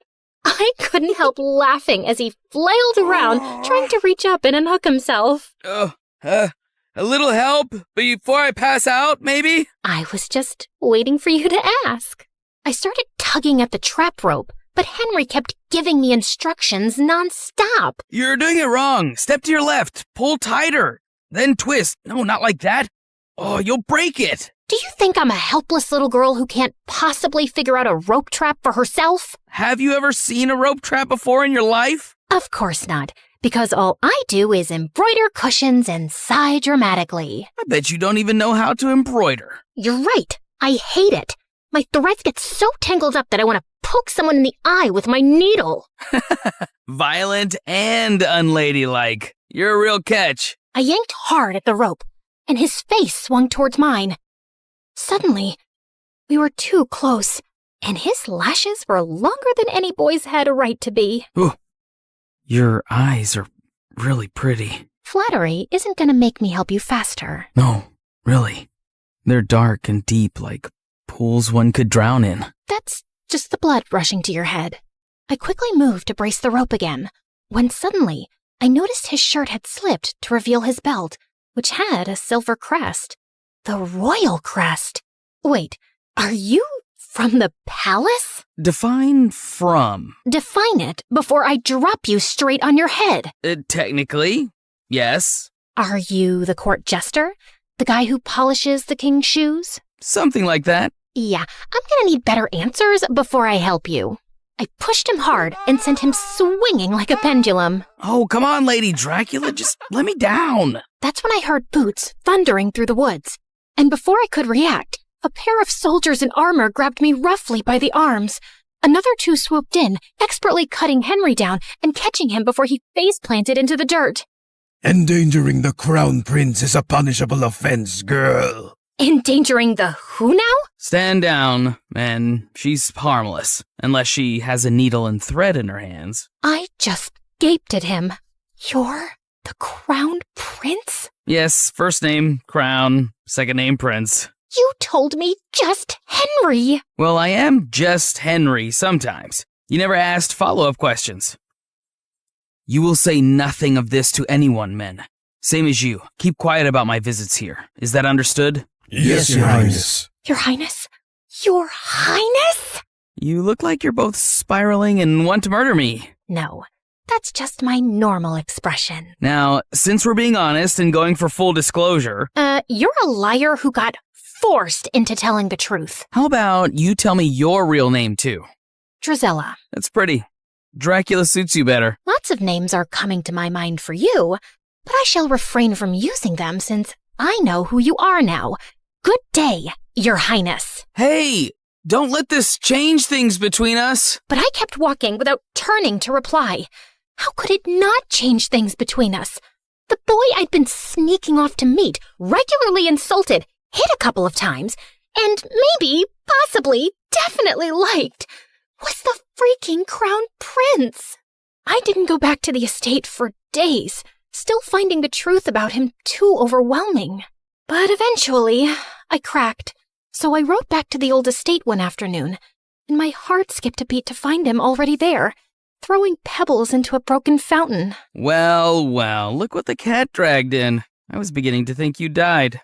Or got married. Sorry to disappoint you, but still alive and unwed. You know, I was this close to going around town and knocking on random doors to inquire after a girl with violent tendencies and great hair. I just rolled my eyes, but inside, I was smiling stupidly. We just sat in silence for a while. I come here sometimes because it's all just too much. The title, the expectations, the spotlight. I don't even get along with my father mostly. I know I'm going to sound like an ungrateful brat, but sometimes I just don't want to be the prince. I come here for quite the opposite reason, I suppose. I feel invisible in my own house, completely replaced by my stepsister. My pride wouldn't let me say the gardener's daughter. She's perfect. Everyone admires and adores her. It's not hard to see why. Come on, no one's perfect. Oh no, she really is. I'm sure this sounds like some petty sister jealousy, and it doesn't compare to your royal problems. But honestly, they don't sound so bad. No one expects anything from me. Well, except maybe being more ladylike so I can marry some stuffy lord one day. But you could do so much with your life, Henry. And people expect things from you because you're important, because you matter. Henry reached across the space between us and slipped his fingers through mine. You matter to me. As my heart tripped over itself, he leaned in and kissed me. It was clumsy at first. Our noses bumped, my hair got stuck in his stupid jacket, and we started laughing. But it was so sweet and real. And for a while, I forgot Cinderella. I forgot he was royalty. I forgot about everything. It was just me and Henry. I floated through the next few weeks like some lovesick idiot. Of course, like any self-respecting lady, I didn't show it. You're grinning like you've got a clothes hanger stuck in your mouth. What is so funny about my art? I wasn't grinning. And what art? The one you're staring at, my masterpiece. I made this cat sculpture from old socks and glue. Ah, that art. The one cleverly disguised as garbage. It's the loveliest duck I've ever seen. Cat. It's a cat. Yes, that's what I said. It was the happiest I'd ever felt in my entire stupid life, which naturally meant the universe had to kick me in the teeth soon. One afternoon at the estate, Henry sat me down with a serious look I didn't like one bit. I have to leave for a while. What, running away to join the circus? No. Father's sending me across the sea for an official royal delegation. It could be months, even a year, maybe. I forgot how to breathe for a few seconds. Drizella, you made me realize that I need to take my position and privilege more seriously instead of whining about it.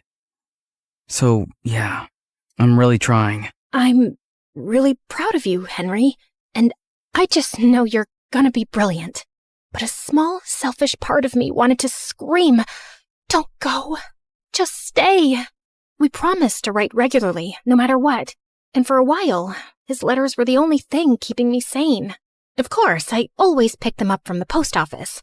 I didn't want to draw anyone's attention to our correspondence. Dearest Countess Dracula, you will be thrilled to know that the local delicacy here is fermented fish eyeballs. Guess who had to eat 3? Smiling all the while. I cannot sleep at night because I keep imagining those eyeballs swimming around my gut, winking at each other. Send help. Dearest one-time goat milker, I regret to inform you that my life is way more exciting than yours. Just today, Cinderella invented chamomile soap and taught our cat to fetch her ribbons. Anastasia lost an intense staring match to a goat. Mother tried flirting with the milkman, and he fled on the aforementioned goat. I am so close to faking my own death. P.S. I miss your face and your insults. Mostly your insults. Fine, also your face. P.S. I miss insulting you too. I'm forced to practice my skills on vendors at the market, but it's not the same. They cry too easily. Of course, it wasn't ideal, but every letter kept him close, and for now, it was enough. But then, the letters stopped coming. At first, I told myself it was all fine. There could be a million reasons for delays. But when 2 months passed by with no word, I started to feel a bit crazy. Still nothing for you, same as earlier this afternoon. You want me to save you a trip and scream no at you from across the street every morning? You might consider picking up a hobby. How about embroidery? I wasn't getting any letters, but I didn't stop sending them.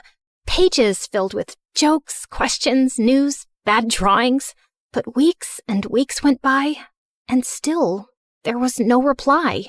By now, my heart was filled with dread. What if something had happened to him? But if that was the case, the news would be everywhere. And then finally, a letter arrived one morning. My hands were trembling so much, I almost ripped the letter trying to open the envelope. Dear Drizella,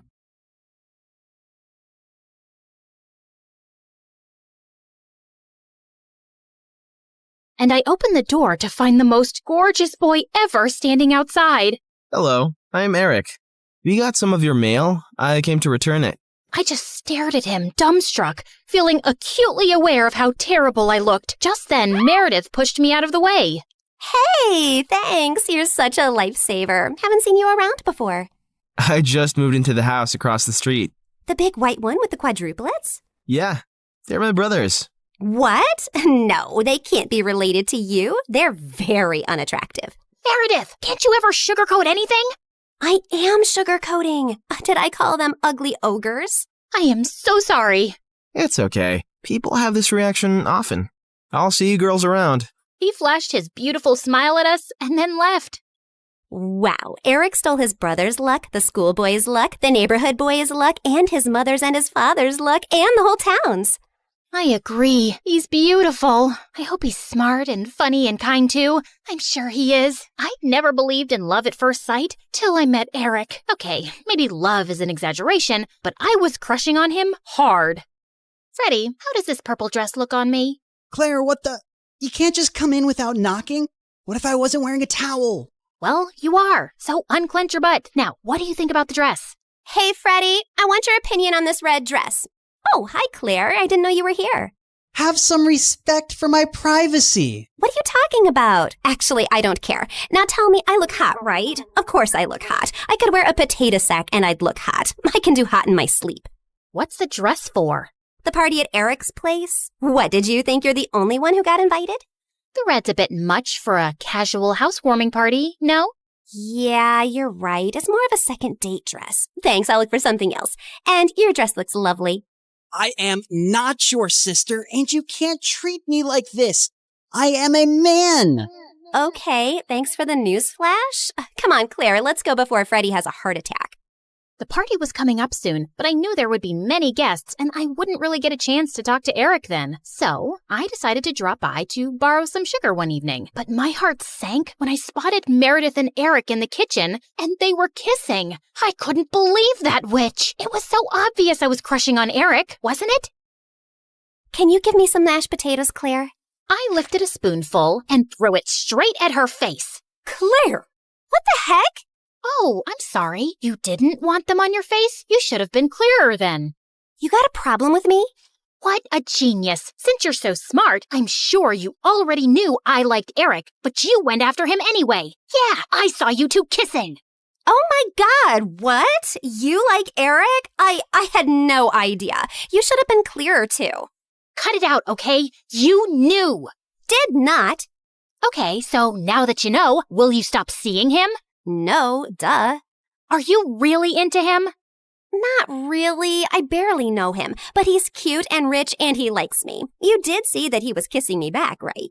I flung another dollop of mashed potato straight in her eye and stormed off. Fine, that jerk could have Eric. I wasn't even going to go to the party now. But on the night of the party, when I heard music floating from across the street, I couldn't help myself. Eric had just known Meredith for 2 days. This battle wasn't over yet. I knew I looked smoking hot as I marched up to Eric and Meredith in her stupid red dress. She looked furious to see me before she turned sickly sweet. Oh, hi. I thought you were unwell and not coming, honey. How are you doing now, honey? I'm good, honey. How are you, honey?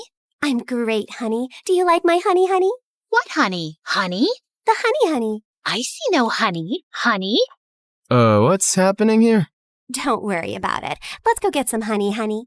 We don't have any honey, Meredith. Honey! You ruined it. You should have ended the sentence with honey. Don't mind her, Eric. You already know she's rude. And she has a vile temper. She once tried stealing money from an old lady and kicked her hard when she resisted. Oh, so that's how it's gonna be, huh? Eric, did you know that Claire is so dumb? I told her when we were kids that if she ate bluebells, her eyes would turn blue like mine. She ate a bunch and then pooped her pants in school. Didn't Meredith tell you she used to fart in the neighbor's jacuzzi just because they said they liked me more than her? It went on for a month. Oh, how about the time you dropped Mom's toothbrush in the toilet and just put it right back? Imagine someone being so awful to their own mother. Meredith has a boyfriend who works in a mental institution, and he steals the patient's clothes from there for her. Imagine doing that to sick people. Claire keeps acting like she doesn't know her best friend is in love with her, and she keeps using him for his money. What? Are you talking about Fred? I've never used him, and he's not in love with me. Oh, please. A blind person can see Freddie's been in love with you since day one. Shut up. You shut up. How about you shut the heck up? Not till you shut up first. I pushed Meredith out of my way, but I ended up pushing a little too hard, and she crashed straight into the punch bowl. She got up and charged me, and we landed straight on the food table. As Eric was trying to pull us apart, Freddie suddenly ran in. Claire, Meredith, stop! Your mom, she isn't okay. You gotta come now. We ran outside to see Mom unconscious and being wheeled into an ambulance. Since Freddie's dad was a neurosurgeon, he took Mom's case and ran tests for weeks to discover that she had some inflammation in her brain for unknown reasons, which had sent her into a coma. Freddie's dad decided to enter her name in a clinical trial for rare brain diseases since she met all the criteria. But what's it gonna cost us? We take one pro bono case for the trial, but there will still be other hospital expenses, and you girls will have to figure out something soon. Do you have any relatives? We had to contact our grandparents, but to our surprise, Mom didn't even have their numbers saved in her phone. All we had was a framed picture with their names signed at the back. Freddie offered to hire a private investigator, and within a week, he said they'd been found and were flying over to see us. But I couldn't help noticing as they got out of the cab that they didn't look rich at all. Those paupers are our grandparents? They're definitely the people from the picture. Why do Grandma's shoes look like something out of a museum? And Grandpa's coat is missing 3 buttons. The old lady hobbled towards us and hugged us tight. Oh, girls, it's so good to see you. We had no idea we had granddaughters till yesterday. You look nothing like our son, though. Your son? No, we're your daughter's kids. Oh, honey, we don't have a daughter. The private investigator who tracked us down did say our daughter was looking for us, but we just assumed that was our son who ran away from home 18 years ago. He was always saying he'd change into a woman one day. What? Our mom used to be a man? No, this is crazy. Look at this picture. Does this woman look anything like your son? Our son is ugly, and I remember this woman. Alfred, you remember this beautiful lady came to stay at our motel many years ago? She disappeared suddenly one night, and the next day some mafia men turned up looking for her. Ah, yes. Those men kept turning up for weeks. They seemed like bad news. I'm happy to hear the lady is okay. So, you're not her parents? Then why does she have this picture of you guys? She took it from the motel. I don't know why. I'm so tired, dear. Can I rest for a little while? No, if you're not our rich grandparents, you gotta go. Taxi! Meredith sent them packing immediately, and we just stood staring at each other. When was Mom in a motel? And why were there bad men after her? She told us all our lives these random people are our grandparents. What else has she been lying about? Apparently, a lot of things. When we checked out if she had any health insurance, she couldn't be found in the system. I went to the diner where she'd been working for years to see if the manager could help, only to find out that no one there had ever seen her. We had no clue where she'd been going all this time while she was pretending to work, or where she got her salary from. Meredith and I tore up Mom's room looking for more clues. We didn't find anything in the closets or under the bed, but I pulled the rug away and came across a loose floorboard. We pried it open to find a laptop and so many fake IDs and passports, all belonging to Mom. Oh my God. Mom? As a French redhead? Her hair is black here, and she's Swedish. We opened the laptop, but we couldn't get past the security code. We asked Freddie to come over and told him everything. And when he went over the laptop, he let out a low whistle. Whoa, this is heavy encryption and insane firewalls. Is your mom from the CIA or something? Have you ever seen her using this laptop? Yeah, I have once, but she told me she borrowed it from a friend to watch Keeping Up with the Kardashians. Who is this woman? We really had no idea, except that her hair dye started fading soon, and we discovered she was a natural blonde. We still desperately needed the money and contemplated selling the house, but we couldn't even find any documents for it. For the first time in my life, I felt overwhelmed and completely out of ideas. Then one night, as Meredith and I were sitting on the porch, Freddie joined us, looking grim. I need to tell you guys something about the clinical trial. There's only a 50% chance that your mom will get the drug that could make her well. What do you mean? Doesn't everyone get the drug? No, half the patients get a placebo drug. Oh God, I did something really wrong. I checked the files of everyone on the clinical trial, and your mom has been assigned the placebo drug. She's not going to get the treatment. So that's it? We're just going to sit back and watch, knowing there's no chance of her getting better? Make your dad give her the drug! I can't. Dad would lose his medical license if anyone thought he interfered with the trial. Then why did you even tell us, Freddie? Freddie looked at me silently. He told us because he and his dad can't do anything, but we can. Whatever you plan, I can't be part of it, but you have to do it soon. The trial starts next week. Thank you, Freddie. You don't know what this means to us. Of course. I'd do anything for you, Claire. For the first time, I saw what had maybe been so obvious all along. Freddie was in love with me, and I was about to use it to my advantage.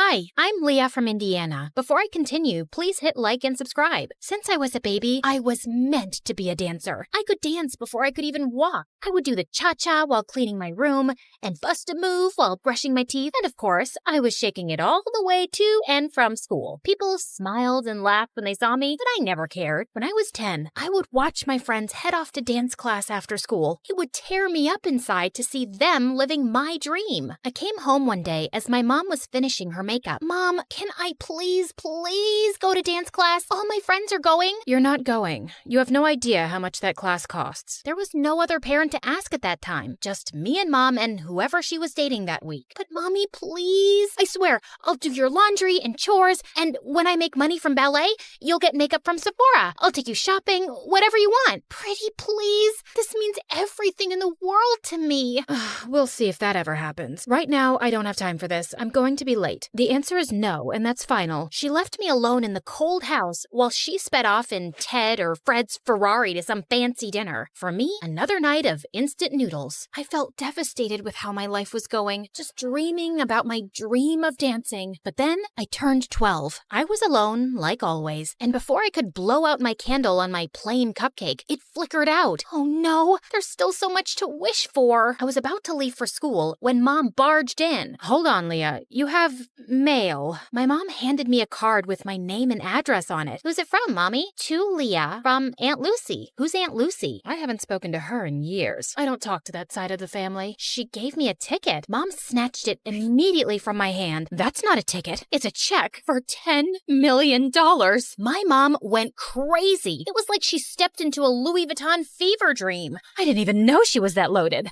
I could do so much with this. I could buy a Gucci dress, an MK bag, and a diamond set. And I can't wait to see the look on Mary's face. She'll be fuming. And oh, that Tony who dumped me, he'll come crawling back like a puppy, begging me to take him back. I didn't remember the last time my mom looked so happy. She showered me with hugs and kisses, even making me twirl around like a ballerina. I had so much to ask Aunt Lucy, but Mom said she didn't have her number or anything. And when I turned 14, Mom decided to move. So we packed up everything and headed to New York City. That's right, the Big Apple, the city that never sleeps. We were ready to start a new life. I finally signed up for dance lessons at an art school. Me, the girl who used to have holes in her shoes, had ballet slippers. I practiced every day until my legs cramped, but I was ecstatic. My mom also had new friends, like Tiffany, Chanel, and Fendi. I had always wanted to be close to Mom, so I joined her shopping sprees, and it worked out great. I guess that's what I was always missing. We would spend our time stocking the malls for the best clothes, handbags, and of course, shoes. Oh, Leah, we have to get these too. I was covered with shopping bags and balancing shoe boxes while scooting through the aisles. I could barely see in front of me through Mom's haul. Hurry up! We don't want to miss the first drop of Balenciaga's new collection. I'm right behind you. But honestly, when we were in these very posh stores, I felt like a princess. I was offered fancy drinks, tried on expensive dresses, and best of all, I felt so close to my mom. I walked out of the dressing room in a sparkling dress. Now spin around. Oh, beautiful, so beautiful. We'll take it. I looked at myself in the mirror. I could barely recognize myself, but maybe this is who I was supposed to be. I carefully teetered in the heels my mom had picked out for me, but crashed into the mirror. Do you think we could look at some flats? While I spent so much time with my mom, I might have been distracted from my dancing. My dance teacher seemed to be losing patience with me. Okay, Leah, you're up next. Saute. I smiled nervously at my dance teacher, attempting to jump, but fumbled the landing. The other students giggled at me. Have you been practicing? Yes, of course. I lied. What time did I have to practice? School was out at 3. I told my mom I would be at Bloomingdale's by 4. I mean, it was so unreasonable. Besides, I never looked more like a ballerina. The clothes, the hair, the shoes, the makeup. I was the definition of what a ballerina looked like. It wasn't my problem if my teachers couldn't see it. By the time I was 16, me and my mom had our routine down. Shopping, dining, and dining. Mom had friends she'd visit while I was in school, and we'd chat about them over dinner. And you wouldn't believe her hair. It's turned this terrible orange color. And her roots? Oh, her roots could be seen from outer space. Honestly, Leah, I'm beginning to think you're my only real friend. She loved me. My mom loved me. Just then, two men walked into the restaurant and surrounded us with serious faces. Jeannie Roberts? Yes? What is your problem? They flashed their badges at us. It was the police. You have to come with us. Excuse me? I am not done with my dinner. I want to speak to your manager. Jeannie Roberts, we need to talk to you about your tax evasion. This is ridiculous. You don't have the right person. You're gonna ruin my blouse. Mom, what's going on? Leah, I will call you as soon as I can. Can you let up a little? This is silk. The police dragged my mom out of the restaurant. I didn't know what else to do, so I ran back to our apartment. I paced and cried, staring at my phone. My mom was arrested. What on earth could I do? Finally, at midnight, the doorbell rang, and it was Mom. Mom, what's going on? Listen, I have to be quick. You need to get help. Otherwise, they'll put me away for good. They said tax evasion, but you haven't done anything. We have the money. Tell the police we have millions of dollars. We don't, Leah. It's gone. My stomach dropped. I need you to get me out of this trouble. I need you to go see Aunt Lucy and ask for the money. They have people watching me. They'll pounce on me if I try to leave the city. But you said you didn't know anything about her. Yeah, I just remembered her address. Go to her and get the money so I can get out of here. I had no other choice. It was just me alone, and I had to save my mom. I hopped on the first train I could find. There were 1 million people on the subway, and I squeezed my way through the crowd. The train car jerked, and the guy's soda splashed all over my face. He glared at me. Hey, watch it. But he splashed me. Finally, I arrived at my aunt's house and knocked on the door. Her house towered over me with dozens of closed shutters and fading awnings. I'm not interested in buying anything. I'm not selling anything. I'm Leah. Are you Lucy? I'm looking for my great Aunt Lucy. Leah? I ran to her and opened my arms for a much-needed hug, but I was taken aback when Aunt Lucy sidestepped me like she was avoiding a bug. Do you know you look very sticky? I know. I took the subway here. My mom asked for your help. You helped us before, and we appreciate it, so I didn't help you. Well, with the money you graciously gave us, you helped us a ton. That was your father's last investment. I was instructed to cash it out and send it to his next of kin. That's you. My dad? I can only recall bits and pieces of him. I know. You're not missing out. So, Jeannie's in trouble. You want something from me? Why should I bother? We're family, aren't we? I always disliked your mother. Spoiled, selfish, and vain. Does the apple fall far from the tree? You look just like her. But I didn't look like myself. She wanted me to leave, but I couldn't. She was my only hope. I kept pestering and pleading with her for days, buzzing around her like a pesky fly. Finally, after what felt like forever, she talked to me. This used to be a hotel, you know. I took care of everything, and I was great at it. But it's hard for a person my age to manage everything around here. There's too much space and too many stairs. I have a few guests coming over, but I don't have much staff. I would like to see how useful you can be. Whatever you need, I can do it. I needed to win her over to save my mom, so I got to work by cleaning out the fireplace. Large chunks of ash rained down on me, covering the floor in a thick blanket of gray.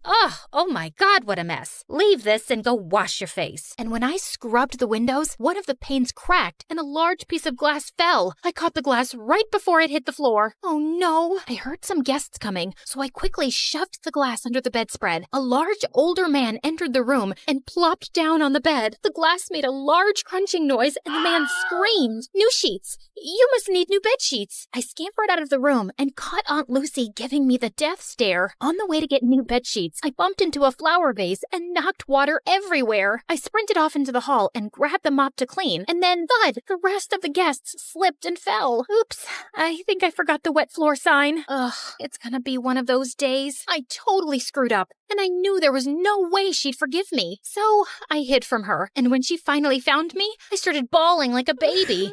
She couldn't be mad at a sobbing girl, right? I could see her face soften, and I figured I had a chance to get on her good side. I tried to make up for all the mistakes I had made. I gave my aunt a foot massage, made her fresh juices and warm soup, and in my final efforts, I polished her dresser and found a music box. Don't break it. Oh, I wouldn't. I love it. I'm a ballerina too. Well, maybe. I used to be. You're a little young for used to be anything. For me, this ballet feels like Aunt Lucy and I were finally talking, and it felt like the ice was melting. She told me how she used to be a dancer. When I was a baby, my dad would tell her all about how much I loved dancing. I finally got through to my aunt, but I still needed her help. I brought up how desperate I was to save my mom. I was wrong. You're not like your mother at all. Okay, enough of all this. Let's go. We took a car downtown and met my mom. What on earth happened, Jeannie? You are still as disappointing as ever. Ugh, here we go. Why did you even bother to come here? You could have sent the money with Leah, but I guess belittling an innocent woman is more your speed. Aunt Lucy asked Mom for her tax forms, but all she got was silence. Mom, just give her the paperwork. She'll help us. What's wrong with you? Okay, fine. I'll just leave. And then Mom spilled the beans. She had conned us. The cops were fake. The tax problem was fake. All a scheme to get money from Aunt Lucy. I can't believe this, Mom.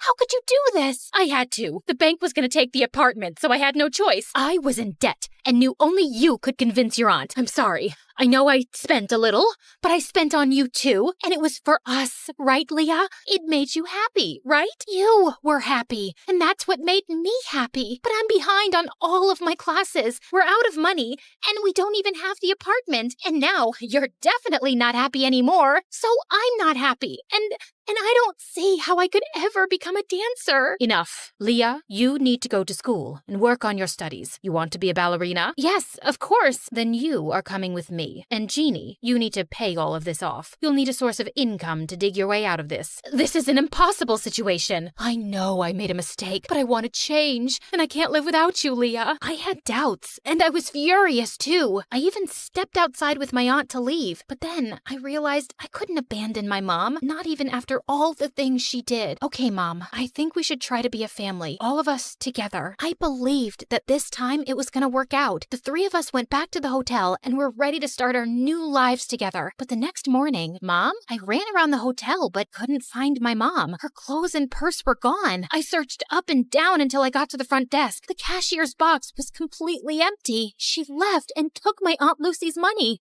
I was devastated. I brought her here, and it all happened because of me. What should I do? I had brought on enough trouble, and I had to earn and return every penny back to my aunt. Leah, are you leaving too? I'm so sorry, Aunt Lucy. I just wanted us to be a family. I don't want to cause you any more trouble. I thought it would be better if I just left. I'm so sorry about my mom.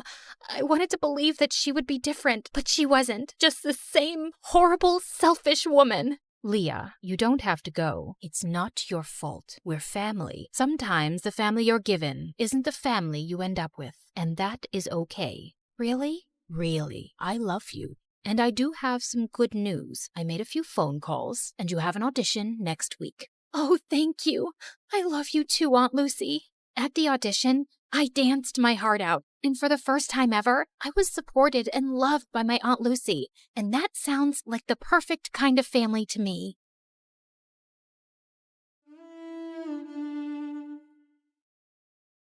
Hi, I'm Lucy.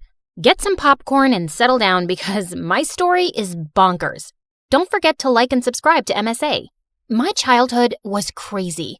Mom was super strict and was always breathing down my neck to make sure I followed all her dumb house rules. Lucy, this placemat is 0.5 inches to the left. I'm so disappointed in you. Seriously? I got no dessert because of freaking placemats. And Dad was a complete weirdo.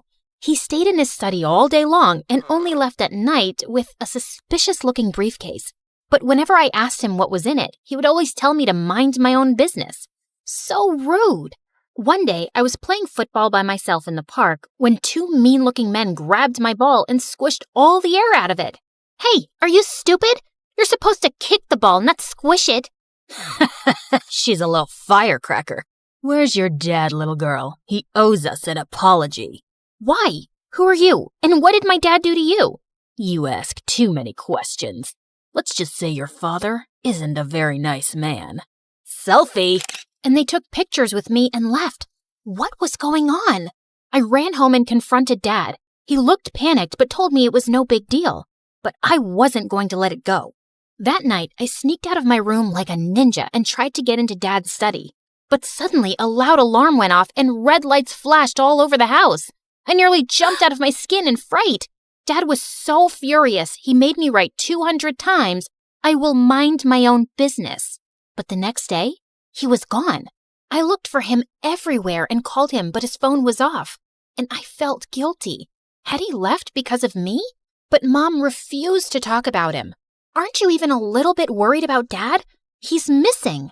He's a grown man. I'm sure he can take care of himself. People said he's a bad man. What did he do? What if I told you about listening to idle gossip? And straighten your back. Ugh, she was the worst. Rather than go to the police and file a report, she moved us to a new city. I was so mad at her that I stopped showering for a week. Then I accidentally smelled my own armpits and nearly fainted, so I finally took a bath. But I stopped doing chores according to her ridiculous rules. Lucy, I told you to dry the laundry, not dye it. Oops. But I was only getting started. I always put the forks and knives in different drawers around the house after washing them and screwed up the TV remote so it wouldn't work properly. I dyed my hair orange and got fake piercings and tattoos, but told her they were real. She was so upset, she got me enrolled in an insanely strict school. They have uniforms and rules. I'm sure they'll knock some sense into you. Not if I knock them over first. St. Mary's was a mansion with super rich kids. The lawns were perfectly kept, and the halls were so clean they shone like diamonds. But I got in trouble on the very first day. I was putting my books in my locker when suddenly someone threw a hoodie in my face. Wear this. Your ugly face is gonna make me vomit. Then look somewhere else, creep. This is a respectable school. We don't want people like you, so you better clean up. She knocked the milkshake out of my hand and pushed me down in the mess. I saw red. I was about to get up and slap this crazy witch when suddenly a boy came running down the hall and stood between us. Picking on the new kid on the first day? You're really desperate for attention, aren't you, Crystal? Mind your own business, Anthony. This is my school, not your dad's office. What I say goes. Maybe I should give him a call and we'll see who really runs this school. Crystal looked furious. She flipped her hair and left with her minions, and Anthony helped me up. Hey, I'm sorry about Crystal. Just because she's the principal's daughter, she thinks she can boss everyone around. Thanks for coming in like a knight in shining armor. I always wanted to save a damsel in distress. Oh, you didn't save me. You saved her from me. But the teachers at the school were like Mom Pro Max. They gave detention for everything. Need to sharpen your pencil twice a day? Detention. Spend more than 5 minutes in the bathroom? Detention. The last straw for me was when one of the teachers took away my bag of candies and threw them in the trash. Just keep your candy at home. Mom is a bigger candy police than the teachers. One time I had more than one M&M and she took me to the dentist for a cleaning. That's intense. Come over to my place and we can play video games and eat all the candy you want. Anthony's house was bigger than the White House. There were guards all over the place and a whole room dedicated to gaming consoles, snacks, and a freaking cotton candy machine. Fart in my face to wake me up because I must be dreaming. You are so weird. We played till our eyes hurt, and it was the best time I'd ever had in my life.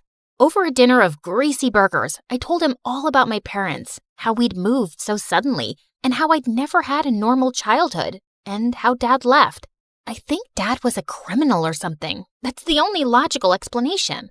Is that why he disappeared? Maybe. This is the best burger I've ever had. Mom would freak out if she saw me eating this. That just shows your mom really cares about you. My dad builds bridges and has a whole list of rules that he needs to follow strictly or people's lives could be in danger. Your mom is just trying to build a strong bridge. I'd never really thought about it like that. Maybe Mom wasn't so bad. But Anthony was so wrong because when I got home, Mom was waiting for me in the living room, boiling with anger. How dare you go to a friend's house without permission? Do I even know these people? You'd know about my friends if you cared about anything other than your stupid rules. You're grounded. I hated my life at home, and Crystal was making me miserable at school. She was the student body president and was always after me for breaking some rule, which she made up herself. Ugh, I know you can't fix your ugly face, but at least have the decency not to smile. Your crooked teeth really make everyone cringe. Detention. For smiling? That isn't against the rules. No, but it should be for you. Well, if I'm gonna do the time, I might as well do the crime. I was getting detention so often that kids in school had started calling it getting a Lucy. It was ridiculous. So I decided to get even in the most Lucy way possible. I came in super early one day, did a little dance for the security camera, and drew poop emojis all over Crystal's locker. But why stop there? The whole school was a blank canvas. So I drew the little brown swirls on every whiteboard and bathroom stall. The school went nuts. One of the teachers fainted. The principal called me into her office, and soon after, Mom showed up with Dad's briefcase. She told me angrily to go outside for a few minutes. "You're definitely going to get expelled, Lucy. That's what happens when you don't follow the rules." But just then, the principal came out looking pale and sweaty. "Well, Lucy, I've decided not to expel you. I can see you don't do well with rules, so maybe we can relax a few and make learning easy for you." What? I was shocked, but Crystal had a full-blown meltdown. "This loser drew poop all over my locker. She can't get away with this. I want her out, Mommy. Kick her out." The principal had to drag Crystal into her office because she was kicking and screaming like a 5-year-old. And Mom grabbed my hand and took me home for the day. "What just happened? What did you say to the principal? Did you threaten her? What's in that briefcase?" "That's none of your business. Just keep your head down at school. I saved your butt this time, but it won't always work." "No. Maybe you're a criminal, just like Dad. I don't trust you at all. I won't do anything you ask until I know the truth." I ran out the door and went to stay with Anthony. It was the only place I felt safe. Mom kept calling, but I ignored her calls. The next day, people in school were looking at me like I was some kind of hero. One of Crystal's minions actually dusted my locker and opened it for me, while another girl brought me coffee and offered to carry my books. What's going on here? Why are you guys doing this?" "Because someone finally put Crystal in her place. She's no longer the student body president thanks to you. We were all so tired of her being mean to us." "Aw, shucks. But I didn't really do anything. Thanks for the coffee, but you don't have to do this anymore, okay?" Life was pretty sweet after that. The teachers left me alone, and Crystal's day of ruling the school halls was over. She was always glaring at me like she was planning something evil in that petty brain of hers. And a few weeks later, I found out what. Someone had spray-painted poop emojis on every teacher's car and left a giant cat turd on the principal's windshield. Don't look at me. I didn't do it. "Then who did? You're such a witch, Lucy. Everyone tried their best to make you straighten your ways, but you're a lost cause. Once a criminal, always a criminal." "You take that back. "You're a criminal." I slapped Crystal so hard that her contacts fell out. I was expelled on the spot, and the teachers reported me to the police for destroying their cars. My case was being investigated, and I was probably going to end up in juvie. But I wasn't a criminal like Dad, and I had to prove my innocence. So that night, I sneaked into the school's security room and got all the camera footage on a USB, and then ran to Anthony's place. "Lucy, what happened? Why did you do that to all the teachers' cars?" "I didn't. Someone's framing me, and I'm going to find out who." We used his laptop to look through the videos, but there were hours and hours of it, and I was getting sleepy. I went to the bathroom to change into my pajamas when I saw something that made the hair on the back of my head stand up.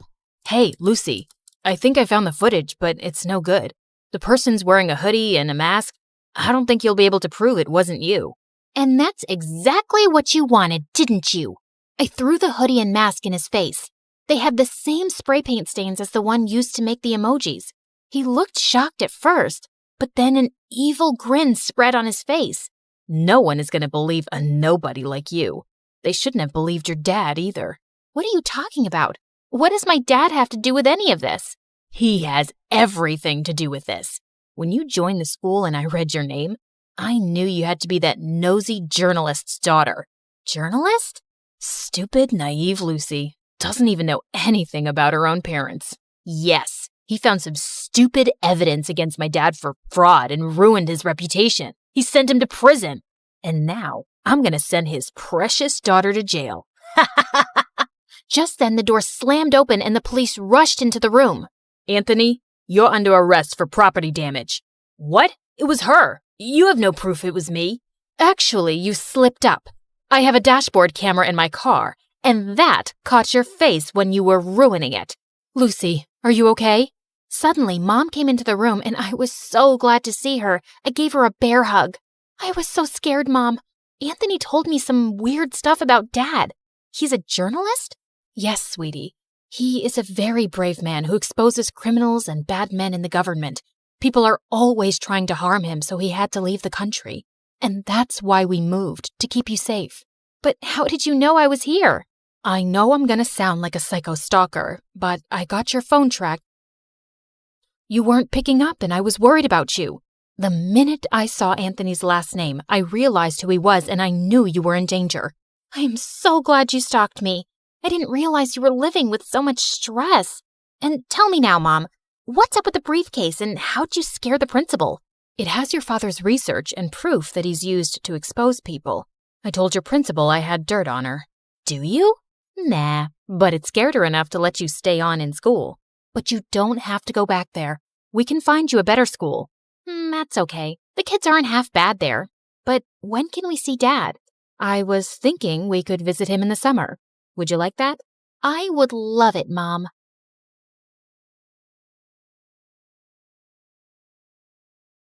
Hi, I'm Alicia, and I'm about to tell you how I met the love of my life. But before we get into that, please like and subscribe to MSA. If there's one thing you have to know about me, it's that I wasn't an ordinary little girl. Being raised by a single father who was an ex-army officer does that to you. I had rules, discipline, and responsibility drilled into me since I was very young. And growing up, I found other kids my age really immature. I don't know why he'd break up with me. I wore the clothes he liked, woke up at 5 every morning to do my hair because he liked them curly, and pretended to love watching wrestling.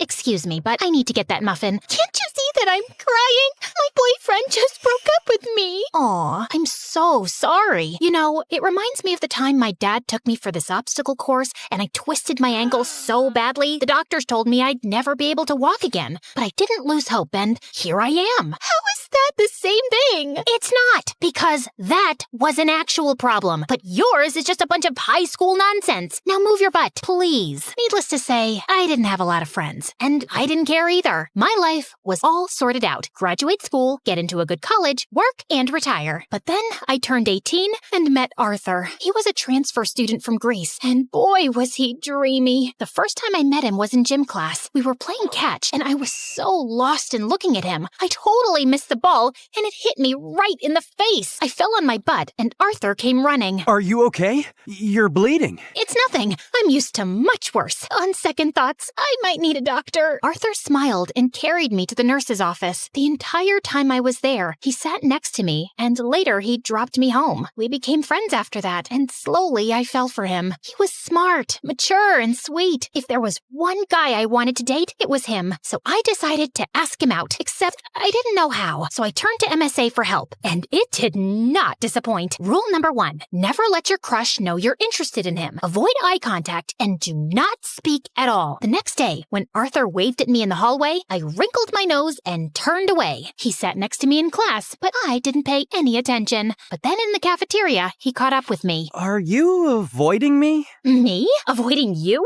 Oh, don't be silly. I was just really busy thinking about global warming and how it's impacting the fish population. Oh, that reminds me. I have to water my fish. My plants. I'll see you around. And I just ran before I embarrassed myself further. After that epic failure, I turned to step number 2. Dress up nice and behave like a total diva. I went shopping, picked up a bunch of dresses, and the next morning, it took me 2 hours to get ready. I thought I looked great, except the moment I entered, everyone started pointing at me and laughing. Oh my God, why is she dressed like a peacock? What is that on her face? Did someone finally punch her for being a know-it-all? I was so embarrassed. I immediately turned around and ran for the bleachers. I was still sulking when Arthur walked up to me. If you rub your lips anymore, they're gonna fall off. This lipstick won't come off. Ugh, it's so annoying. Let me help you. Also, I'm not saying you don't look good with makeup, but you actually look way prettier without it. Really? Does that mean you'll go out with me? Are you serious? I wanted to ask you out for the longest time, but everyone in school told me you're a cold-hearted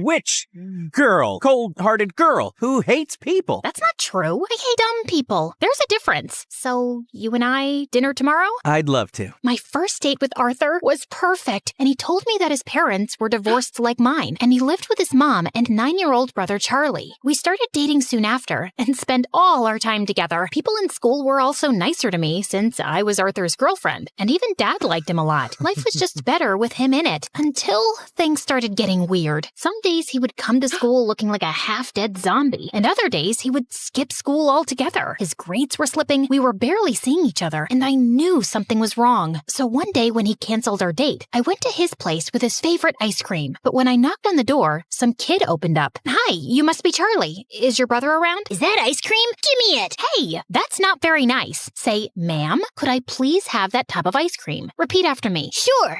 Ma'am, give me the ice cream or I'll kick you. And Charlie kicked me on my shin, snatched the tub, and ran away. As I yelled out in pain, Arthur came running downstairs. Alicia, why didn't you tell me you were coming? When would I tell you? You hardly talk to me these days. I know. I'm sorry.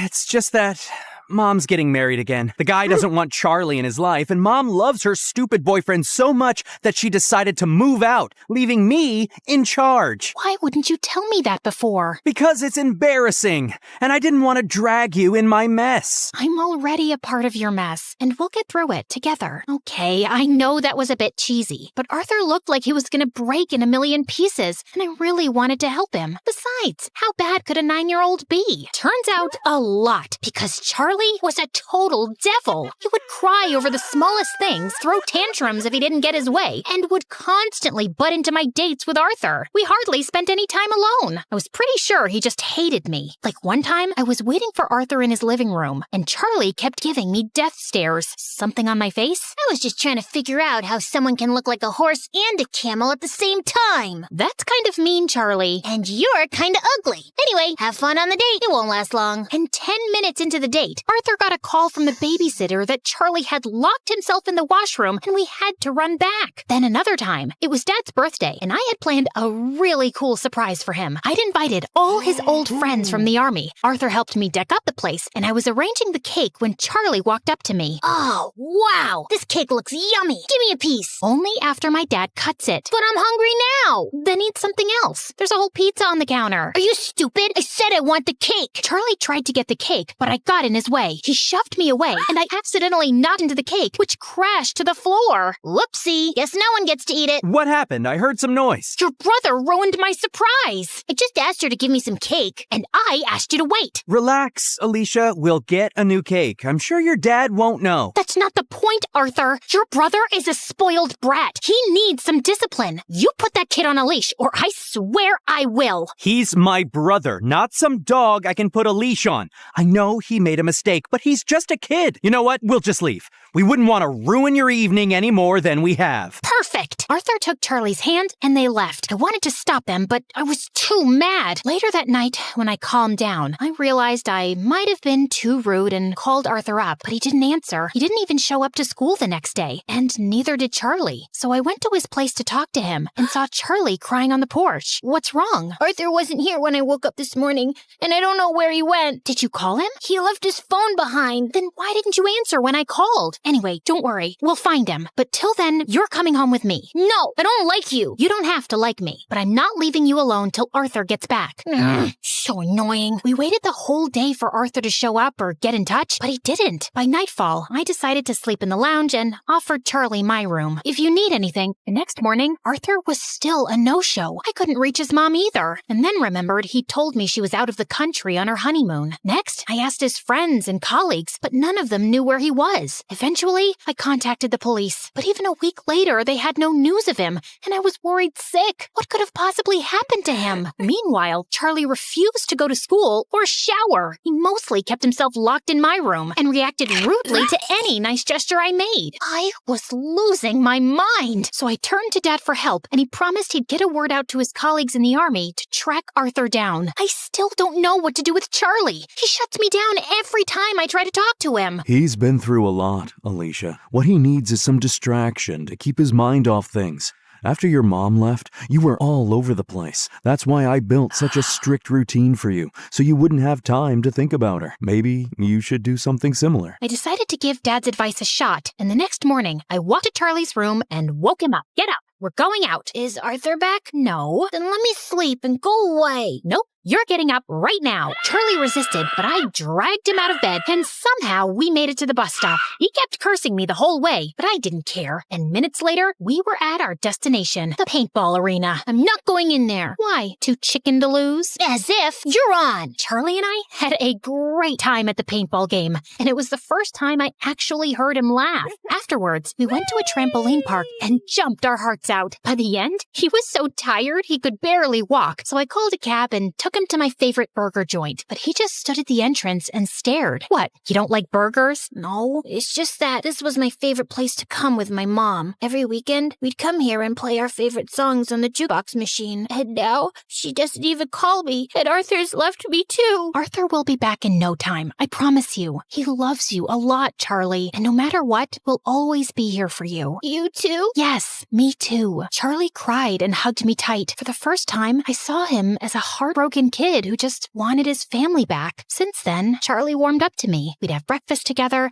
and he would always make my bed when I got home from school. He was a lot calmer and hardly threw a tantrum. I couldn't wait for Arthur to come back and see how much progress Charlie had made, but we still had no leads on him. I wanted to be strong, but with each passing day, my hopes of ever seeing him again were getting dimmer, and it broke my heart. Finally, one night, I broke down in front of Dad. I don't think Arthur's coming back, Dad. It's been weeks, and no one knows where he is. If he was in town, we would have found him by now. And Charlie, he's lost his mom and might lose his brother too. What can I even say to him? What? I turned around and saw Charlie standing at the door. You've been telling me all along the police will find him. You said you were sure. No, I'm sure he's fine, Charlie. I was just... Stop lying! Why do all grown-ups lie so much? I hate you! All of you! And Charlie just ran out of the house. Dad said he'd go after him, and as I was sitting in the kitchen in despair, the phone suddenly rang. It was the police, saying they'd found Arthur in a hospital close to town. I rushed to the location and texted Dad on the way. The doctors at the hospital told me that Arthur was brought in a few days back by the forest rangers. Apparently, he went on a hike and got injured, and since then, he'd been in a coma. I was sitting next to him when Charlie walked in with Dad. How is he? He hit his head, but he's out of danger. Doctors say there's a very good chance he'll be just fine. Charlie, promise me, no matter what happens, you and I will never fight again. I promise. I will never scream again, and I will always be a good brother. He will wake up, right? What do you think?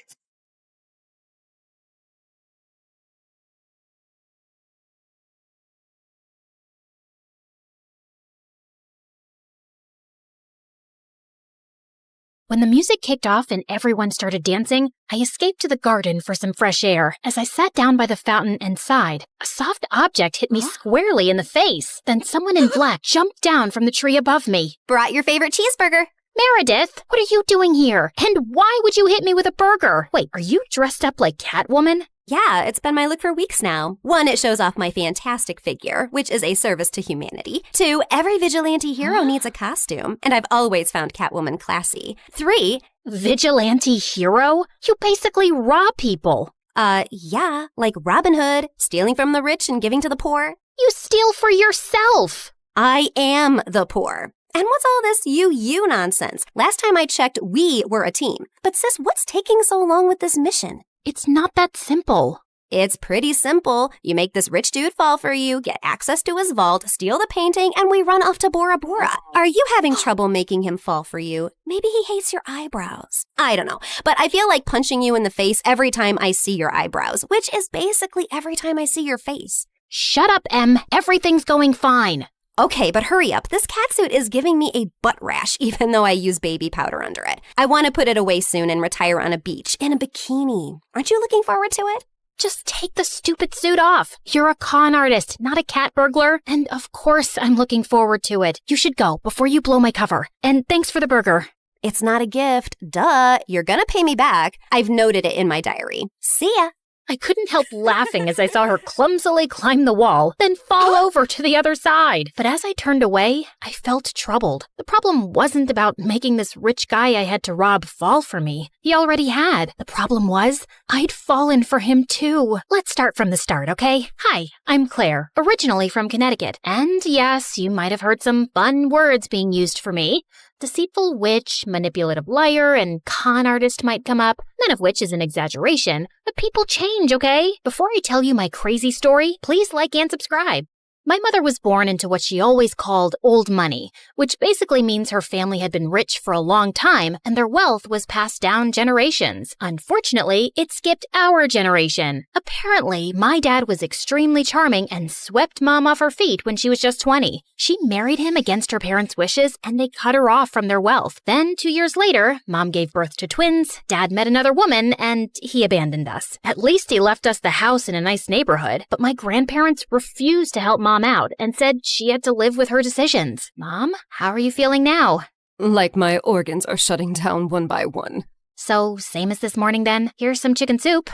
There's no chicken in it. Well, you asked for chicken soup when there was no chickens in the fridge, so I guess we all have to use our imaginations, don't we? Oh, the soup at my parents' house always had chunks of chicken and big fat prawns. What has life come to now? I was raised as a creature of luxury. I'm like that fairy tale princess who couldn't sleep because of a single pea under her mattress.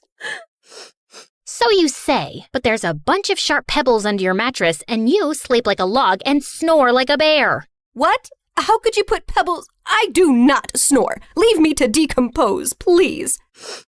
Well, you have to return to your waitressing job, so get well soon, Mom. Shall not.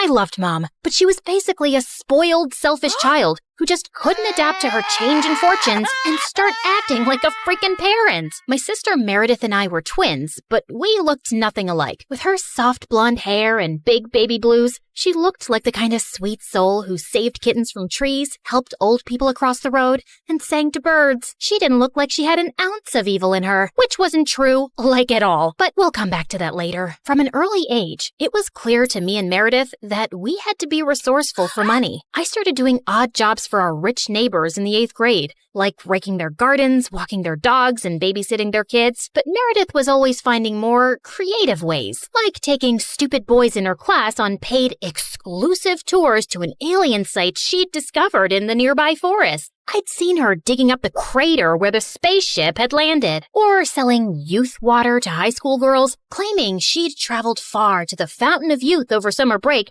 and had a limited supply. They actually thought she was telling the truth because it tasted different. Yeah, that's because she was filling up bottles from the neighbor's gross jacuzzi. People eventually caught on and stopped buying from her, and that's when she started stealing from me. But whenever I'd confront her, she'd throw a tantrum and deny it like I'd accused her of killing someone. So the next time, I hid money in my diary and made my latest entry. Dear Diary, guess what? What? When Mom took Meredith to the hospital for her sore throat the other day, the doctors made a shocking discovery. Meredith has a rare, incurable disease. She only has a few more months with us. We've decided not to tell her so she isn't scared and lives the rest of her short life in peace. Yes, I'm sad, but not that much because my baby sister is going to a better place and's leaving me all her stuff. I knew my trick had worked when Meredith came down one morning with swollen eyes. When Mom asked her what was wrong, she burst into tears about her incurable disease. Where would you get an idea like that? Yes, Meredith. Please, tell Mom where you got this idea from. You wrote it in your... Wait, you chubby witch! You made me believe I was dying! Meredith lunged at me and we went rolling all over the kitchen floor. But she ended up getting grounded for a month for stealing and invading my privacy. I soon started missing her at dinner time though. So late one night, I snuck into her room with ice cream to find her playing darts with my face as the target. I'm sorry you're stuck here, but you did steal from me. I know we don't have a lot right now, but we'll work hard and make money in the future.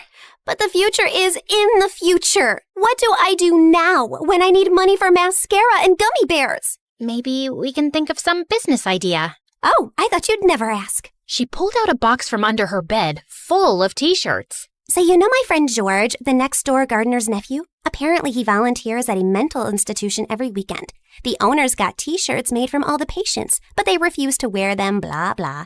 So now the mental place has hundreds of these lying in storage. George said he can score them for me, and we could have our own t-shirt range with cute things written on them. Look, here's one I made for myself. I want to go to Bora Bora, but I'm Bora Bora. Please help me. Funny. I'm very serious, actually. I'm gonna live in Bora Bora one day. So, are we selling these t-shirts? I'm in. I also made one for you. That'll be $10, thanks. Money can't buy happiness, but poverty can't buy anything. Please help me. You should pay me for wearing this. Meredith didn't have the best reputation in our neighborhood or school to sell things, so we decided to hit the other end of town and set up a t-shirt stall outside a private school. With my salesmanship and Meredith's flirting, we managed to sell quite a few on the first day. We started setting up shop at different locations, and one day as we were heading home, Meredith suddenly said she had to pee really badly. So we walked up to the closest house to ask if they'd let us use the bathroom. We rang the bell, but no one seemed to be home. I was peeking in through the window when suddenly I turned around to see Meredith already crawling halfway through one. Are you crazy? That's breaking and entering! I'll kick in your face so hard that you'll need plastic surgery, which we don't have money for. If you don't want to be ugly for the rest of your life, let me pee. I let her go and was standing guard at the door when, to my horror, a car suddenly pulled into the driveway and a snooty woman stepped out. Hey, you girl. What are you doing lurking around my house? Were you thinking of breaking in? What? No, of course not. I'm a Girl Scout selling cookies. Yeah, I study in the, Aston Bridge School for Girls. Oh, I see. It's a lovely school. I know many people whose children go there. Sorry for my mistake. I'll be happy to buy some cookies from you. Put me down for 20 boxes. Sure. It's, $5 a box, so that'll be $100. I'm putting your name down on my list, and I'll drop them by tomorrow. That's perfect, sweetie. Here's the money. I'll see you soon. Just then, I saw Meredith slip out the window, and as soon as the lady went in, we ran like crazy down the block and then collapsed on some grass. Look, I took some pastries from her kitchen. Perfect for a spontaneous picnic. That's stealing. Oh, you're one to talk. I heard the whole cookie conversation from inside. You took that lady's money, and you're never going to give her any cookies. I was just trying to distract her before she caught your butt. I didn't think she'd be dumb enough to actually give me the money. I can return it. Look, she didn't do it out of the goodness of her heart. She's a rich snob who was being really rude till she thought you were someone rich, too. You didn't force her to give you money at gunpoint. Oh, Claire, this has just given me the best idea. You're not serious. Yes, I am. Dumb people deserve to be tricked. And what does $100 mean to someone who has a gold toilet seat?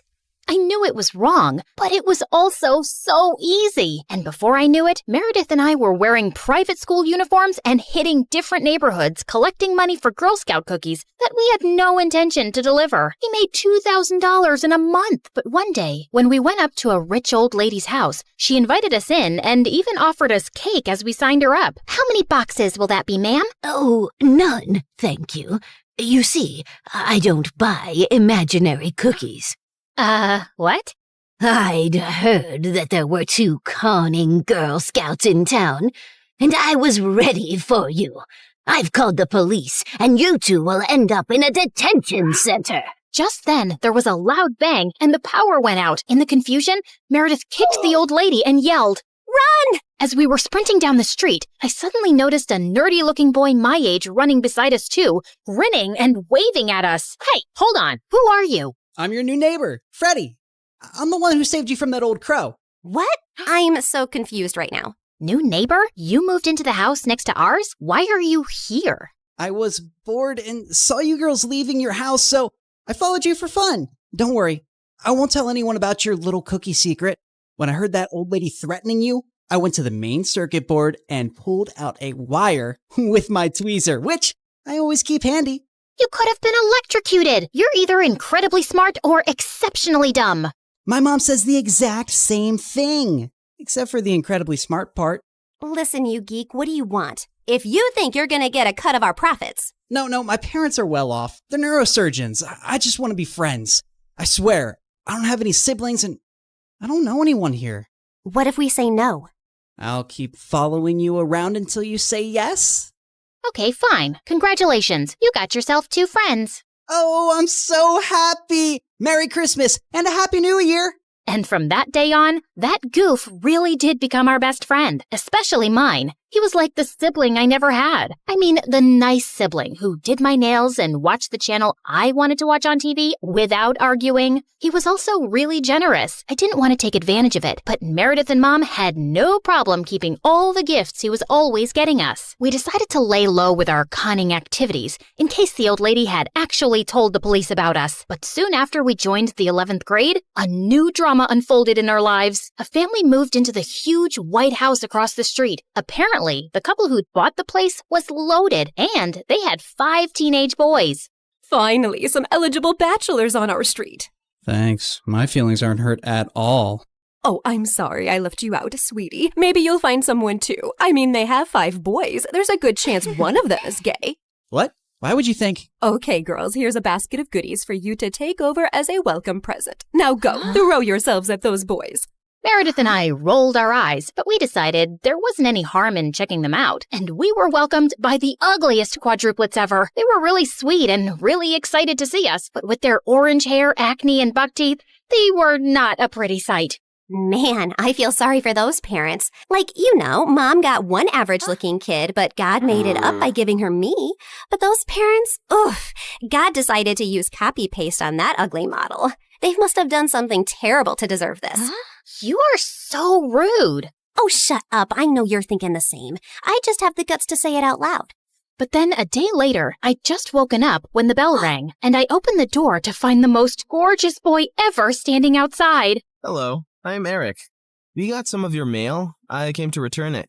I just stared at him, dumbstruck, feeling acutely aware of how terrible I looked. Just then, Meredith pushed me out of the way. Hey, thanks. You're such a lifesaver. Haven't seen you around before. I just moved into the house across the street. The big white one with the quadruplets? Yeah, they're my brothers. What? No, they can't be related to you. They're very unattractive. Meredith, can't you ever sugarcoat anything? I am sugarcoating. Did I call them ugly ogres? I am so sorry. It's okay. People have this reaction often. I'll see you girls around. He flashed his beautiful smile at us and then left. Wow, Eric stole his brother's luck, the schoolboy's luck, the neighborhood boy's luck, and his mother's and his father's luck, and the whole town's. I agree. He's beautiful. I hope he's smart and funny and kind too. I'm sure he is. I never believed in love at first sight till I met Eric. Okay, maybe love is an exaggeration, but I was crushing on him hard. Freddie, how does this purple dress look on me? Claire, what the? You can't just come in without knocking? What if I wasn't wearing a towel? Well, you are. So unclench your butt. Now, what do you think about the dress? Hey, Freddie, I want your opinion on this red dress. Oh, hi, Claire. I didn't know you were here. Have some respect for my privacy. What are you talking about? Actually, I don't care. Now tell me, I look hot, right? Of course I look hot. I could wear a potato sack and I'd look hot. I can do hot in my sleep. What's the dress for? The party at Eric's place? What, did you think you're the only one who got invited? The red's a bit much for a casual housewarming party, no? Yeah, you're right. It's more of a second date dress. Thanks, I'll look for something else. And your dress looks lovely. I am not your sister, and you can't treat me like this. I am a man. Okay, thanks for the news flash. Come on, Claire, let's go before Freddie has a heart attack. The party was coming up soon, but I knew there would be many guests, and I wouldn't really get a chance to talk to Eric then. So I decided to drop by to borrow some sugar one evening. But my heart sank when I spotted Meredith and Eric in the kitchen, and they were kissing. I couldn't believe that witch. It was so obvious I was crushing on Eric, wasn't it? Can you give me some mashed potatoes, Claire? I lifted a spoonful and threw it straight at her face. Claire! What the heck? Oh, I'm sorry. You didn't want them on your face? You should have been clearer then. You got a problem with me? What a genius. Since you're so smart, I'm sure you already knew I liked Eric, but you went after him anyway. Yeah, I saw you two kissing. Oh my God, what? You like Eric? I had no idea. You should have been clearer too. Cut it out, okay? You knew. Did not. Okay, so now that you know, will you stop seeing him? No, duh. Are you really into him?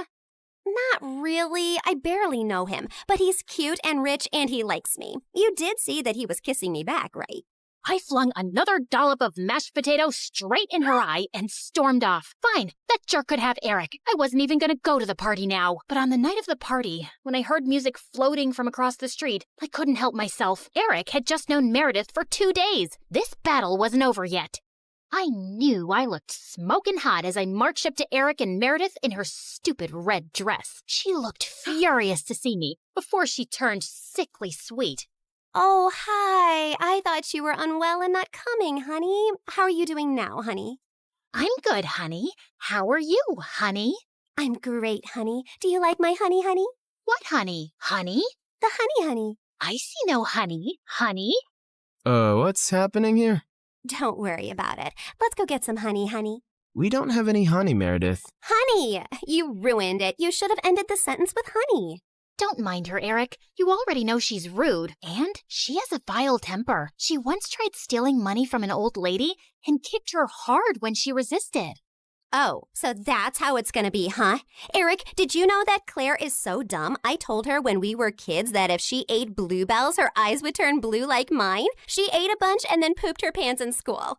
Didn't Meredith tell you she used to fart in the neighbor's jacuzzi just because they said they liked me more than her? It went on for a month. Oh, how about the time you dropped Mom's toothbrush in the toilet and just put it right back? Imagine someone being so awful to their own mother. Meredith has a boyfriend who works in a mental institution, and he steals the patient's clothes from there for her. Imagine doing that to sick people. Claire keeps acting like she doesn't know her best friend is in love with her, and she keeps using him for his money. What? Are you talking about Fred? I've never used him, and he's not in love with me. Oh, please. A blind person can see Freddie's been in love with you since day one. Shut up. You shut up. How about you shut the heck up? Not till you shut up first. I pushed Meredith out of my way, but I ended up pushing a little too hard, and she crashed straight into the punch bowl. She got up and charged me, and we landed straight on the food table. As Eric was trying to pull us apart, Freddie suddenly ran in. Claire, Meredith, stop! Your mom, she isn't okay. You gotta come now. We ran outside to see Mom unconscious and being wheeled into an ambulance. Since Freddie's dad was a neurosurgeon, he took Mom's case and ran tests for weeks to discover that she had some inflammation in her brain for unknown reasons, which had sent her into a coma. Freddie's dad decided to enter her name in a clinical trial for rare brain diseases, since she met all the criteria. But what's it gonna cost us? We take one pro bono case for the trial, but there will still be other hospital expenses. And you girls will have to figure out something soon. Do you have any relatives? We had to contact our grandparents, but to our surprise, Mom didn't even have their numbers saved in her phone. All we had was a framed picture with their names signed at the back. Freddie offered to hire a private investigator, and within a week, he said they'd been found and were flying over to see us. But I couldn't help noticing as they got out of the cab that they didn't look rich at all. Those paupers are our grandparents? They're definitely the people from the picture. Why do Grandma's shoes look like something out of a museum? And Grandpa's coat is missing 3 buttons. The old lady hobbled towards us and hugged us tight. Oh, girls, it's so good to see you. We had no idea we had granddaughters till yesterday. You look nothing like our son, though. Your son? No, we're your daughter's kids. Oh, honey, we don't have a daughter. The private investigator who tracked us down did say our daughter was looking for us, but we just assumed that was our son who ran away from home 18 years ago. He was always saying he'd change into a woman one day. What? Our mom used to be a man? No, this is crazy. Look at this picture. Does this woman look anything like your son? Our son is ugly, and I remember this woman. Alfred, you remember this beautiful lady came to stay at our motel many years ago? She disappeared suddenly one night, and the next day some mafia men turned up looking for her. Ah, yes. Those men kept turning up for weeks.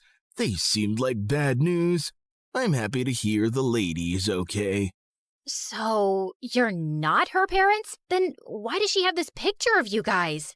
She took it from the motel. I don't know why. I'm so tired, dear. Can I rest for a little while? No, if you're not our rich grandparents, you gotta go. Taxi! Meredith sent them packing immediately, and we just stood staring at each other. When was Mom in a motel? And why were there bad men after her? She told us all our lives these random people are our grandparents. What else has she been lying about? Apparently, a lot of things. When we checked out if she had any health insurance, she couldn't be found in the system. I went to the diner where she'd been working for years to see if the manager could help, only to find out that no one there had ever seen her. We had no clue where she'd been going all this time while she was pretending to work, or where she got her salary from. Meredith and I tore up Mom's room looking for more clues. We didn't find anything in the closets or under the bed, but I pulled the rug away and came across a loose floorboard. We pried it it open to find a laptop and so many fake IDs and passports all belonging to Mom. Oh my God. Mom? As a French redhead? Her hair is black here, and she's Swedish. We opened the laptop, but we couldn't get past the security code. We asked Freddie to come over and told him everything. And when he went over the laptop, he let out a low whistle. Whoa, this is heavy encryption and insane firewalls. Is your mom from the CIA or something? Have you ever seen her using this laptop? Yeah, I have once, but she told me she borrowed it from a friend to watch Keeping Up with the Kardashians. Who is this woman? We really had no idea, except that her hair dye started fading soon, and we discovered she was a natural blonde. We still desperately needed the money and contemplated selling the house, but we couldn't even find any documents for it. For the first time in my life, I felt overwhelmed and completely out of ideas. Then one night, as Meredith and I were sitting on the porch, Freddie joined us, looking grim. I need to tell you guys something about the clinical trial. There's only a 50% chance that your mom will get the drug that could make her well. What do you mean? Doesn't everyone get the drug? No, half the patients get a placebo drug. Oh God, I did something really wrong. I checked the files of everyone on the clinical trial, and your mom has been assigned the placebo drug. She's not going to get the treatment. So that's it? We're just gonna sit back and watch, knowing there's no chance of her getting better? Make your dad give her the drug! I can't. Dad would lose his medical license if anyone thought he interfered with the trial. Then why did you even tell us, Freddie? Freddie looked at me silently. He told us because he and his dad can't do anything, but we can. Whatever you plan, I can't be part of it, but you have to do it soon. The trial starts next week. Thank you, Freddie. You don't know what this means to us. Of course. I'd do anything for you, Claire. For the first time, I saw what had maybe been so obvious all along. Freddie was in love with me, and I was about to use it to my advantage. Can you tell me where the trial patient files are? When we visited Mom next at the hospital, I was able to slip away and retrieve Mom's file and another patient's who was receiving the drug. That night, Meredith and I used every Photoshop skill we had to make duplicate copies, complete with the hospital seal and everyone's signatures to ensure that Mom was the patient chosen for the treatment. And the next day, I slipped the files back in. I knew what I'd done was wrong, and I'd broken at least 5 different laws. But as I walked away, I didn't feel like a criminal at all.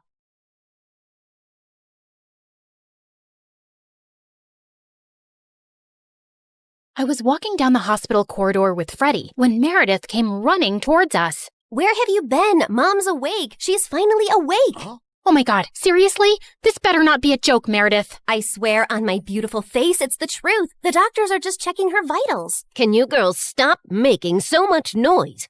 It's a hospital. Oh, shut it, nurse. We're in the coma ward. Who are we disturbing here? Don't you want these people to wake up? How dare you talk to me like that? This is preposterous. That's not even a real word. Remind me to buy you a dictionary. How did you become a nurse? Jeez. You ran down to Mom's room to find her fighting off the doctors. She jumped onto her bed like an animal and started screaming at them. Where am I? Are you doing science experiment on me? You will not touch the daughter of Vladimir. I learned how to catch fish with my bare hands when I was 3 and tackled a bear when I was 5. You think you are any match for me? Ma'am, we mean no harm. We're your doctors. How are you old enough to be a doctor? You have pimples like a teenager. I'm fully qualified. Shut up, little boy. Tell me where I am before I take your eyeballs out and play bubbles with them. Mom? Mom turned and stared at me with wild eyes. Let's get out of here before she attacks us. For once, I agree with Meredith. Who are you? And what did you just call me? Hey guys, the last time you saw me, I was walking down a hospital corridor after switching the clinical trial files. That was 2 years ago, so let me get you up to speed on everything that's happened since then. Mom entered the clinical trial, and her tests started showing signs of progress, but she didn't come out of her coma anytime soon. Freddie tried to help us, but Meredith and I had to learn to manage on our own, and it turns out there's a lot you can steal from a hospital. We never had to buy toilet paper or cleaning supplies again, and we always had endless cups of pudding and Jell-O. Meredith, is that diaper cream you're putting on your face? A girl's gotta moisturize. It's very hydrating. My face is as soft as a baby's butt. What did you score today? More useful things like new bed sheets, pads, towels, and batteries for our TV remote. Time for our show and more Jell-O. Woohoo! But we still needed money, and after high school, we went back to our conning ways. I always pushed away the guilt and justified it to myself with things like, we needed the money, we had no other choice. But I have to admit, I also felt a thrill every time we outwitted someone and got away with it. It started out small, like hitting venues of concerts and games in different cities and selling fake tickets to desperate fans, hoping to get in at the last minute for twice the regular price. By the time they figured the tickets were bogus, we were gone. Or going to the American Idol audition venues and convincing hopeful contestants that we were part of the TV show crew and we'd get them through to the next round if they paid us a little money. Then we set up an Instagram matchmaking business account with tons of fake success stories. We were getting booked for our services by loads of women. We'd always meet at the client's house in disguise. What is this exquisite dessert? It's like a cloud melting in my mouth. It's a Japanese cheesecake, delivered fresh every day from Japan. You are just the kind of people I like. Ow! Let's get down to business, shall we? Wow, I mean, this cake. Yes, business. This is your daughter? Oof. We know she's a bit plain. And she's 6 feet tall? With that face? Is her case hopeless? Oh no, we've dealt with a lot of uggos before. Believe me. Ow! What my partner means is there's someone for everyone out there, and we're experts at making those two people meet. We'll need a small advance, and we'll bring you a portfolio of suitable bachelors in a week. You'll be the mother of the bride soon, watching your little giraffe walk down the aisle. Sounds good, right? Make that check to cash, please. Can you also pack the rest of this cake? We'd take the advance, keep in touch for a few weeks saying we were gathering options, and then disappear. Of course, people soon started commenting on our page, calling us frauds and reporting our account, but we made a good amount while it lasted. We tried out a wedding planner service next. That's a gorgeous cake, but it's so expensive. But it goes so perfectly with your pink and white theme. Also, we're planning to order 2,000 pink and white roses. And an ice sculpture for the reception area. How much will all this cost? You can't put a price tag on happiness.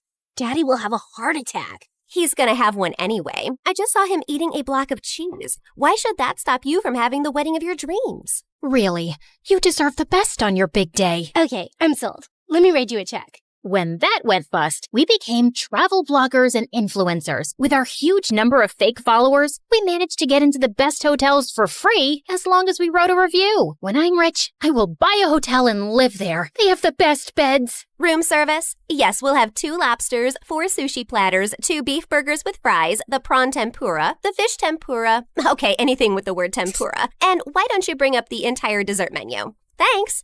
Of course, none of these businesses lasted too long, and we were always on our toes, traveling from place to place, changing disguises, trying not to get caught. The only person who had any idea of our activities was Freddie. But whenever we went back home, he was always happy to see us and never asked questions. 2 years had gone by like this, and Mom was finally awake, except she didn't remember being our mom. Now, we had no chance to ask her about the fake IDs and laptop we'd found, because all she seemed to remember was her childhood in frickin' Russia. We showed her pictures of us together, and the doctors explained that she'd lost most of her memory, and they were unsure if she'd regain it. Oh, my girls. I am so sorry I don't remember anything about you, but I feel a connection to you, as strong as the frost on my toes, walking barefoot in snow, and as sweet as the smell of my grandmother's honey cakes, and as deep as the violet skies of Siberia, and— Yeah, we get it, Mom. We love you too. As the 3 of us sat in a cafe later, I was still trying to process everything when I saw Meredith had a faraway look on her face. I know that face, Em. What are you planning? Oh, nothing. Just thinking how excited Arthur will be when he finds out Mom is awake.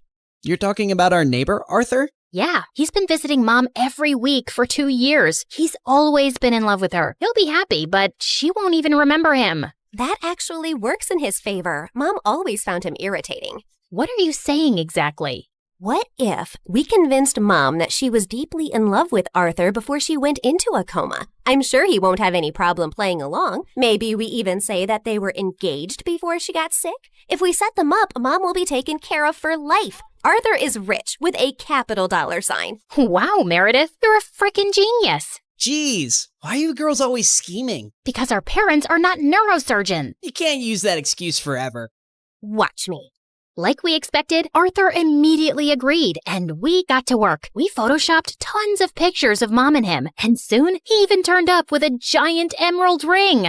You chose this Russian emerald ring from an antique shop where I proposed to you. Oh, it is so beautiful. I wish I remembered all of these moments. But I do feel a connection to you, as strong as the smell of lavender on a Russian summer breeze, and as warm as Papa's fur coat, and as comforting as a bowl of kidney pickle soup, and kiss her, now! As Arthur and Mom kissed, Meredith and I walked out of the room and burst out laughing. We laughed till we almost peed our pants. Oh God, my tummy hurts. Are we doing the right thing? Fooling Mom? She's no fool. She asked me how rich Arthur is yesterday. Now she feels very connected to him. And within a month, Mom was walking down the aisle in a grand wedding in Arthur's garden. Of course, Meredith and I had made all the arrangements and totally overcharged Arthur. I promise to cherish and to love you forever, and follow you to the ends of the earth.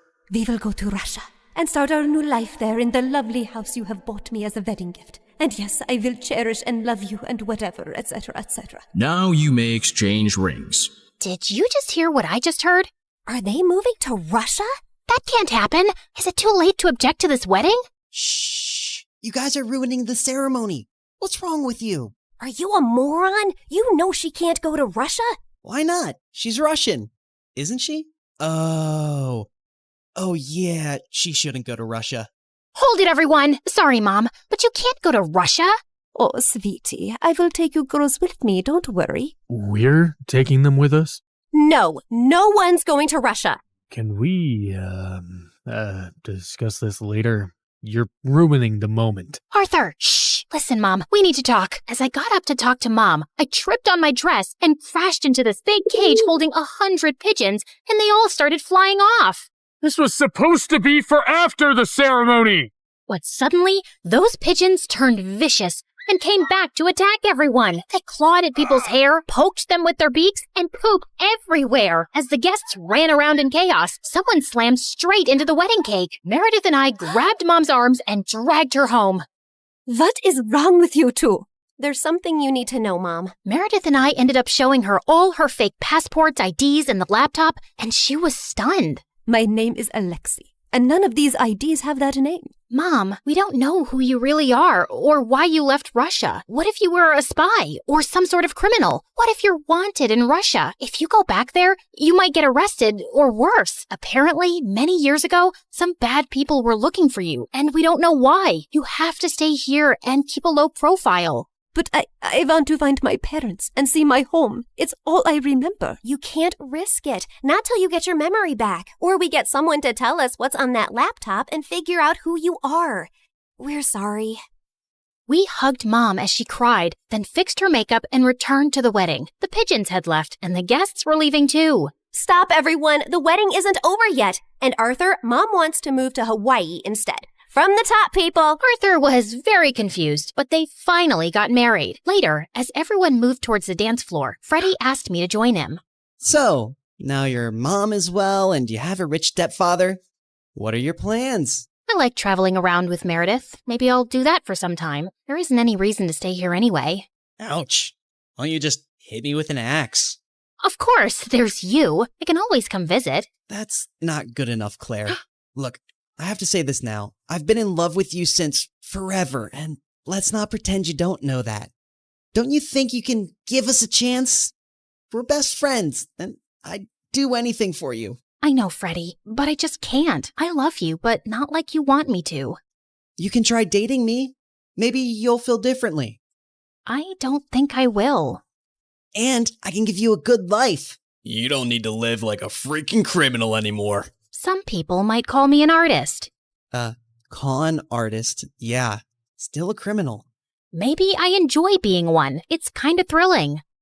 I don't really believe that. You don't want to believe that. We're too different, Freddie. You're going to be a neurosurgeon like your parents, and you'll find a nice girlfriend and then marry her and live in a nice neighborhood, and you'll be content. I'm not sure that's the life I want. It sounds boring. I wish I'd said something else when I saw Freddie's hurt face, but there was no easy way to let him down. He kissed me gently on the cheek and walked away, and I felt a lump in my throat. Mom moved to Hawaii with Arthur, and Meredith and I went down a crazy path over the next few years. There wasn't a scam, fraud, or con we didn't attempt. We never stuck to the same thing for too long, in case the police picked up a pattern, but word got around in underground circles about 2 female con artists, and we actually started getting hired for our services. People were always less likely to suspect 2 pretty, innocent-looking girls than someone who looks like a thug. And working with these thugs, we learned how to forge signatures, create counterfeit money, make fake checks, and steal credit card information. I'd always been bad with computers, but Meredith even showed a great knack for hacking. We made good money, partied with rich people, traveled first class, and stayed in amazing hotels. But for me, the glitz and glamour gradually started to fade. I was getting tired living out of suitcases, always wearing disguises and looking over my shoulder. I had no real friends, and even if I met someone I thought I could like, I knew I couldn't be in a real relationship. I was almost thinking of talking to Meredith about quitting the con artist life when one day she burst into our New York hotel room looking beyond excited. You won't believe the job we just got. It's gonna pay us $250,000.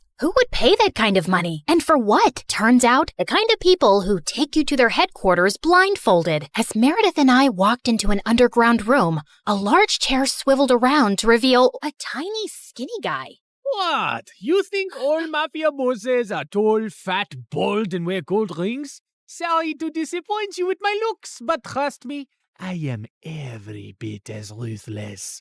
Something about his steely gray eyes sent a shiver down my spine. I believed him. His name was Pierre Soufflé, which was obviously a lie, and the job he had for us was to steal a priceless painting from a museum and replace it with a fake. That's the painting? It's, tiny. What's your problem with tiny things and people? It's also kinda stupid. What is that? A raccoon eating a cheeseburger? It's worth $10 million, so the joke's on you, dummy. Now, the owner of the painting has allowed the museum to borrow it for only 3 days, so we don't have a lot of time. Wouldn't it be easier to steal it from the owner's house? Everyone, look at Lady Einstein coming up with brilliant ideas. Why didn't we think of that ourselves? Happy to help. Of course we thought of that ourselves. Trust me, the museum is easier. Why choose us? It's a very stupid security measure, but the museum's floors are activated by pressure sensors at night. Anything above 55 kilograms and they go off. I haven't been able to find a boy who weighs less than that. Ellie, get the weighing scale. Meredith weighed 52 kgs, while I weighed 55.1. How is this possible? You eat so much more than I do. What can I say? I got all the good genes. Okay, you're out, fatty. Meredith, you're my leading lady.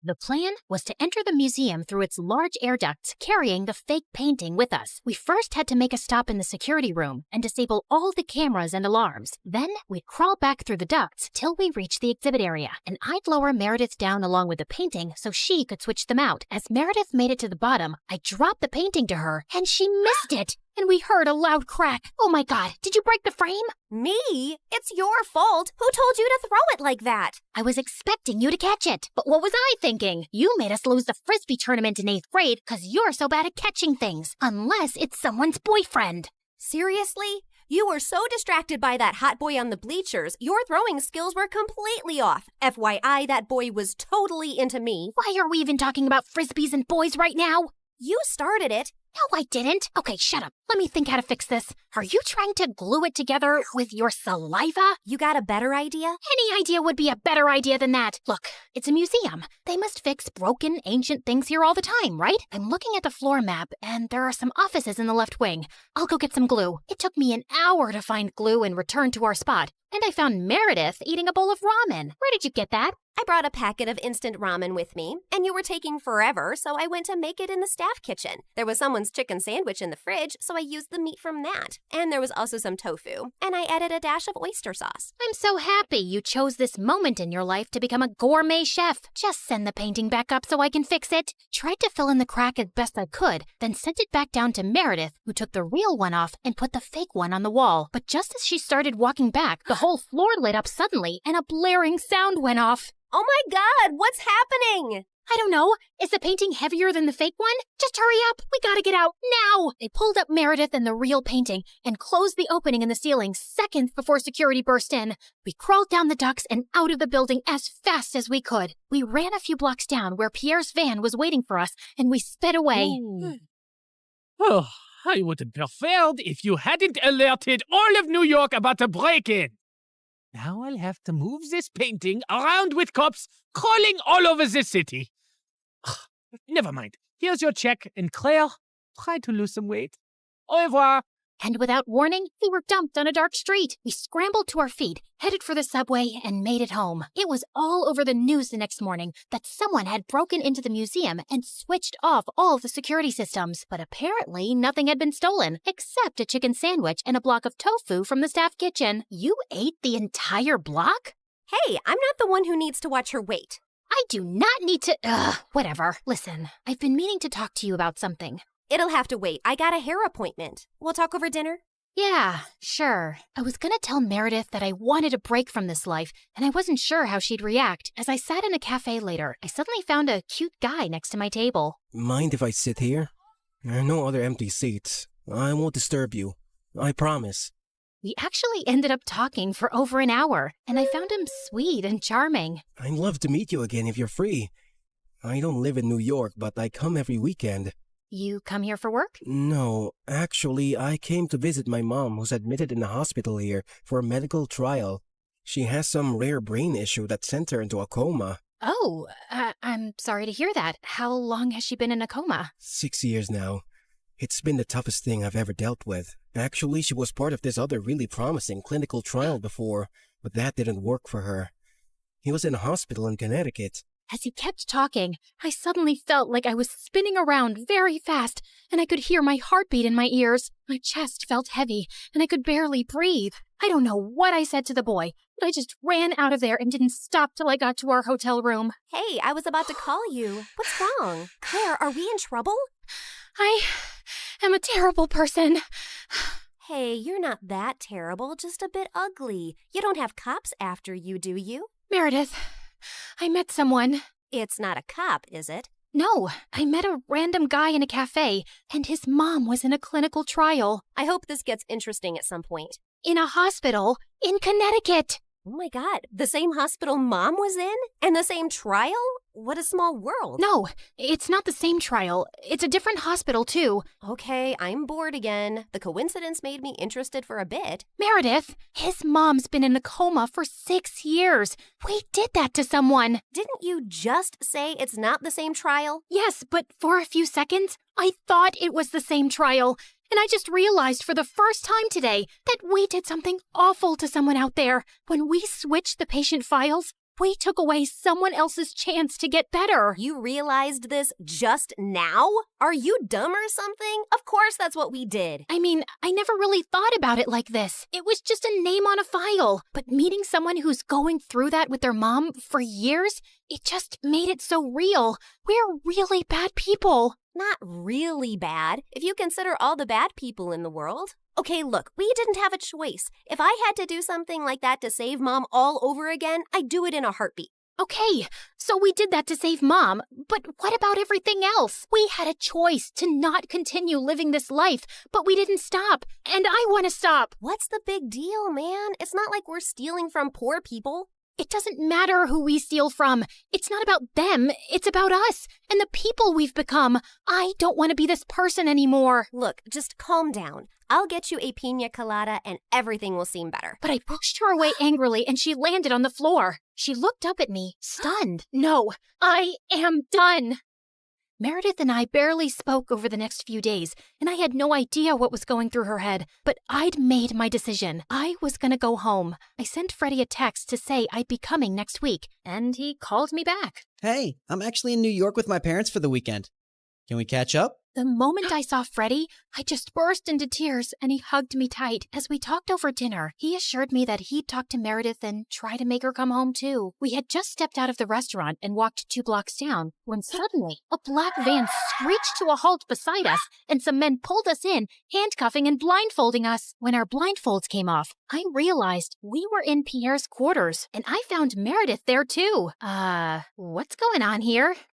Welcome. We just gathered here to discuss a teensy-weensy, itsy-bitsy issue. Now, Meredith, go ahead and tell them the moronic thing of titanic proportions that you just did. Apparently, Meredith had found her way to Pierre's headquarters and stolen the real painting from him. She had then tried to sell it to a buyer she'd arranged, and while the exchange was about to happen on the docks, the cops had showed up. Meredith had barely managed to escape, but the buyer and the painting were in police custody. The police didn't let it get out in the news, but they knew the real painting had been stolen and replaced with a fake. They were probably watching every dock, airport, and train station to see if someone would try and move it out. And your sister practically handed it to them. What were you thinking? It's your whole quitting the biz talk that made me do it. I did it for us, so we could sell the painting and retire to Bora Bora for good. And what the heck is Freddie doing here? Hi, guys. I'm Freddie. Old friend. Nice to meet you. Not terrified at all. You made me lose a fortune, and you double-crossed me. And Pierre does not take betrayal well. Harry! Sam! Yes, sir! You know what to do. Boss? I'm not really sure how I feel about punching a girl. Yeah, boss, I am not really comfortable with this. Maybe we can just punch the boy. I'm not really a boy. I used to be a girl. Ask Claire and Meredith, we practically grew up like sisters. Please don't hurt him. He has nothing to do with this. Silence! You buffoons! I didn't say hurt anyone yet. I just wanted you to threaten them. But of course, you're useless. I'll do myself. Torture Harry and Sam after this meeting. Now, get lost. Then Pierre shifted his cold gaze to me. That painting is everything to me, and I want it back. And now the only way we can get it is from the owner himself. You, Claire, will be executing this mission. The heir of that painting is a young, charming millionaire. And you will get to know him, become his girlfriend, kiss, cuddle, yada yada. You need to earn his trust completely, so he lets you into his life and his home. Then, when the time is right, you'll steal the painting from a high-security vault inside his house and bring it back to me. You will do this if you care about your moon sister and this girl/boy and his family and your mother and your stupid husband and your whole neighborhood. What if I fail? I don't think you want the answer to that. But once you succeed, I'll give you two enough to go to Bora Bora and never return. I'd be ecstatic to never set eyes on you annoying girls again. I had my eyes on the target from across the street. As soon as I saw him walk towards the cafe, I headed for the entrance. Just as he opened the door, I bumped straight into him, spilling coffee all over his shirt. Oh, God, I'm so sorry. I wasn't looking. I'll pay for the dry cleaning. His arm rested gently on mine. Hey, it's okay. It was an accident. I looked up into his bright green eyes. In fact, you're the one who's without a coffee now. Can I get you a new one? Sure, I'd like that. Can we also start over? Hi, I'm Christina. Hello, I'm Eric. Do y'all remember Eric? You know, the guy Meredith and I were fighting over the night Mom went into a coma? The guy who was so hot he made boiling water look cool? The guy whose smile shone brighter than the sun and whose eyes were deeper than the Amazon rainforest? The guy who... He looks familiar. Oh my God, I've kissed this guy once. Yeah, the guy who stole my heart the minute I saw him. And then Meredith kissed him. Do you girls know him? Not super well, but I'd rate him number 8 on my list of good kissers. And I've kissed tons of people, so that's pretty high. Oh, Pierre, you really gotta see his brothers. They look like Ugly old girls, I know. I know everything about him, but how well does he know you? He and his family lived in our neighborhood only for a month, and that was years ago. I don't think he'd recognize me now. Yeah, she's not that memorable. You're all still going in disguise. We have to convince him that you're just a stranger who has randomly bumped into him with no agenda. Also, he must believe you're very rich, so he doesn't think you're a gold digger. From Pierre, we learned that Eric's mom had passed away at his birth, and his dad had remarried a woman years later who already had children of her own, the quadruplets. The world makes sense again. Thank you. Eric's maternal grandmother recently left the painting to him in her will. His father is a big business tycoon, so they always have security at the mansion. But the painting is even harder to access. The only way you'll make it in and out of there is if you're welcomed into their home.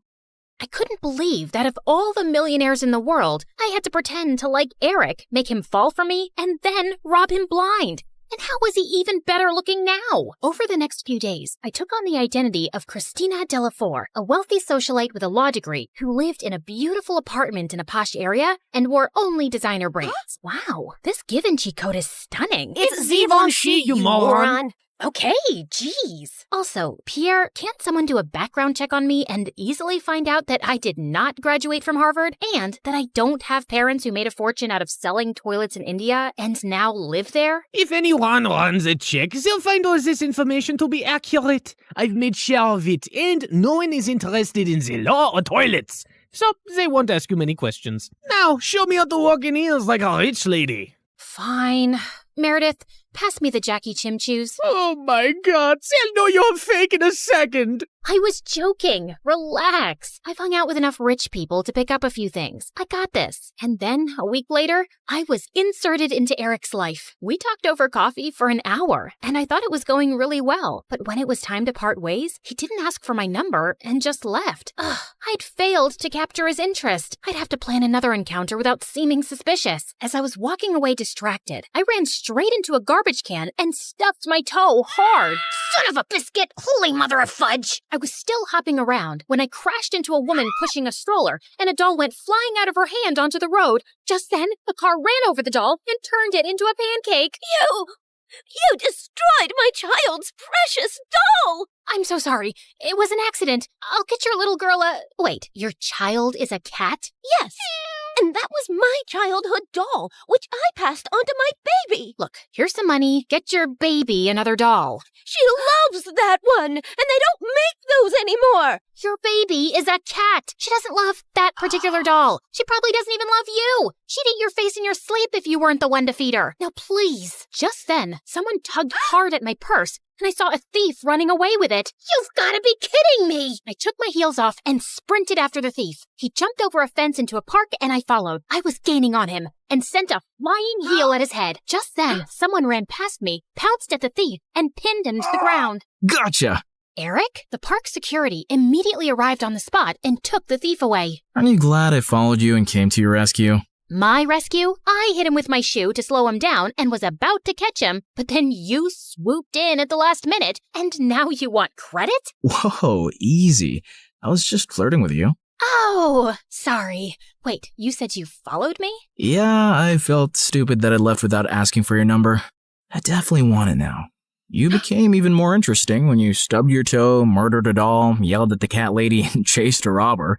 Eric and I started seeing each other, and even though I knew it wasn't a real relationship, it still felt wonderful. We both hated rom-coms, but were always up for watching horror movies. We supported different baseball teams and had heated debates about who sucked more, and we both loved eating from street vendors and walking around the city at night. I enjoyed his company more than I cared to admit, and my heart skipped a beat every time he took my hand or gave me a goodnight peck on the cheek. And then one night, as we watched a fireworks show in the park, he pulled me close close and kissed me, and I practically melted in his arms. Soon enough, he told me his parents were hosting a party at their house, and he wanted to introduce me to them. This was the first time I'd be in his mansion, and I needed to make sure I got invited often enough to find out where the vault was. Eric's dad was lovely, but his stepmom looked at me with a stare so icy it could make hell freeze over. I escaped from the party for a while when the dancing started. Yeah, that's when Meredith dropped by as Catwoman with a cheeseburger. But soon enough, Eric came around to call me in for dinner,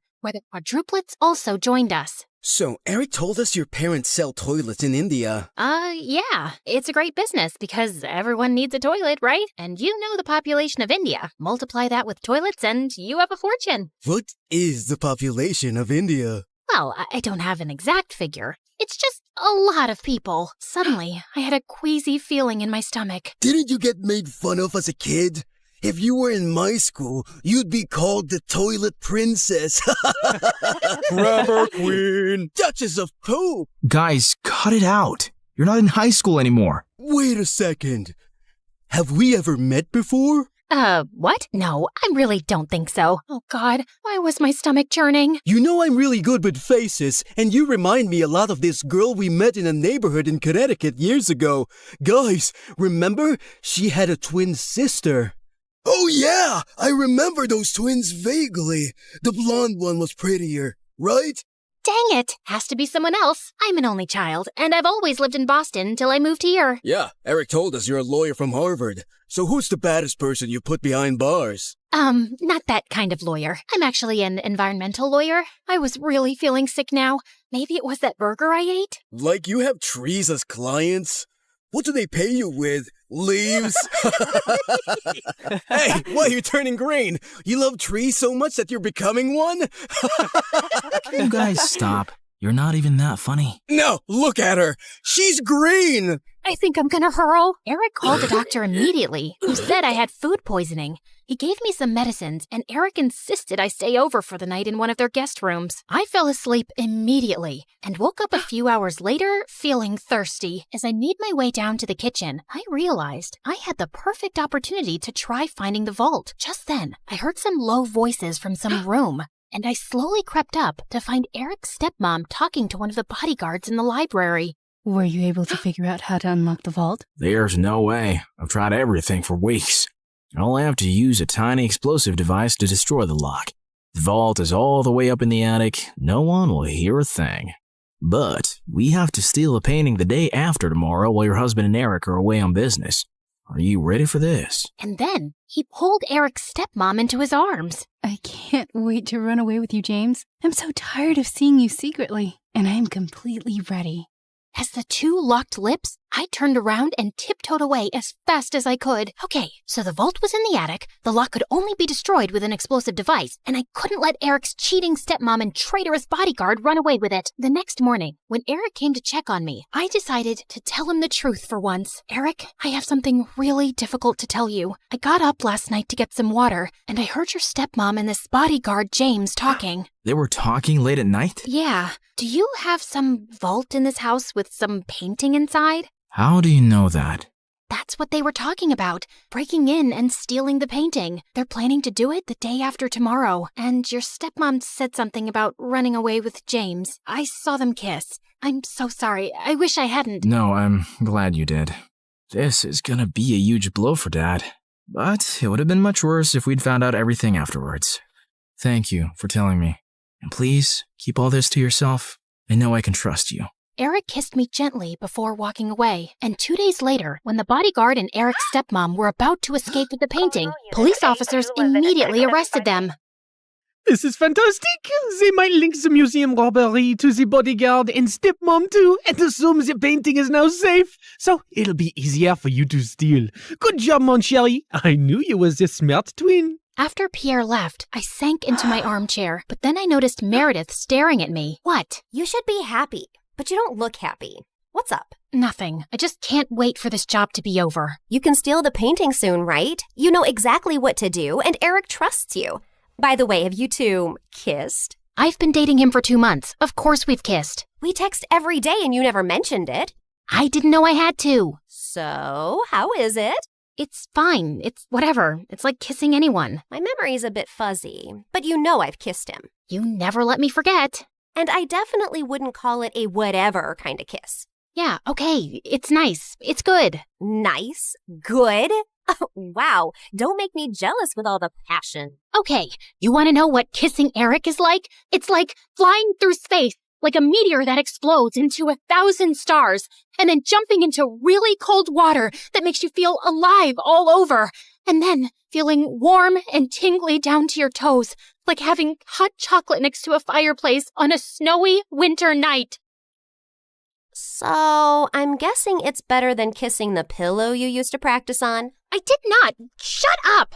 You're in love with him, aren't you? I was about to snap at her again, but then I just sighed. Yes, I am. The night of the heist arrived, and I felt sick to my stomach, but I just wanted to get it over with. Eric's dad was away, and Eric was holding an important shareholders' dinner, with which most of the household staff was busy. I'd volunteered to host the dinner with him, and got ready to leave before their meeting started.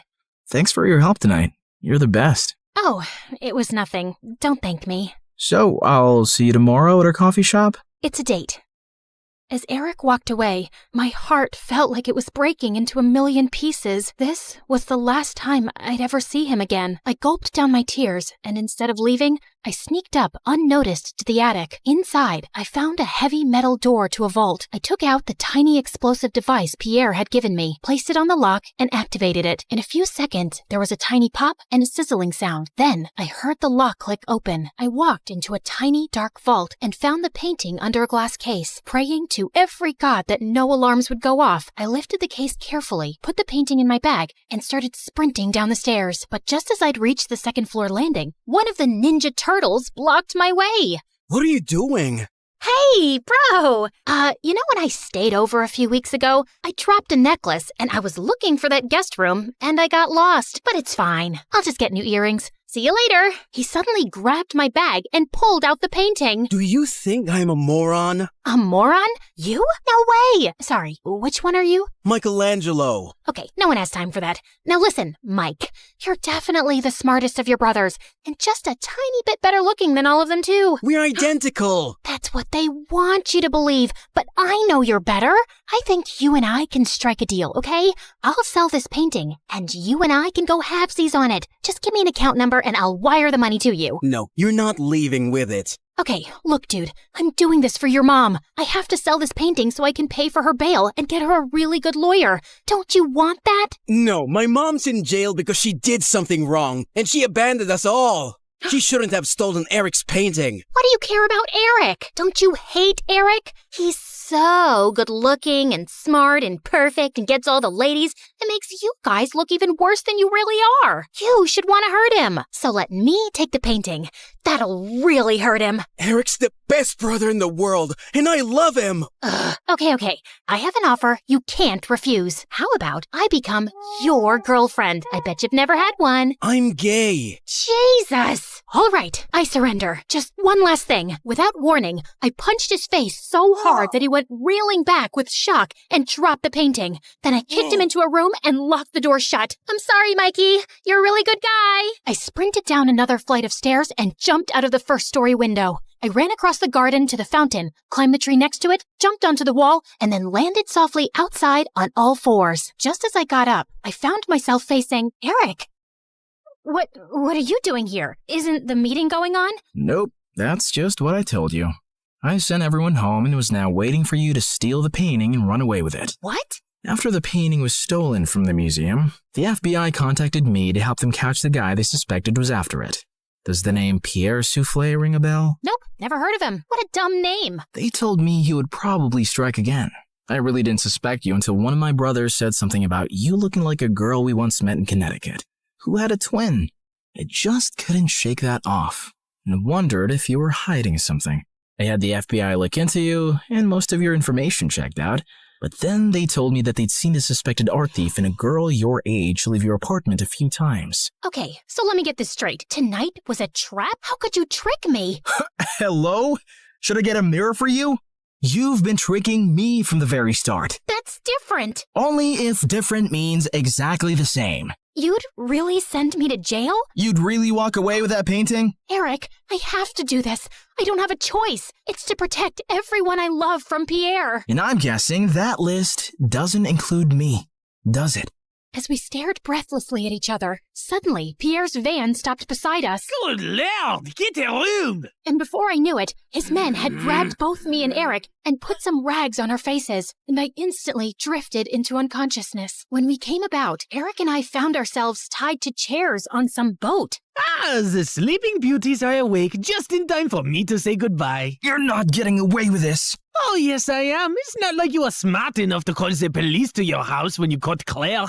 Yeah, that's her real name. You didn't call the police? What was your plan then? My guess is he was just going to take the painting from you and give you a chance to run away. I think he even gave his own security men the night off.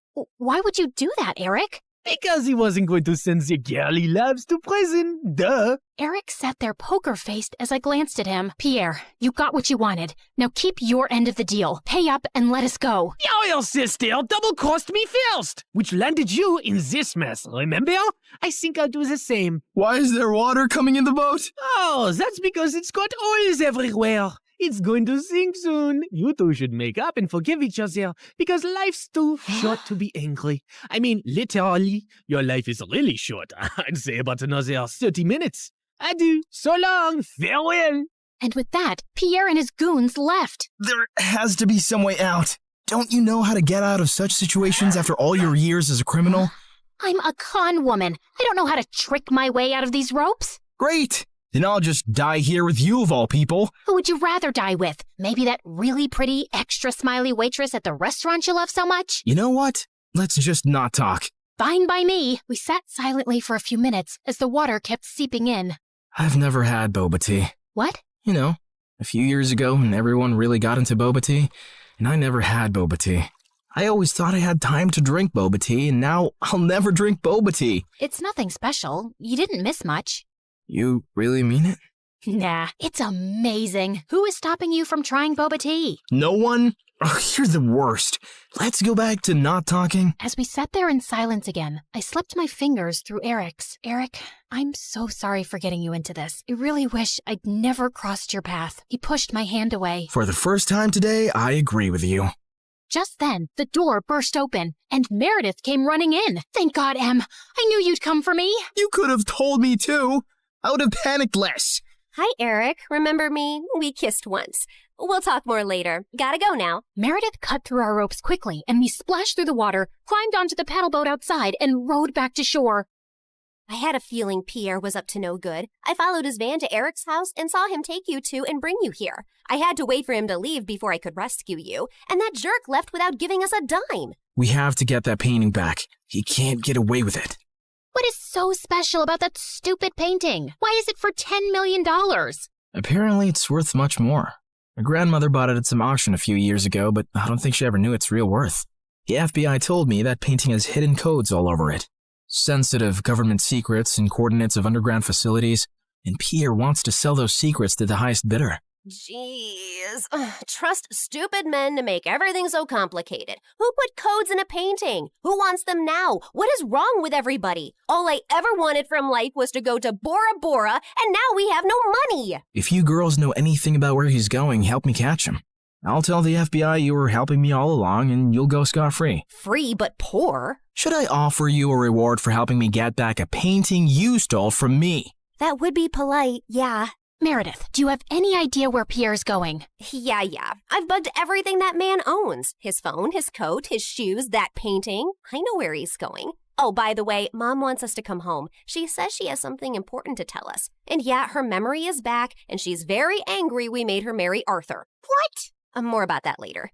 Eric immediately got in touch with his FBI contacts, who picked us up from our spot and followed Meredith's trackers on Pierre. He was headed for a train at the Grand Central Station, and seconds before he was about to get onto his ride, he was surrounded by officers. Don't manhandle me, you orangutans! My outfit costs more than your yearly salary!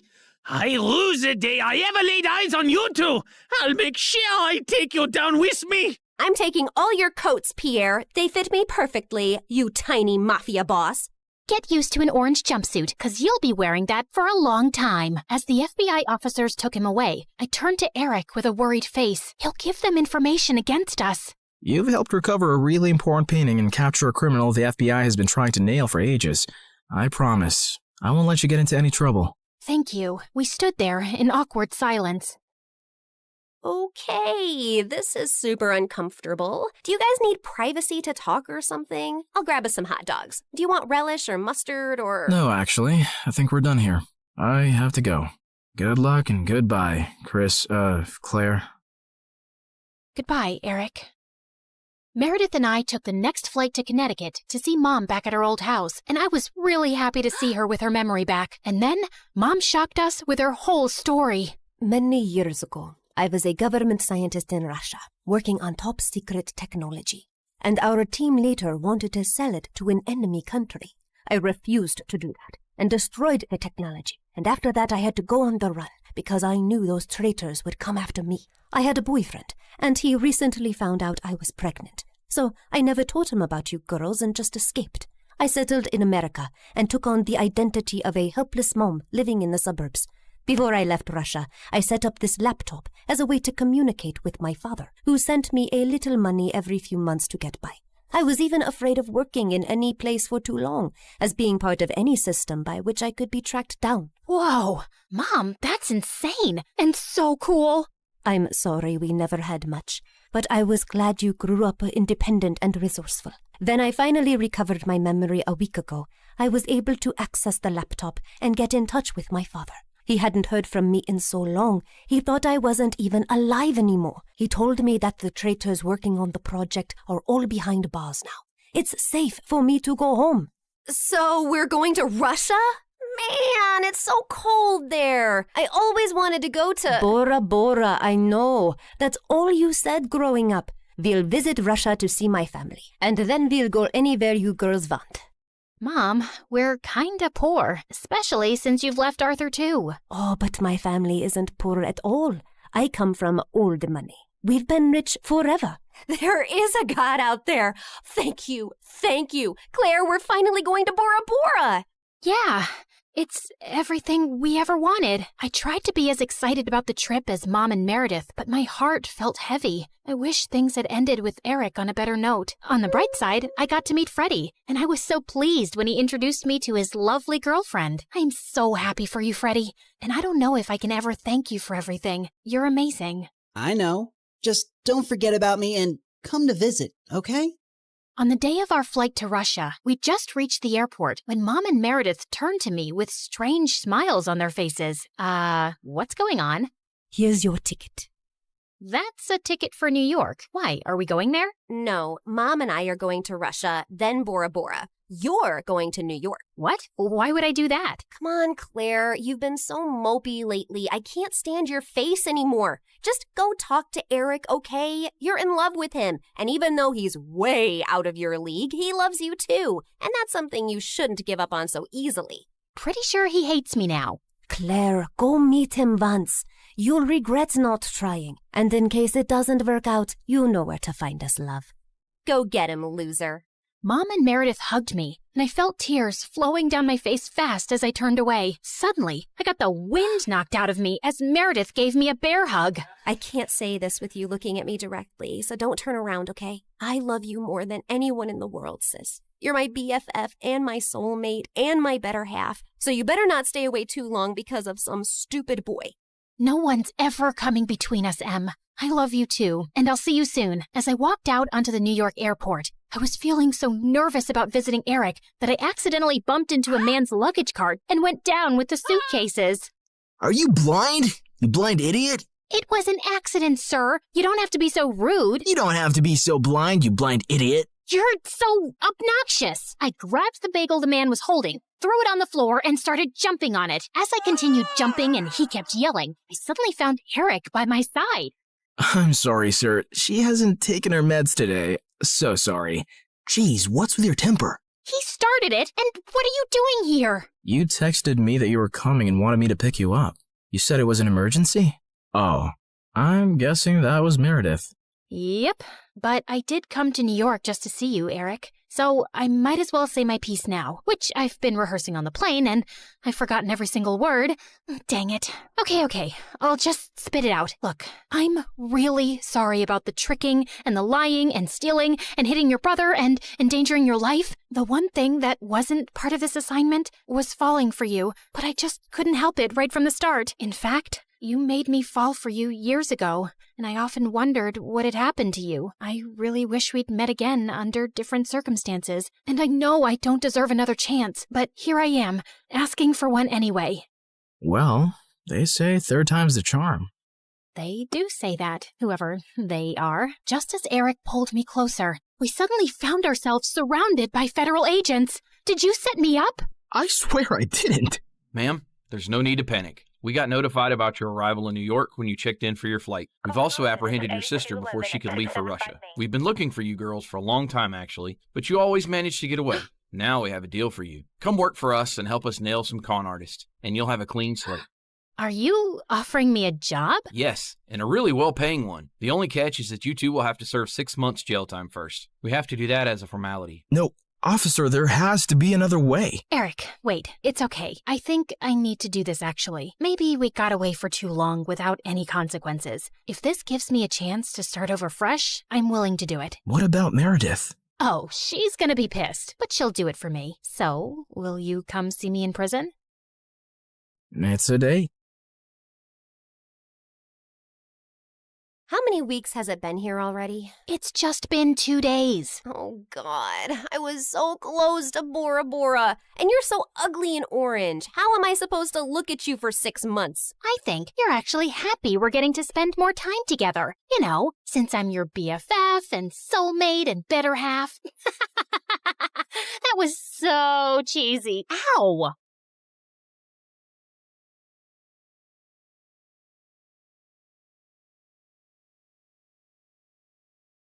Hi, I'm Emma from Chile. Please like and subscribe to MSA. Show your love for MSA with their awesome bottles and notebooks. Peek at the collection in the description and pick your favorites. My childhood was tough. My parents were always fighting. But when I grew up, I met Clara, and my life started to become better. We met on the first day of high school, and I remember it like it was yesterday. Hi, is this seat taken? No? Right. I saw you sitting alone and thought you needed some company. Is that a choco chip muffin? I love them. You get the best muffins at this coffee house nearby, but if you eat too many, you might get gas or a sugar rush. Sorry, I'm blabbering a lot, right? Kind of.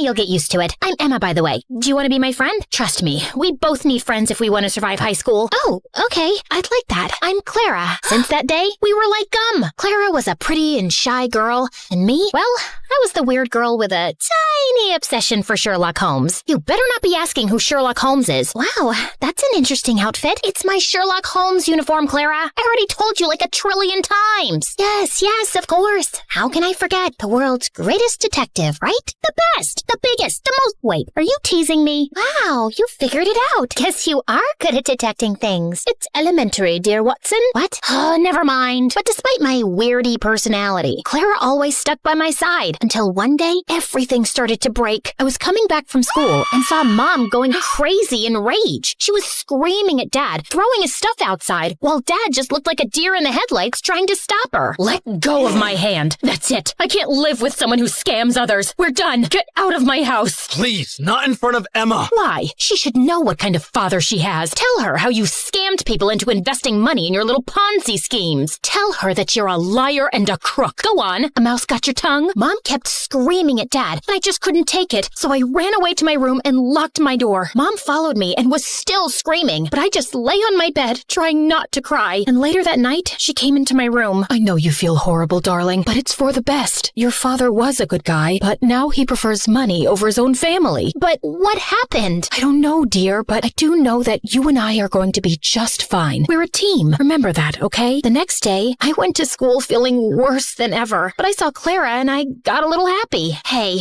I had the most awful day yesterday. Can we skip classes and talk? I really need to vent. And why do you think I have the time to listen to you whine? Excuse me? Clara started to walk away from from me, but I stopped her. No, wait, I don't understand. Did I do anything wrong? We can talk about it. Oh, God, if I have to listen to you talk one more time, I will kill myself. I don't even know how your parents tolerate you. You're so childish and annoying. I can't be around you anymore. But we're best friends. And now we're not. So please don't talk to me again. Clara left, and I felt completely broken. Did she always think of me like that? I tried to talk to Clara between breaks, but she ignored me, and she did so for the rest of the week. I had no other friends, so I just spent my time in the school library reading some Sherlock Holmes. At least the books were loyal. But one day, I was walking to my next class and saw a notebook by the lockers. I opened it out of curiosity, and what I saw blew my mind. The notebook was full of pictures of Clara. Clara going to class, Clara in the gym, Clara walking to her house. What kind of creep would do something like this? I was flipping through the pages when I noticed someone familiar in one of the photographs. It was this guy from our class, Gerardo, and he was holding a camera in a mirror reflection in the photograph. I'd seen Gerardo following Clara around in school, and I always felt that there was something off about him, but Clara would never let me chase him away. And now he was taking her pictures? This guy was a freak, and I had to do something before Clara was in some serious trouble. So I went to the principal and explained everything to her. I can't accuse any student without real proof, Emma. I mean, Gerardo is the official photographer for our yearbook. He could be taking pictures of anything else. But if you feel so strongly about this, I'll tell the teachers to be on the alert, okay? But nothing ever happened. Since telling the principal blew up in my face, I fell back on the one thing that I knew would work, my awesome detective skills. I spent the entire night stalking Gerardo on social media, but it was a dead end. The only possible solution was to confront him. But the next morning when I entered school, I saw Clara walk in with Gerardo looking completely different. Her face was painted with makeup, and her hair was all red. Oh my God, Clara, what happened? Did a radioactive spider bite you or something? What happened to your hair? And what's with the makeup? Can you stop touching her, you freak, and get out of the way? I wasn't talking to you, creepy stalker. Clara, what are you doing with him? Did he torture you? Do you need my help? She doesn't need anything from you, so get lost if you have nothing to say. Clara didn't look at me, so I walked closer to her, ignoring Gerardo's protests, and pulled out the notebook. Clara, this guy is a stalker. He's been taking your pictures since God knows when.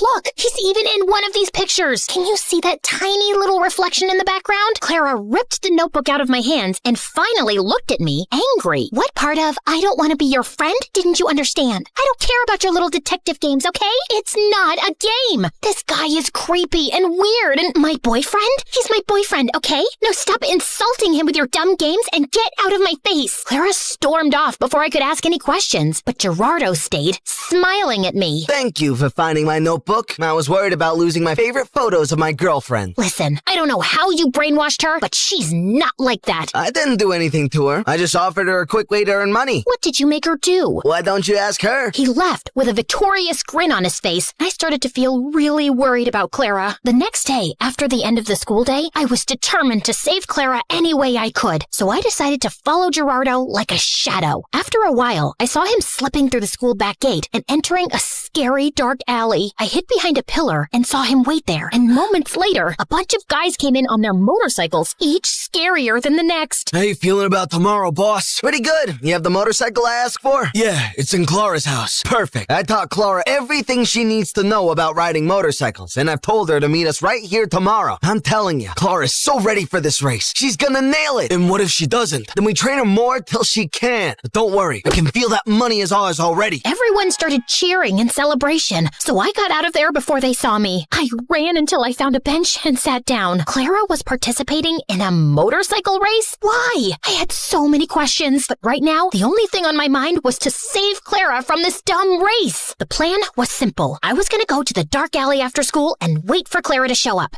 and then I would just grab her arm and run till we were safe. So the next day, I went to the alley extra early and waited for everyone to show up. Everyone, including Gerardo, was around, but Clara was nowhere in sight. Half an hour went by, and when she didn't show up, I decided to leave. But my jacket got caught in one of the boxes, and I fell, and all eyes turned to me. Whoopsie! I was just making sure there was no rats here. I think it's safe to say that this place is officially rat-free.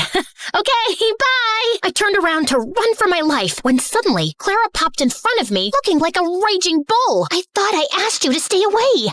I just want to help you, Clara. This is too much. I don't know what's happening with you, but I can help. How? You didn't even know your father's a scamster till your mom told you. I know you think you're some great detective and you can help everyone, but no, Emma, you can't. You have to stay away from this. Just get that in your thick skull and leave me alone. I know you're saying this to hurt me, and I am hurt, I won't lie. But Clara, this is too dangerous and— Okay, enough. My head's hurting listening to your annoying voice. Lock her up. Wait, Clara tried to protest, but someone dragged me into a room nearby, took off my backpack, threw me in, and shut the door. I could hear Clara almost crying, so I pressed my ear to the door, trying to hear outside. I know she's in trouble, but you can't leave her here. You need to focus right now. We'll come back for her later, I promise. Now get on the motorcycle. You've got a race to win. I tried to scream for help, but I gave up after a while and just sat down on the floor. Ugh, how did I let this happen? I spent hours walking in circles and knocking on the door, but then I suddenly came up with an idea. I'd read in the Sherlock Holmes books how to pick locks with a hairpin, so I took the one I had in my hair and started to try it. Something clicked, and all of a sudden, the door opened. Bullseye! I knew I had it in me. Okay, now focus. I left the alley and started to run without direction, but then I heard sounds of motorcycles. I went down a stone stairway and found a giant tunnel full of motorcycles and people. And Clara! But before I get Clara out of there, I need to do something else. Hello? 911? Come to Keller Street, down the stone stairway, and hurry up. There's an illegal motorcycle street race happening. Can you provide me with your name? There's no time. Hurry up! I hung up and ran down the stairs. All the motorcycles were already lined up, and Clara was on one of them. I could see Gerardo talking to some guy, so I ran to Clara without him seeing me. Come with me.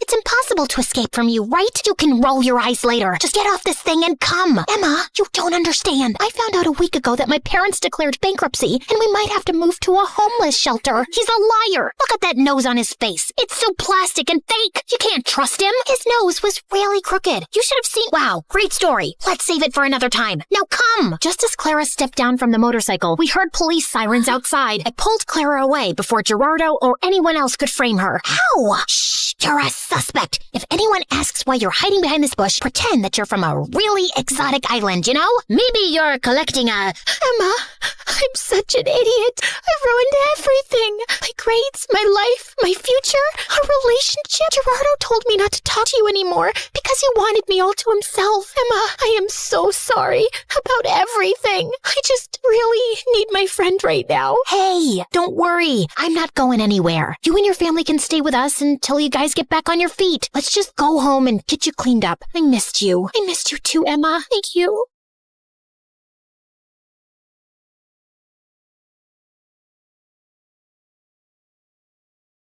Hi, I'm Allison from a small village in France. Please like and subscribe. I lived in a small cottage with my single mother who worked as an artist. Life was tough since we had little money, so when I turned 5, Mom decided to move back to her home city. And it had a freaking palace. Whoa, is that a real palace, Mommy? I want to see what it looks like from the inside. I want to meet the king. The king doesn't live there, Allie. Only his sister, the Duchess, does. And only those who work in the palace can go there. Soon after, Mom got a job as a royal portrait artist, and I would beg her to take me along someday. But she always said I was too clumsy, and the palace was full of delicate things. I'll be careful, I promise. Oh, I forgot to tell you. There's also a ghost who has lived in this palace for decades. Was the ghost there when you were a kid? Yep. Then it must be old by now. I can easily outrun it. Of course, I didn't believe her. If anything, it made me more curious about the palace. When I was 9, Mom was called by the Duchess to make her portrait, and this time, I followed her. Somehow, I managed to sneak inside without getting noticed. And boy, was it pretty! As I wandered around, I slipped into a nearby room full of toys and blingy things. I'd never seen anything like that before, and it was so fascinating that I grabbed a few of them. But when I reached home, I felt guilty and scared. If anyone at the palace found out, Mom could lose her job, and this was stealing. I'll bring you guys back someday when I work at the palace. Till then, you can hide here. My passion for working in the palace grew stronger as time passed. I begged Mom to teach me how to paint so I could become a royal painter just like her. And by the time I was 17, I was better than her. One day while I was painting, Mom came home with some big news. The king is coming to town after 17 years, and they want paintings for the whole palace. We started working day and night, finishing all 20 paintings in under a week. But a day before the delivery, Mom slipped and sprained her ankle. I'll ask someone from the palace to pick them up. No, I can take them. I promise. I won't break a thing. Whoa! Are you sure? We can't lose the job. Yes, Mom, you can count on me. I managed to convince Mom and then left for the palace. I also took the stuff I'd taken all those years back. I could finally put that back. When I entered the palace, it was exactly as I'd remembered. Wow, how dull. This place could really use some color. I was so lost looking around that I tripped over a giant statue's foot, and the paintings flew in the air. Just then, I heard someone scream, and when I looked back and saw a girl, I almost passed out. It was like I was looking in a mirror. I touched her to make sure she was real, and she slapped my hand away. Don't you touch me, you peasant. Don't you know who I am? My doppelganger? We look exactly the same. No, we don't. I'm a princess, and you look like a street rat. If I look like a street rat, so do you, because we have the same face. Wait a minute. Is that gold? Oh my God, you're a thief. The girl started screaming again, and I was surrounded by palace security within seconds. Just as they held me, I bit one of the guards and ran till I reached home. When I told Mom what had happened, she looked at me in shock, and minutes later, the king arrived with the Duchess. Oh, my sweet daughter, it is you. You're what? Mom, what's happening? My mind went blank when the king told me how years ago the nanny had taken me out for a walk, but we both never returned. Your mother and I searched everywhere for you, but we failed. She was heartbroken and no longer wanted to be here, so we left the palace. But today, when the security guards told me of an intruder who looks just like the princess, I just had to come and see for myself. Mom, is that true? I'm not your daughter? It's true, Allie. I found you on my doorstep with a note and some money, but I had no idea you were a princess. Why didn't you ever tell me I'm not yours? Because I fell in love with you the moment I saw you. Now you were my daughter. I am so sorry, Allie. It was just all too much to process, and I ran off. I was a princess, and I had a twin sister. I was living a lie for 17 years? I was walking along the road trying to clear my head when a big sports car pulled up next to me, and a handsome guy got out. Cherry, what are you doing here? It's not safe. Cherry? Do I look like a stupid fruit? Leave me alone. I called you pumpkin before, but you hated that too. What the heck's your problem, dude? This is not a good time. I was saving this as a surprise. But here, will this make you come with me? Holy moly! That diamond was bigger than my fist! Calm down, Allie. Okay, you've got the wrong girl. Whoa! Sorry, I'll have to carry you back home if you don't listen. I punched him in the nose as the guy screamed like a little boy and then ran for my life. This was officially the worst day ever. The next day, the royal staff packed all my stuff and I was moved to the castle. My royal chambers were bigger than my whole house, and everything was beautiful, except it didn't feel like home. Mom wasn't there, and even though I was mad at her, I missed her. I was unpacking when my sister walked in. I know you think you're suddenly a princess now too, but don't let this get to your head. Remember, I rule. Charlotte, dear, don't be so rude to your sister. You should be happy she's back. Okay, Amber. Allison, darling, we're starting with your royal lessons from tomorrow. Be ready at 4 a.m. sharp. Good luck with that. It's not easy being a princess. She wasn't kidding. It was a mad schedule. Mornings were for horse riding, then music in the afternoon, and martial arts in the evening. My body was super sore and I was exhausted, but within a few weeks, I'd grown tougher and learned a lot. One evening during martial arts practice, someone walked up to me. It was the diamond guy. I thought they were just rumors, but you are prettier than Charlotte. We look exactly the same, like identical. Can't you see that, or did the punch make you blind? Feisty. I'm Prince Arnold, by the way, Charlotte's fiancé. Isn't she too young to get married? Are you jealous? What?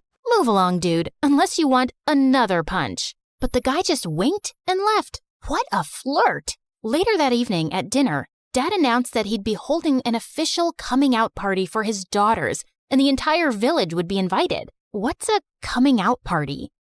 Lame question. It's your official introduction. So why are you having one? Don't people know you already? That's when Dad told me that Charlotte had always been sick all her life. She had a rare genetic heart condition that didn't allow her to roam around too much. It was only recently that she'd gotten better. But I'm still better than you. What's your problem? My problem is that you're here to take my crown away from me, and I won't let that happen. Enough. That's for me to decide. Now eat your dinner. I'd root for you. I kicked that butt-face under the table, and he turned red. Much deserved. The coming-out party had sent the whole town into a frenzy, and Mom was called to make our official portraits. Seeing her made me feel so much better. So, how do I look? Like a princess. Have you forgiven me? Maybe. I mean, you're still my mom. Of course I am. The party was a huge success, and I could see the king's pride in introducing his daughters. You should see Allison fight. She's a natural. Her paintings are so good. I think I should send her to Paris to become a professional. Dad, I wanted to become a chef, and you didn't allow that. That's because you weren't well, Charlotte. Now, don't interrupt me while I'm talking, darling. I was a little embarrassed with all the praise, and it clearly bothered Charlotte, so I excused myself and went out for some fresh air, only to find that jerk, Arnold, making out with a maid. What the heck, dude? Oh, hey, Allie. Don't worry, this isn't serious. And you're next. I felt furious and turned around to leave, but he blocked me. Oh, don't be so mad. Come here. Arnold pulled me in and was about to kiss me when I pushed him hard, but Charlotte walked in just then. What's happening? Wait, I knew it wasn't you. My darling Charlotte, this imposter tried to take advantage of me. She tried to kiss me while pretending to be you. What? That's not true. This guy's been flirting with me ever since I came here. Charlotte, he's a jerk. I just caught him making out with a maid. Enough. First, you try to steal my life, then my dad, and now you have your eyes on my fiancé? I won't let you get away with it. With that, Charlotte went inside and got on stage as everyone stared at her in confusion. Attention! My twin sister is a manipulative witch. She's a thief and a liar, and so is her mom, that lady. Tell me, Allison, did she teach you how to be a lowlife? Because you surely weren't born one. Say what you want about me, but keep my mom out of it. I feel sorry for you, Charlotte. How could you be so bitter? It's so... Before I could finish, Charlotte jumped on me and we got into a crazy fight. As the king pulled us apart, Charlotte started shaking and fell to the ground. We rushed her to the hospital, and the doctors informed us that she had fainted because of stress and needed rest. I wanted to visit her, but the Duchess stopped me. I think it's best that you stay away. You've done enough damage. Brother, she's not good for Charlotte's health. We might not get along, but she's my sister. She's right, Allison. I think it's best if you give each other some space. Maybe you can stay with your mom for some time. It will only be temporary, love, and I'll have you back as soon as possible. I think we dumped too much on Charlotte, and she needs to get better. Of course, I understood, but I was actually happy to get away from everything for a while, especially since Charlotte and I were on the front page of every newspaper the next day. People called us the Crazy Royals. We were a joke. I was packing my stuff when the Duchess walked in.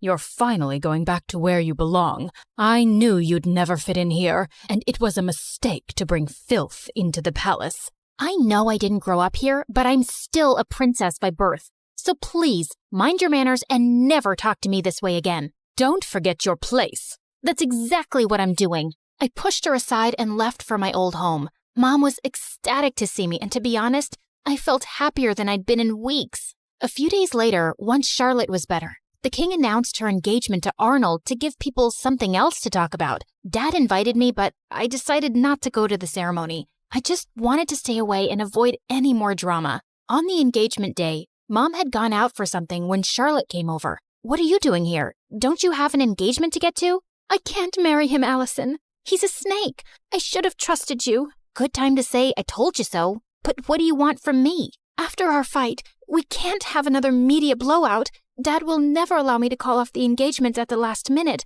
Please, come with me.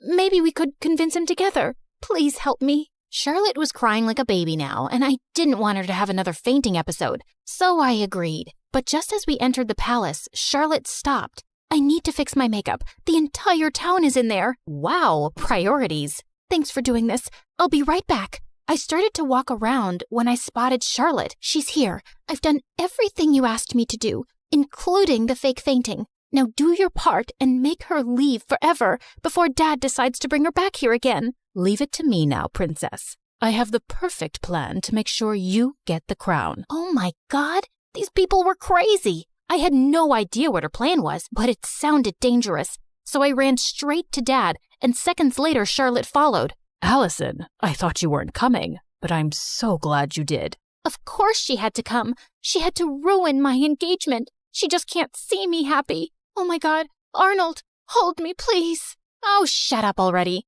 Don't you guys get tired of manipulating? King, Dad, whatever, you should see this. I played the video for the entire hall to see, and Charlotte turned pale. Charlotte? Dad, I'm sorry, but you seem to like her more because she's tougher than me. And when Auntie told me that she was after Arnold and my crown, I couldn't take it anymore. But this was all Aunt's idea. Sister, what were you planning to do and why? Suddenly, the Duchess turned into a mad person and started screaming. I'm tired of being your servant. I'm the older sister and the crown was mine, but these girls took that away from me, and I would have gotten away with everything if this one hadn't shown up. What do you mean? You knew she was alive? Whoopsie, you did a boo-boo. The Duchess confessed how she'd paid the nanny to take me away and drop me in the jungle, but the nanny had dropped me at Mom's doorstep instead. Charlotte was so sick as a kid, I didn't think she'd survive for so long. With both of you gone, I'd be a queen, but Karma's a witch. The king gave orders to take the Duchess away to the dungeons for treason, and Charlotte turned to me. I was horrible to you, and I probably don't deserve your forgiveness. But could you try? It might take some time, but I'll get there. What about me? You can chew your shoes and get lost. Yeah, I always knew you were a jerk. I was called back to the palace, and I took Mom along this time. Charlotte and I changed history by taking over the crown together. We were both queens in our own way. And I learned that those who love you will always stick by your side.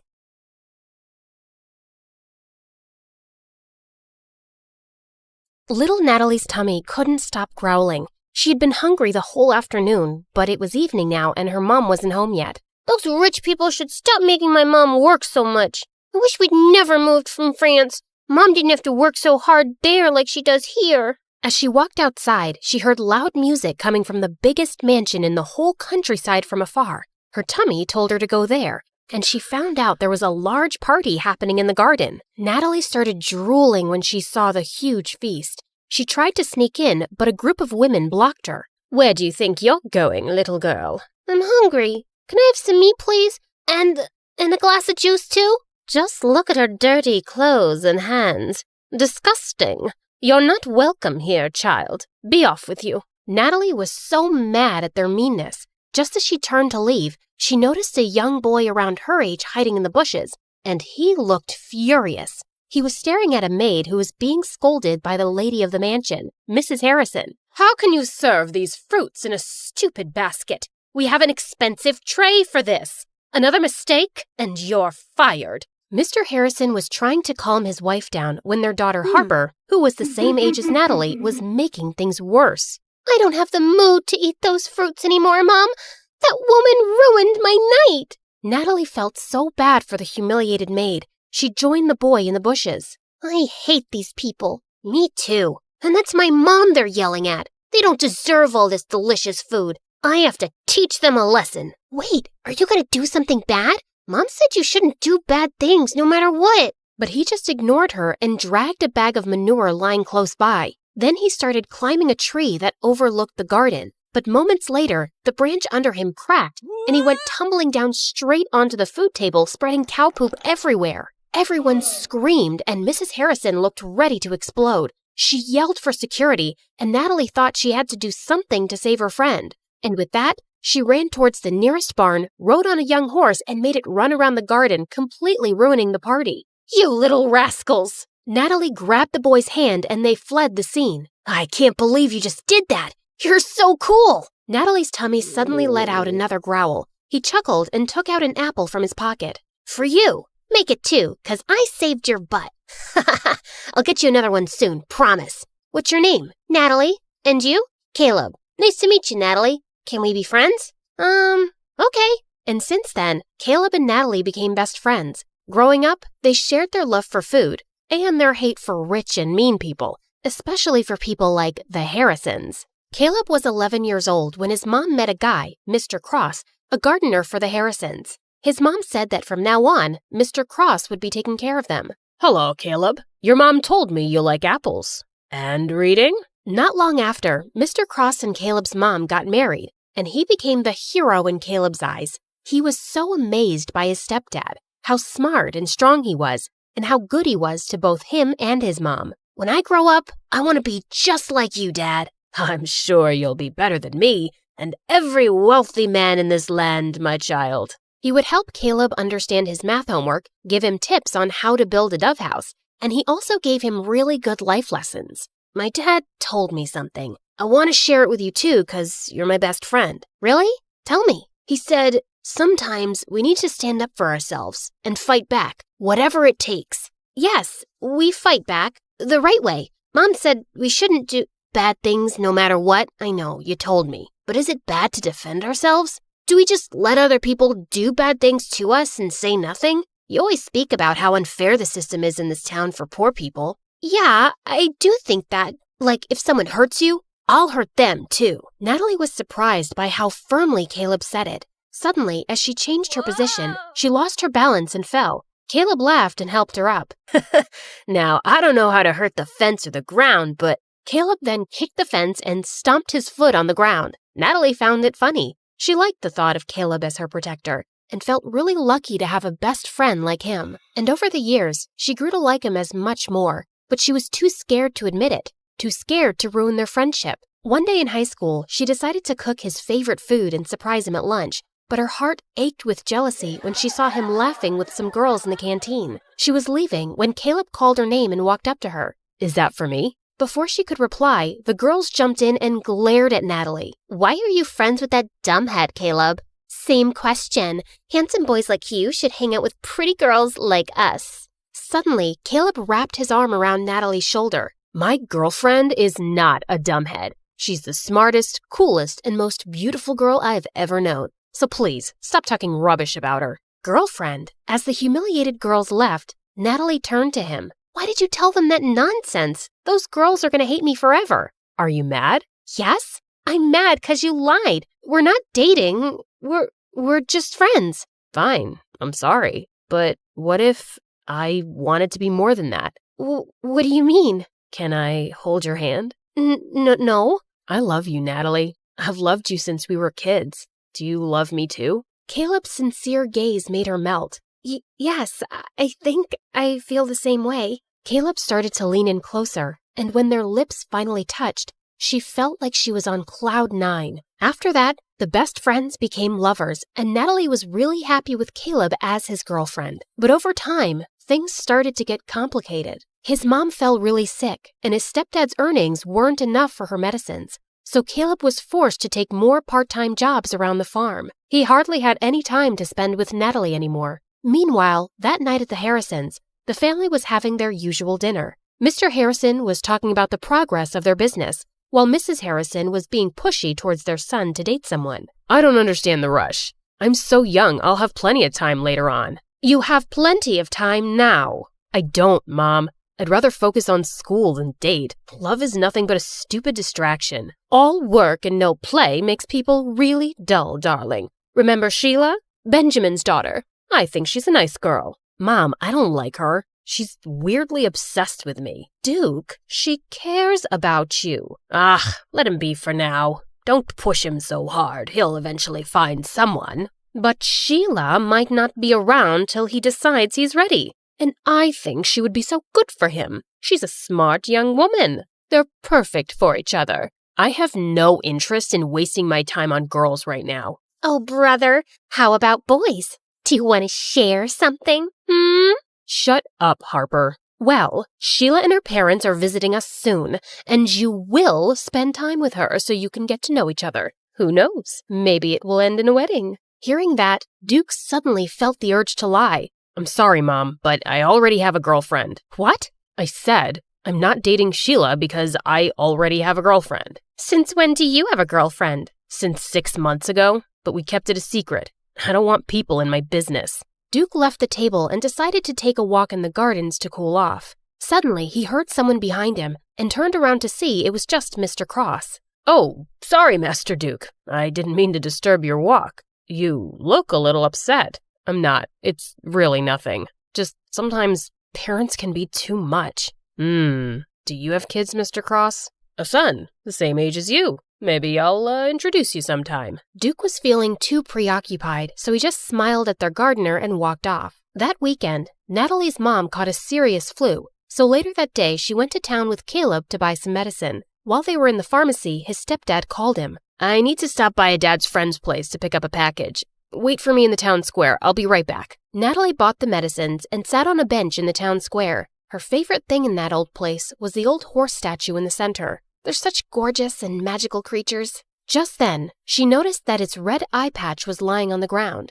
She picked it up, and as she placed it back on, the statue suddenly wobbled. She tried to make it steady, but it just suddenly toppled to one side and broke into pieces. Holy mighty, horsey! Natalie stared at the sight in complete shock. The townspeople quickly gathered around, and they went berserk. How could you be so reckless and ruin the pride of our town? Isn't it bad enough that we have to live with a foreigner who badmouths our town and its systems? And now you've ruined our cultural legacy! Some of them even started crying, and Natalie felt panic. She tried to contact Caleb, but her phone's battery was actually dead. I swear, I didn't do anything. It was already unsteady. Please, forgive me. But the townspeople were blazing mad. Soon the police came, and as they were questioning her, everyone suddenly became silent as they made the way for someone. Natalie lifted her head and met someone's eyes. Duke, the oldest child of the Harrisons. What's going on here? This girl just caused serious damage to a public property, and we need her to come with us to the station.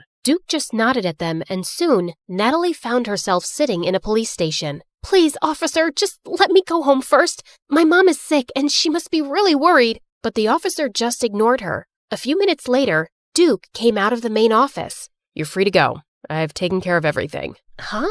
What do you mean? I paid $50,000 for the fine and damages, so you won't go to prison. What? Why are you doing this? You don't even know me. Because I need you. What? What do you mean? Duke then dragged her outside the station to talk. Listen, I need you to work for me as my fake girlfriend for a month, and I'm going to pay you for it. I'm sorry, but can you repeat what you just said? I'm not sure if I heard it right. I think you did. You don't look like you have any hearing problems. Is that how you joke? Because it's super lame. Even hyenas won't laugh at it. Do I look like a clown to you? How can you offer me a ridiculous job when you don't even know if I have a boyfriend or not? Look, I don't care whether you're single or whatever. I'm not interested. I just need you to pretend to be my girlfriend and convince everyone that we're in love, especially my family. But why would you need a fake girlfriend anyway? You can just have a real one. Just choose any girl but me. You rich people are used to getting whatever you want anyway. I asked you to be my fake girlfriend, not to become an interviewer.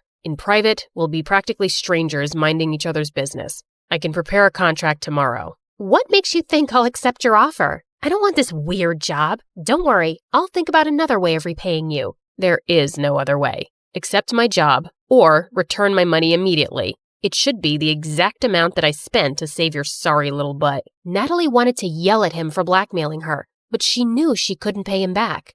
Let me think about it. I don't have much time. I'll give you a day. Let's meet at the cafe tomorrow, same time as this. Before Natalie could say anything more, he turned around and left. When she got home, she found Caleb's messages saying that he'd be staying at his stepdad's friend's house for the night. Natalie really needed to talk to him, but she was also worried about how he would react. She also didn't want to tell her mom about this yet and stress her out. So later that night, she went to her favorite spot on the farm to think it over alone. Suddenly, Caleb appeared beside her. Hey, what are you doing here? Wait, Nat, are you crying? Tell me what's wrong. She didn't have a choice but to tell him everything. Are you serious? You shouldn't have let him help you. He took care of it himself, and I could never pay $50,000 on my own. But of all the girls, why does he want you? This is stupid. I thought Harper was evil. I didn't expect that her brother would be worse. Look, if he didn't help me, I'd be cold and miserable in jail right now. But he obviously helped you just to force you into this stupid job. What am I gonna do? He left me with no choice. Seeing my girlfriend dating another guy is torture, Nat. It doesn't matter if it's fake or not. Caleb got up and furiously kicked some rocks. Okay, fine. I won't do it. I'll have to think of another solution then. As Natalie's tears poured, Caleb sighed and sat down. Okay, I'm sorry. Don't cry, please. Let's talk this over. You'll just be acting, and it's only for a month, right? And are you sure he's paying you a huge amount for it? Yes, I'll just be a fake girlfriend. I'll never fall in love with that jerk, ever. Okay, I'll agree to it, but on one condition. What is it?